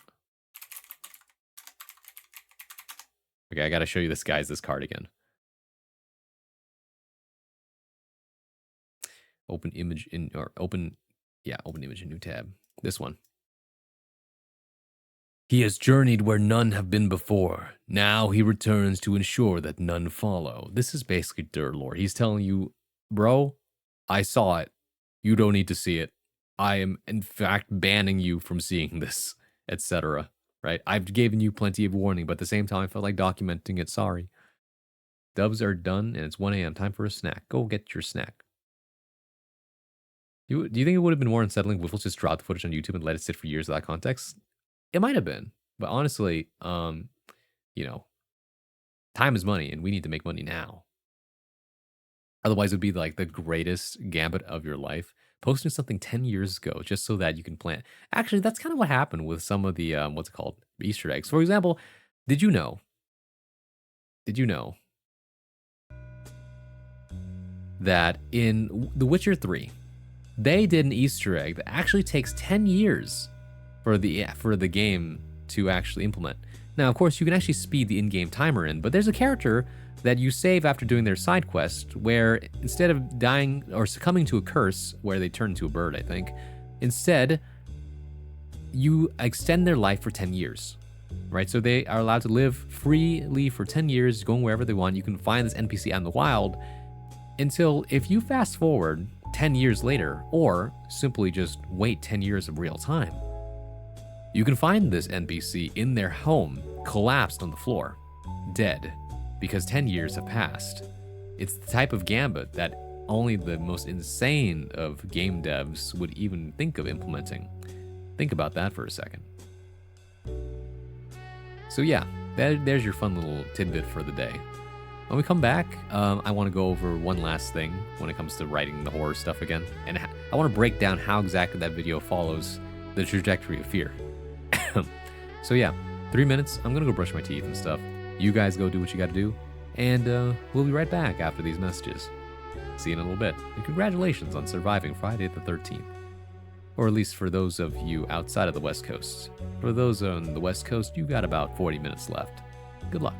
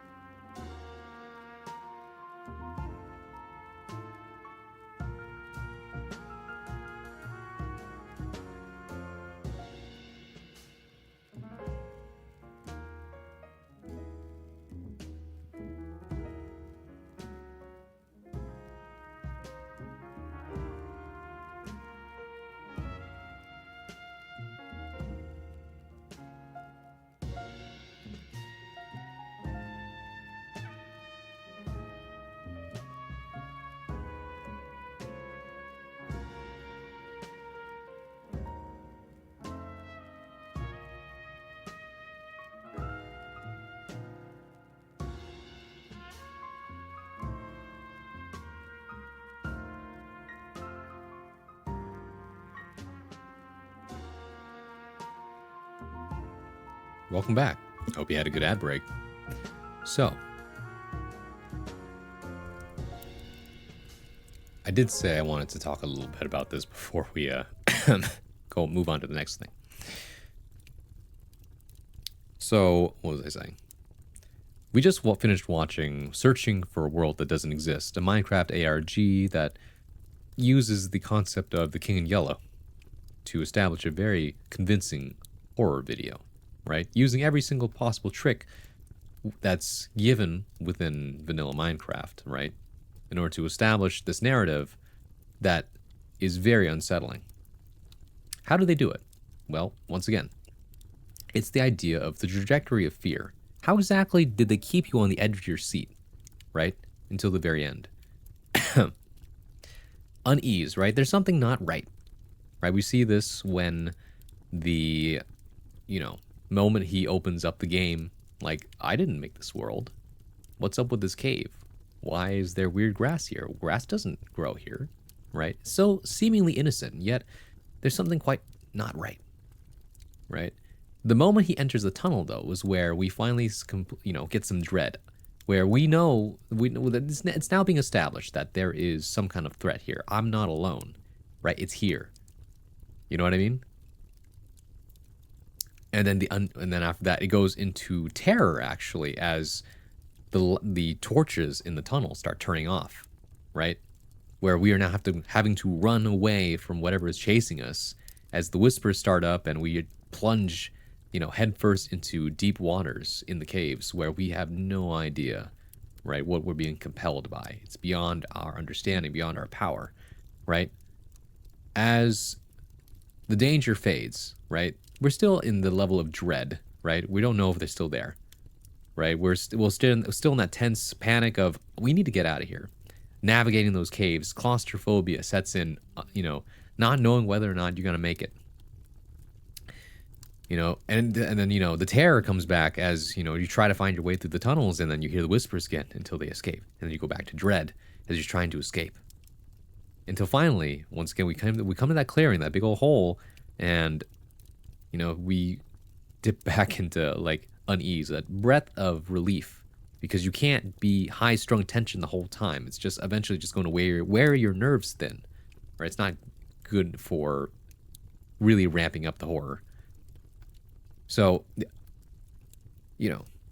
breath of relief until finally he snaps and then starts plugging things up again until, okay, unease, something's still not right, We're not out of the woods just yet, but now we have to get back to doing the thing. Like, okay, what's going on here, right? Nothing's chasing us, but we're still in dread. Like, we are not in a good position right now, right? The block chunk loading trick, right? The grass thing, exploring the woods with the signs. It's all, who knows what's going to happen next, right? The dread and unease goes back and forth, right? Until the terror comes, I'm not alone again. The grass chunk has loaded. We got to get out of here, right? I'm scared. And after that, the music comes on and disarms us for a second. Okay. Nothing bad has happened, but we're just going to keep going. Hopefully nothing bad happens in the future either, right? Until finally they go digging and you find the town, and it's just a lot of unease and dread in that weird middle area because there's technically still nothing here, right? It's just a long period of dread where, like, I don't know, bro. It's so unsettling, uncanny even, where it looks normal but not quite. Right, it plays into your expectations, lulling you into a sense of not security per se, but just paranoia. And Ellis the chef, thank you for the follow. I appreciate that. And so then after that, we finally get to, like, is that it? Is that really all there is in this village? And then you see, like, he finally sees the protagonist way off in the distance. There is one last thing. And after exploring it, we're just still in that same, uneasy dread. Until finally, right, the tension is ramping. They find the secret little entrance, read the journal entry, and by the time they finish the entry, right, the warnings have been given, your tension is at an all-time high, and just like that, the danger is back, right? The mounting dread finally turns into terror. Something is here and we need to go, right? We need to get out because we want to release these feelings of tension. We need to, let it loose, So we try to escape, right? They go through the tunnel again. And at this point, right, you didn't think the dread, like the terror could get any bigger, but no, it does, right? Like, it's actually such a clever trick where once you like turn left at the crossroads, you realize that whatever was chasing you pales in comparison by the scale of what faces the protagonist now. The void, right? The unknown. Like, you thought whatever was behind you was a threat, but now it lies in front of you. And the mounting terror is now at an all-time high. And so finally, you've braved the void, you've made it to the cathedral, and behind the doors is where the horror happens, right? But that's the thing. As the audience in this curated video, we never get to see the horror, and that's the beauty of it. We only see it secondhand. And as a result, we never actually get that release of tension, right? That's the doing it right part, where some of the best horror will not let you go. It will remind you that it's still here, right? That it's an ongoing thing. Who knows? Did the monster really die in that movie? Is it still out there? And that's the thing. We know it's still out there. Whatever he faced in that cathedral knows he's here, knows the future, knows what's going to happen. And that's the thing, right? You can't stop it. And so really, we didn't even get to see the horror. We found the peak of terror. And after that, we just stay in a constant state of terror, right? And then we look back at Avery, the poor sap, innocent in all this, right? And all we can really feel is this horrible, horrible sense of dread, where no longer is the terror in front of us, but it's always present, omnipresent even. It's always looming. And that's why I get chills when I get to the end of the video, because everything wraps up and the narrative comes to a peak. Your grass chunk got him. I went to pee my burrito. What if I missed? Me talking about why this was a masterclass in horror, right? From the beginning to the end, how it mounted all the dread and followed this trajectory of fear that plays with your expectations. The entire time you guys were saying, why do I feel like there's a jump scare here? Why? It's because you are used to a standard format of terror leading into horror, a jump scare, right? And jump scares are fun, like a haunted house. The moment that the jump scare happens, the horror or the tension is released and everything's over. You know, you can go back to like, okay, yeah, I'm done, right? That was fun while it lasted. But in these longer slow burn type horrors, right? It's a dread type story. It isn't meant to scare you. It's meant to leave you a lasting impression of horror that will haunt you for as long as you live. And that's why these things are so effective. Let me know for the record I ain't say that shit. What are you saying? Would you be interested in potentially one of the greatest non-jump scare backrooms videos ever made? You know, I was already pushing it with this one because like Minecraft, like I heard like, oh my goodness, this is so good. It's so literature based. You know what I mean? And I found footage like the Blair Witch, what is it called? The Blair, where is it? Blair Witch Project, right? Is already like, I heard, so, like, even though it doesn't show you anything, I don't know, I feel like it would just keep me up at night, and I don't like that. The Backrooms, the game itself, I can't really take seriously anymore because it's just like, okay, well, here we go again, you know? But the actual found footage type content from the Backrooms is already haunting enough. You know, the humoring of the idea of a space that you can just fall into and just never escape because it just stretches on and on in all this liminal space, right? Is terrifying. That being said, I feel like there's been a corruption, actually, in the concept of the Backrooms. See, the Backrooms, why they were such a phenomenon in the first place was because it's just liminal space. It's like House of Leaves, right? It's always getting bigger, but there's nothing really there. But your imagination will fill in the blanks for you. Because despite how much you explore, there's always more. Your adversary is the space itself. The games and other creepypastas, however, corrupt this idea by saying, oh, there's a monster in the Backrooms, it's chasing you. Because they always feel like there needs to be some sort of terror to add to this, right? if there's no horror, then it's not scary. Well, that's not necessarily true. Unending dread is its own, you know, meritable thing. And that's the beauty of it. Braun, you shut your face. That's on my shelf. I ain't read that yet. Where? What? The Blair Witch Project? No, I was talking about the movie. What are you talking about? I didn't know it was a book. This is true liminal space found footage? Right. Okay, yeah, that is terrifying, actually. I don't know, analog horror is actually so good, but man, it keeps me up at night. I remember when Dib showed me like 2 different analog horrors, and to this day, I still think about them, and I'm like, this is downright awful. It was really, really good, but also I don't like thinking about it, man. Oh, House of Leaves? I mean, I only told you what the premise is. You'll have to read the rest yourself. My brother's reading it right now. In fact, if I were you, just crack it open. Go ahead. Start reading it right after stream. Or do it right in the morning. You know what I mean? The Mr. Leon Niasti, the Backrooms tape 1 and 2. It's art perfect for a night alone. I don't want to do that on my own, man. The only thing the only movie I think I've watched by myself in a long, long time is Moonlight. That was beautiful. Which ones did he show you? I'm trying to remember. What's it called? The one where it's like about... Well, one is about, what's it called? A town that floods, and after there's stuff in the water, right? And it controls the mind, or is corrupted by aliens and all that. And then it gets bottled and sold everywhere.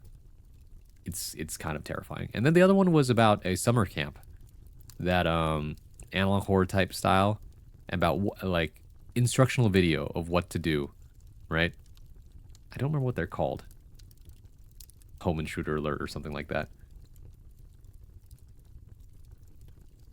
The chonky book. I gotta pick up reading again first. The only thing I know is that it requires the actual book, which is why I own the physical thing rather than ebook. Yes, you cannot read it as an ebook. You have to read it as a physical book. That's the thing. Worker just having the King of Yellow on his shelf? Nice. We did establish I'm some amorphous entity beyond comprehension. I feel like that tracks. I showed you My Brother Died. There's also one called There's Something Unholy Under the Vatican. That's also good. Oh yeah, no, My Brother Died. That still haunts me to this day. Like, I was driving the car the other day and I was like, dude, I don't want to think about that again. And you know what's the funny thing? Someone else came up with that concept. Someone on Twitter posted a video or a picture, said, caption, this person had a near-death experience and came back to life, and they were asked to draw what they saw. And it was like a very poorly sketched diagram of like stick figures of like, oh, here's when you die, here's when your soul goes up, and then after that, every single person's soul is after that sucked into like an unending string of horrors. Like it all conglomerates into the void, like not a void, but like one mass of like screaming damned souls or whatever it's called. It's terrifying. I love a story, man. I've never forgot it. Never ever die. Never ever. I don't know, but like I said though, right? Regardless of the afterlife, I think the concept of just non-existing is so mind-bogglingly terrifying to the mind, right? Because it's a paradox. You, as yourself, exist. Your mind is working. That is, your body is telling you through feelings that you are conscious, awake, and here. The moment you are unconscious, right? Obviously, there's no way for you to, like, understand you are conscious. If you're asleep, you dream, maybe. But they're nice when you don't dream. And you just wake up and it's like, I've transported myself through time because I was not awake. It's the same kind of concept in sci-fi where, like, 1 minute you're out like a light and the next you're awake and it's 200 years into the future. I won't spoil. I mean, there's multiple works like that, but there's a specific one I think about when I talk about that premise. At any rate, though, the mind trying to comprehend not existing is terrifying, and I don't like doing it. I've done it a couple times by accident, and I've regretted it every single time because it instills the fear of death in me like no tomorrow. Also, hello, Karina. Welcome back. The spirits of the dead are drawn to a central mass spiraling vortex, flying and pulled into the mass in the sky, processed by a soul smashing machine processing you into the afterlife. Yeah, it's very unflattering, right? Well, my take on the afterlife is based on all the world religions is that, you know, regardless of what religion you inhabit, your body stays on Earth. You know, it's recycled into the Earth, whatever you want to say. Your soul, if we want to call it that, consciousness, whatever, is recycled. It goes into the next living thing in order, because, you know, that's how you recycle life. Energy must go somewhere, right? So who knows? Some people call this reincarnation. Who knows? But your mind, your ego, whoever you are as a person, is what enters the afterlife. Whatever version of afterlife you prefer, nothing is ever confirmed. But that part is finally the third separation of it, right? Your body and your whatever was used as your soul is recycled. However, you is the only thing that's like that cannot be recycled. That's the thing. Where does it go? And that's where the infinite afterlife happens, right? You can only assume. At least that's what I tell myself to feel better. I feel bad for whomever gets my soul next. Oh my god. It's my headcanon, but the creatures in that story with the red strings are meant to drain your past life and then you get processed for reincarnation. Maybe, huh? Terrifying stuff. Perhaps the Buddhist, what's it called, circles of hell aren't so bad. No, actually, they're quite terrifying. Asian culture for afterlife is quite brutal. Like, even when put side by side to, like, Dante's Inferno, the 9 circles of hell. But who knows? This isn't a lecture on religion, that's the thing. At any rate. Let's see here.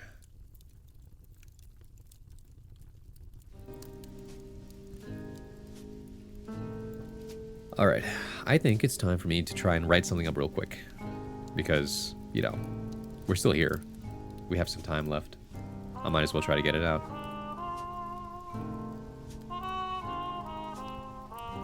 I can't quite give you a prompt for next week just yet, because I don't know, what's the word? My availability yet? I have to check. I have to double check it. But you know, I'll try to have it out by tonight or tomorrow. Unlock your inner horror writer. I can already write horror pretty well, because I understand the concept behind it. You know, that's the thing. Sorry, that's a little loud. My bad. Who was the content creator who did the Minecraft VOD? That was... what's it called? It was Wiffles. But here, I could just link you the video itself.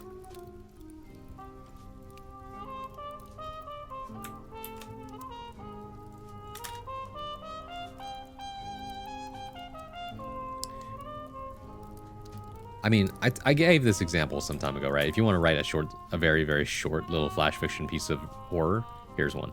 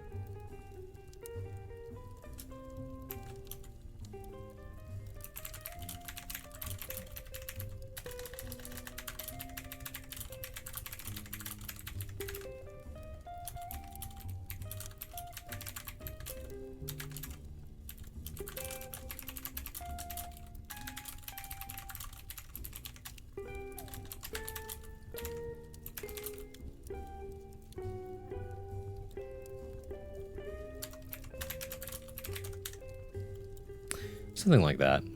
That's a much longer, more wordy way of doing it. But like, what did I type the other day in a chat? I think I cut this down. Right? It was something like, there's something in the toilet.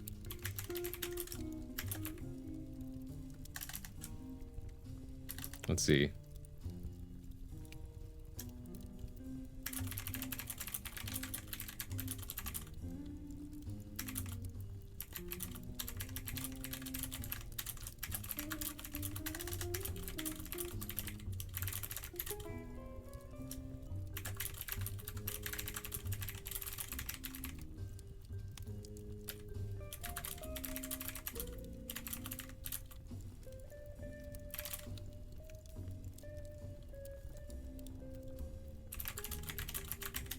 Like, that's it.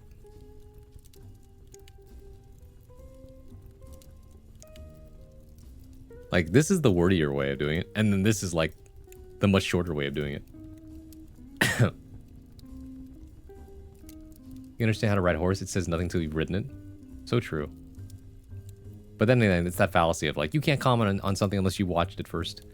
Wiffle's niche seems to be the creepypasta style storytelling. Yeah, exactly. This guy's been making multi-million video stuff for 5 years. Minecraft was such an insane content creation game. It really was a free content creator pass for its time. Exactly, yeah. I know. If you think about it, this is just a Junji Ito story, but not stretched over several pages of panels and art. This is true. I wish I'd stuck with it. I could have made some money. Maybe. But then it takes a toll on a lot of people. Remember, like, Captain Sparkles retired because I think it was getting to be a little much. Lock in worker, make that 500 episode Minecraft modded Let's Play. No one's gonna watch that in this day and age, unless it's like Parkour Civilization. Dude, I had a series of multiplayer MC videos with my friends back in 2010, 2011 that was getting like 10+K views each upload. Wow. Had I kept grinding it out, I'm sure it could have gone somewhere. 100% it would have, but everything seems easier and predictable in hindsight. Exactly. My claim to internet notability is that I had some of the very first MC tutorials uploaded. I had one for making character skins, that's the oldest one. I've yet to find an upload older than mine. Damn. Did you see the VOD of the monitor lizard crawling in people's toilets? I'm still upset about Uzumaki. Yeah, man, they did it dirty. At least we have the first episode, but you know, it is what it is. This has nothing to do with the theme, though. I just wanted to write this out. We need to avenge Uzumaki. Well, what do you guys think, though, of my story? There's something in the toilet. It looks like a little black spot. I thought it was a leaf or something, but even after a day of people coming in and out, it's still there.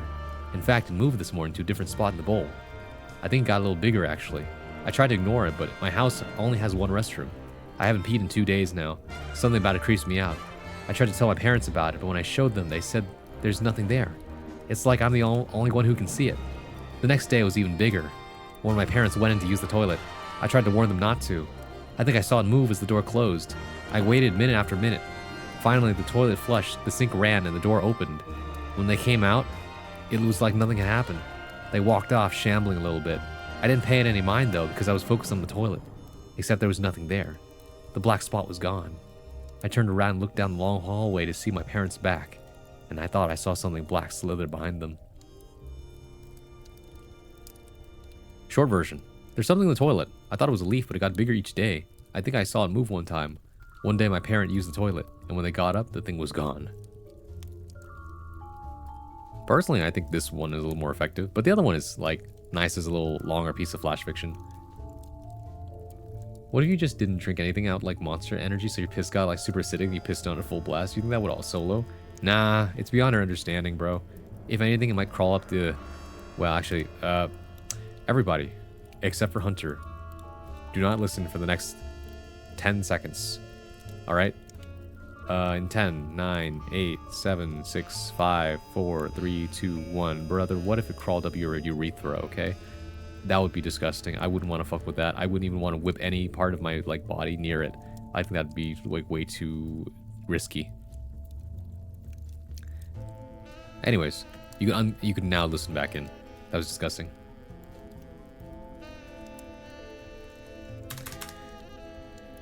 How do I write something very fast but bloody love?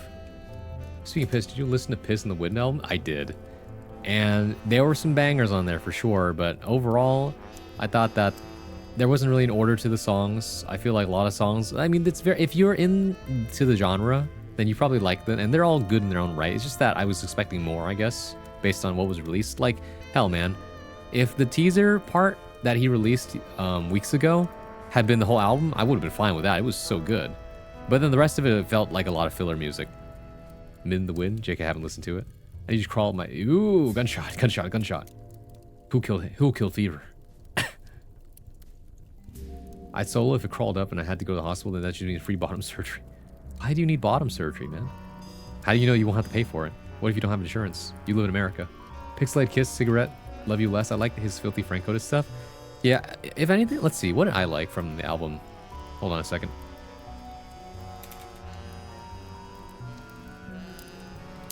Pixelated Kisses is good. Cigarette is fine. Love You Less is amazing. It Only Gets Better is okay. I mean, I like that one too. Love Me Better. No, not that one.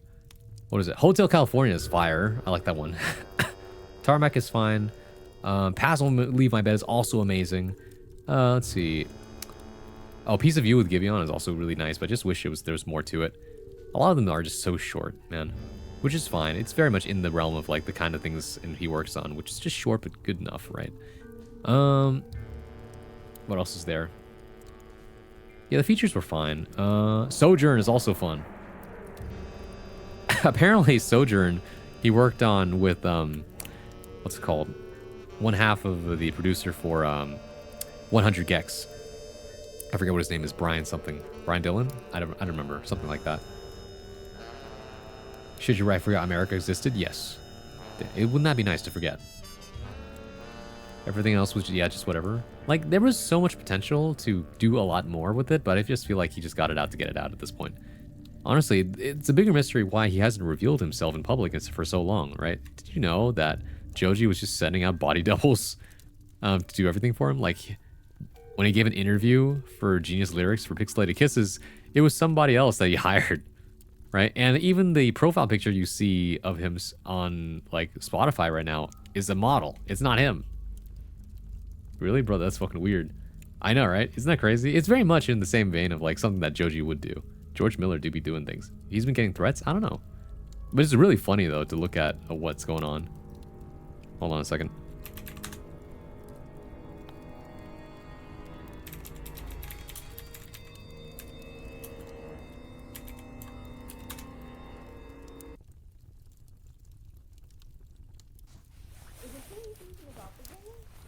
Yeah, it's true. It's true, you've been using a doppelganger? Just thought it would be funny. Nothing really to it. That's it. That's like, he sent his stand-in just to act as himself, and everything's rehearsed. Like, wasn't gonna listen to this. Yeah, it's true. Just thought it would be funny. Nothing really to it. That's not even him, man. The initial inspiration for Pixelated Kisses was I was just trying to make a good song. Made the beat the day before, and then I recorded the song the day after. Like, fed him the story and Kisses got me going insane. Replicate this moment from a million miles the grimy Franklin jawline. It's a doppelganger, bro. Baby, never make a sound. If you never hear from me, all the satellites are down. Yeah, they're all fucking down. It's really just about a phone call. The relationship between the song is like a romantic way. Like, we're always gonna be talking, but if you don't, it's because like the power's out or something. Falling through the atmosphere right now, baby. Are you really down? Baby, are you really down? Yeah. So this part is really more about like a validation. Hey, are you really down? Like, down for me or something. Yeah, I haven't really been online because I've been working on a lot of music. I was creating a lot during my time off. When I first really heard the song again, I was like, yeah, I still got it. Insane. Just crazy. Like, what are you? It's just for shits and giggles. Anyways, Dylan Brady is the name of the producer. So if you type in Dylan Brady's name, actually on Spotify, or whatever else you decide to use, right? Let's see. He's been working with, for example, Cake Pop has him as a feature, and you can listen to this. Let's see here. This one's a fun one. What's this one called again?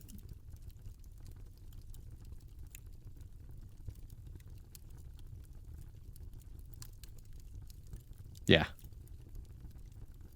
He would do something like slowly change the body double to someone not even close over time. It's something so funny to think about. Anyways, let me see if I can finish writing something with by the time the song's done.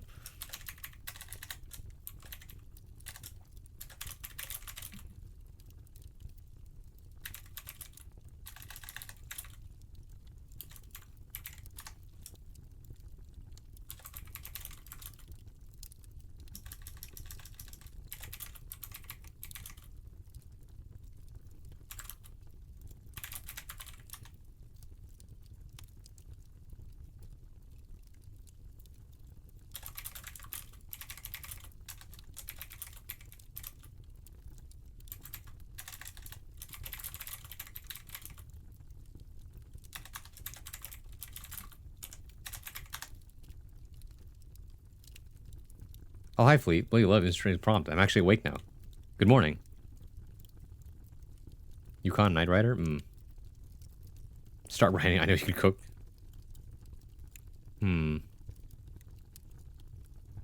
Hyperpop is such an interesting genre once you are able to get into it.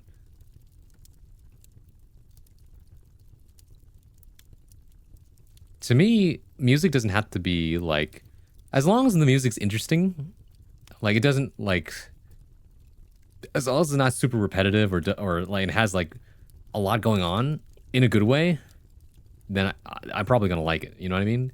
Like layers, things like that. But if it's just like bog standard and doesn't do much more than just repeat, then like things can be repetitive. Like pop is often repetitive, but it can still be good, right? You just really need a good hook. But that being said, not all songs land, and sometimes a lot of songs just don't do enough. I don't know how else to explain it. Baba booey, poopy gloopy, har har har har. That may or may not be my peak. Maybe. At the moment, anyway. You might peak. You might outpeak yourself one day. I really need to give it a listen, though I've been kind of just having it in the background. Which one?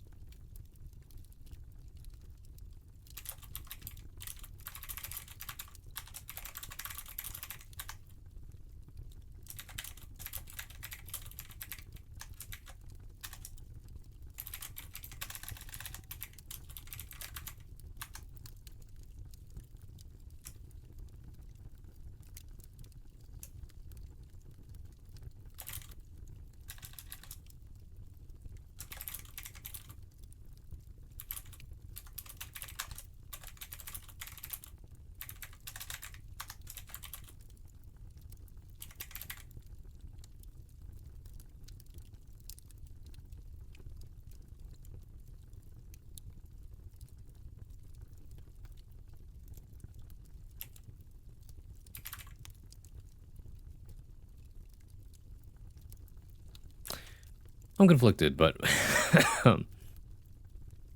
this isn't bad as a short poem, huh? Stop pissing the wind the entire album. Please do listen to the entire album first. Right? That's the thing, right? I usually listen to albums in the order they're given just to see what the artist might have envisioned. Because sometimes, for example, you take D-Joe's album or Joe's album, right? D-J-O. He did that album that was called, what was it? A really good album too. Decide. And Decide is such a good album. Like, oh my god.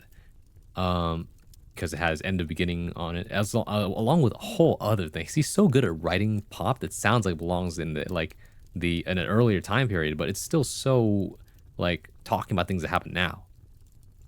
And the order does feel like it makes sense, especially because there's a lot of songs that transition into each other.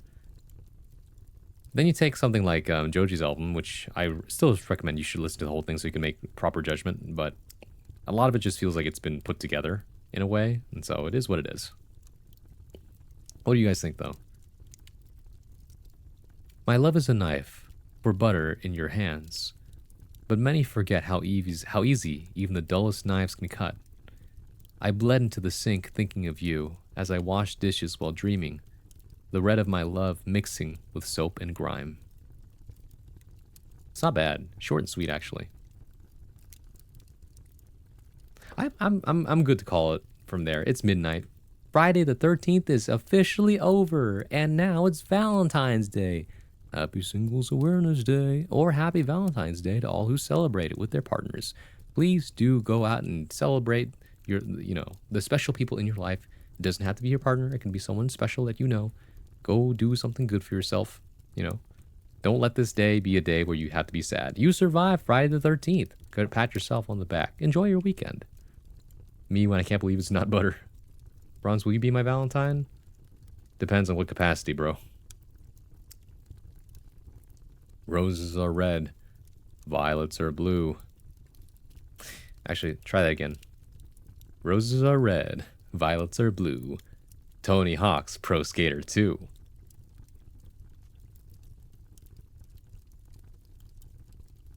It's just for Valentine's Day. It's not weird. It says you. We play toys together. I'm thinking about it. I don't have to be sad. I want to be sad. All right, sure, buddy. Knock yourself out. I've learned. This is an important lesson I've learned while living, right? At first, I was like, I don't understand why people always get angry.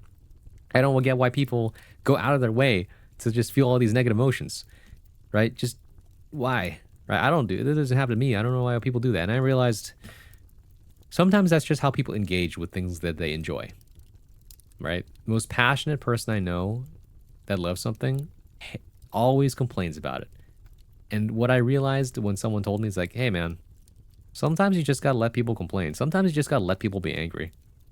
And I was like, you're right, actually. Oh my goodness. Garland, thank you for raiding with a party of 2. Welcome in, Raiders. Hello, my name is Bronze Swam, Honor Day Bard at your service, your one-stop shop for poetry, performance, and pleasantries. When I'm not playing fighting games, you can usually find me reading, writing, and sometimes I might even sing you a song. But hey, welcome in. Pants Grab. Great. The Pants Grab raid is here. Hope you had a great time playing Warriors Abyss. Raiders, if you gotta go, you gotta go. Please do get some rest. Otherwise, feel free to stick around. Now y'all know where to find me. But yeah, we just finished up. Throw it back like you usually do. Oh, I almost forgot. Guys, all right. Even non-VTuber enjoyers, if you like K-pop type stuff or stuff that really gets your body moving, you should listen to Kiara's new album, Takanashi Kiara. I'm gonna give you a little taste of it, actually. I listen to this shit. Just the first song, right? Sorry, bod watchers, you won't be able to hear this.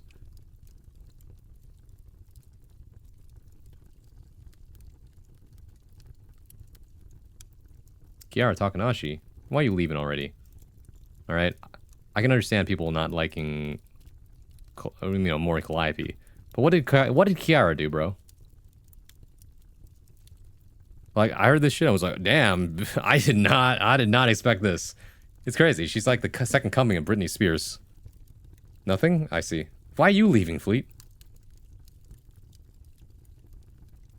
Garland hates orange people? I'm leaving for the bit. I see. You do it for the bit.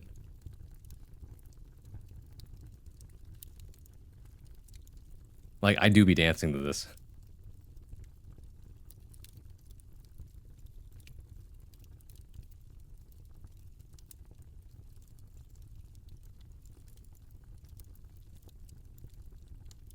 Yeah. Slay. I know, right? It's like, oh, damn. Oh, my God. Sorry to pause right there, but 2 shots. Thank you for raiding with a party of 5. Welcome in, Raiders. Hello, my name is Bronze Swam, Honor Day Bard at your service, your one-stop shop for poetry, performance, and pleasantries. When I'm not playing fighting games, you can usually find me reading, writing, and sometimes I might even sing you a song. Hey, welcome in. We had a great time playing Tekken 8. Raiders, if you gotta go, you gotta go. Please do get some rest. Otherwise, feel free to stick around. Now y'all know where to find me. Skunkalicious, welcome in. The table has given us this soundtrack to raid you. And thank you for the follow. I appreciate that, Skunk. Welcome in. I will say I do not like Calliope's music, and I crashed out when Gachi Kuta replaced his banger opening with a song she made. As you do. I thought she did a great job as a tribute to Lovesick, though. That was actually pretty sick. And there's a few songs I like. I think that she did a great job on her one song. Was it City Light? Hold on. Try to remember what it was called.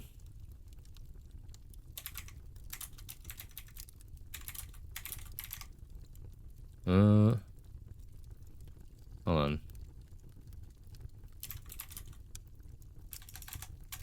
Fade in, fade out, is crazy. End of a Life, that's what it was.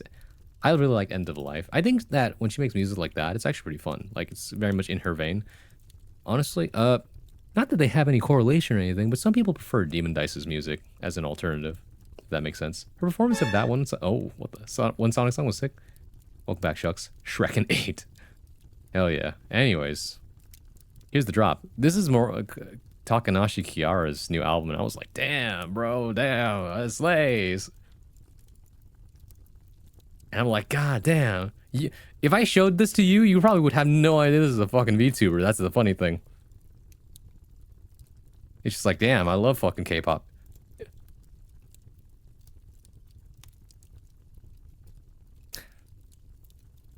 Actually, if you have the time, what's it called? The music video for this also slays. Actually, I probably could just show you now that I think about it. Just like a little hint, a little demo. I've heard it say Japanese people's given name first. Well, in English, yes, that would be correct. Like Kiara Takanashi. You know, Mori Calliope instead of Calliope Mori. Let me see.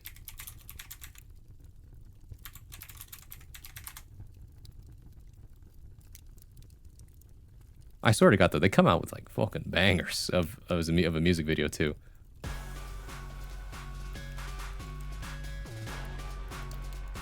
Like, it's just impressive.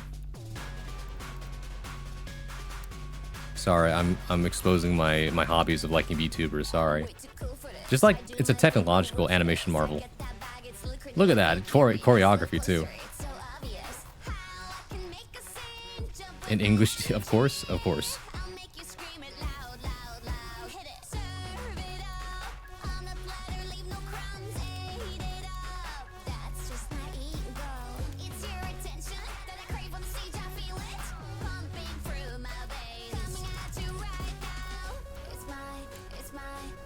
Let me turn it up a little bit.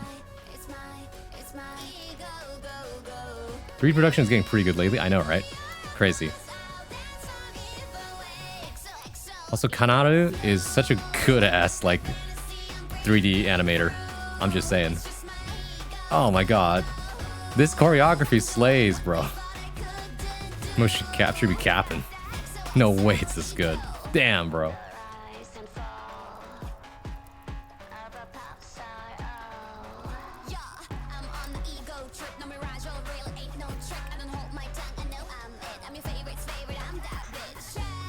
Like, goddamn. 5 seconds, what the heck is going on here? I was listening to the newest album. This is a music video from it. I'm just saying, it's like, damn. It's like the second coming of Britney Spears. I keep saying this. Like, it's crazy. Oh, it's so sick, bro.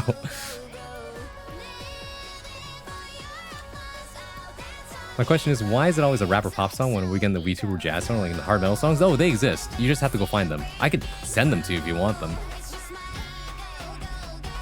It's just, this is what's popular with the people. Shake it, girl. Slay. Work it.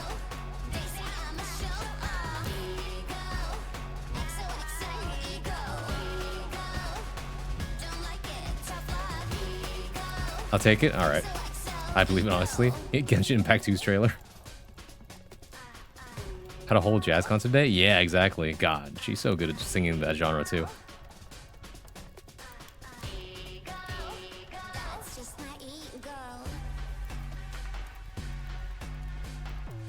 I ended up watching the whole thing anyway, but it's fine.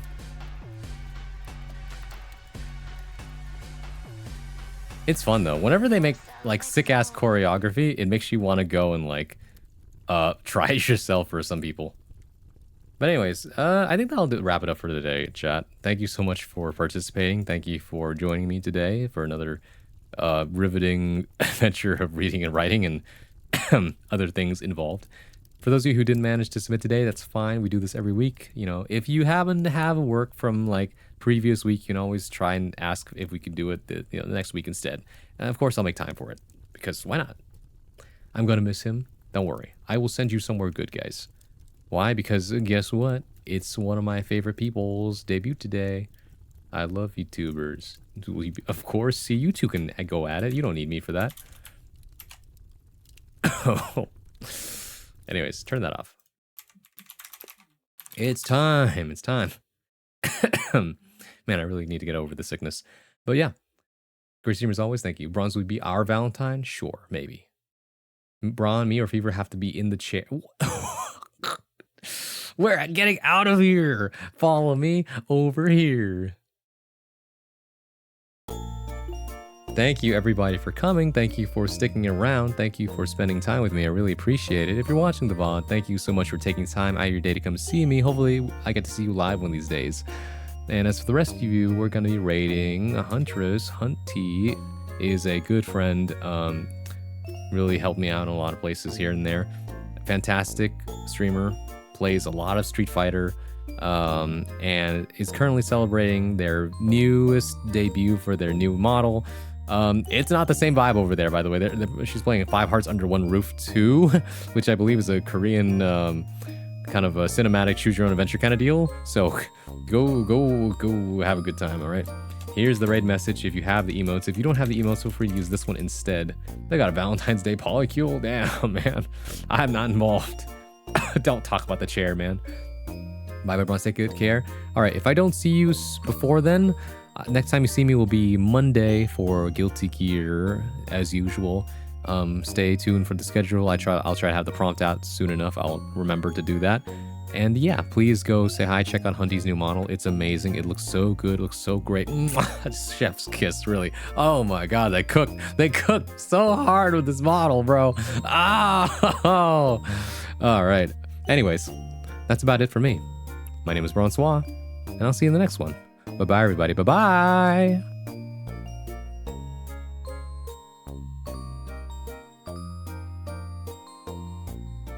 See you later.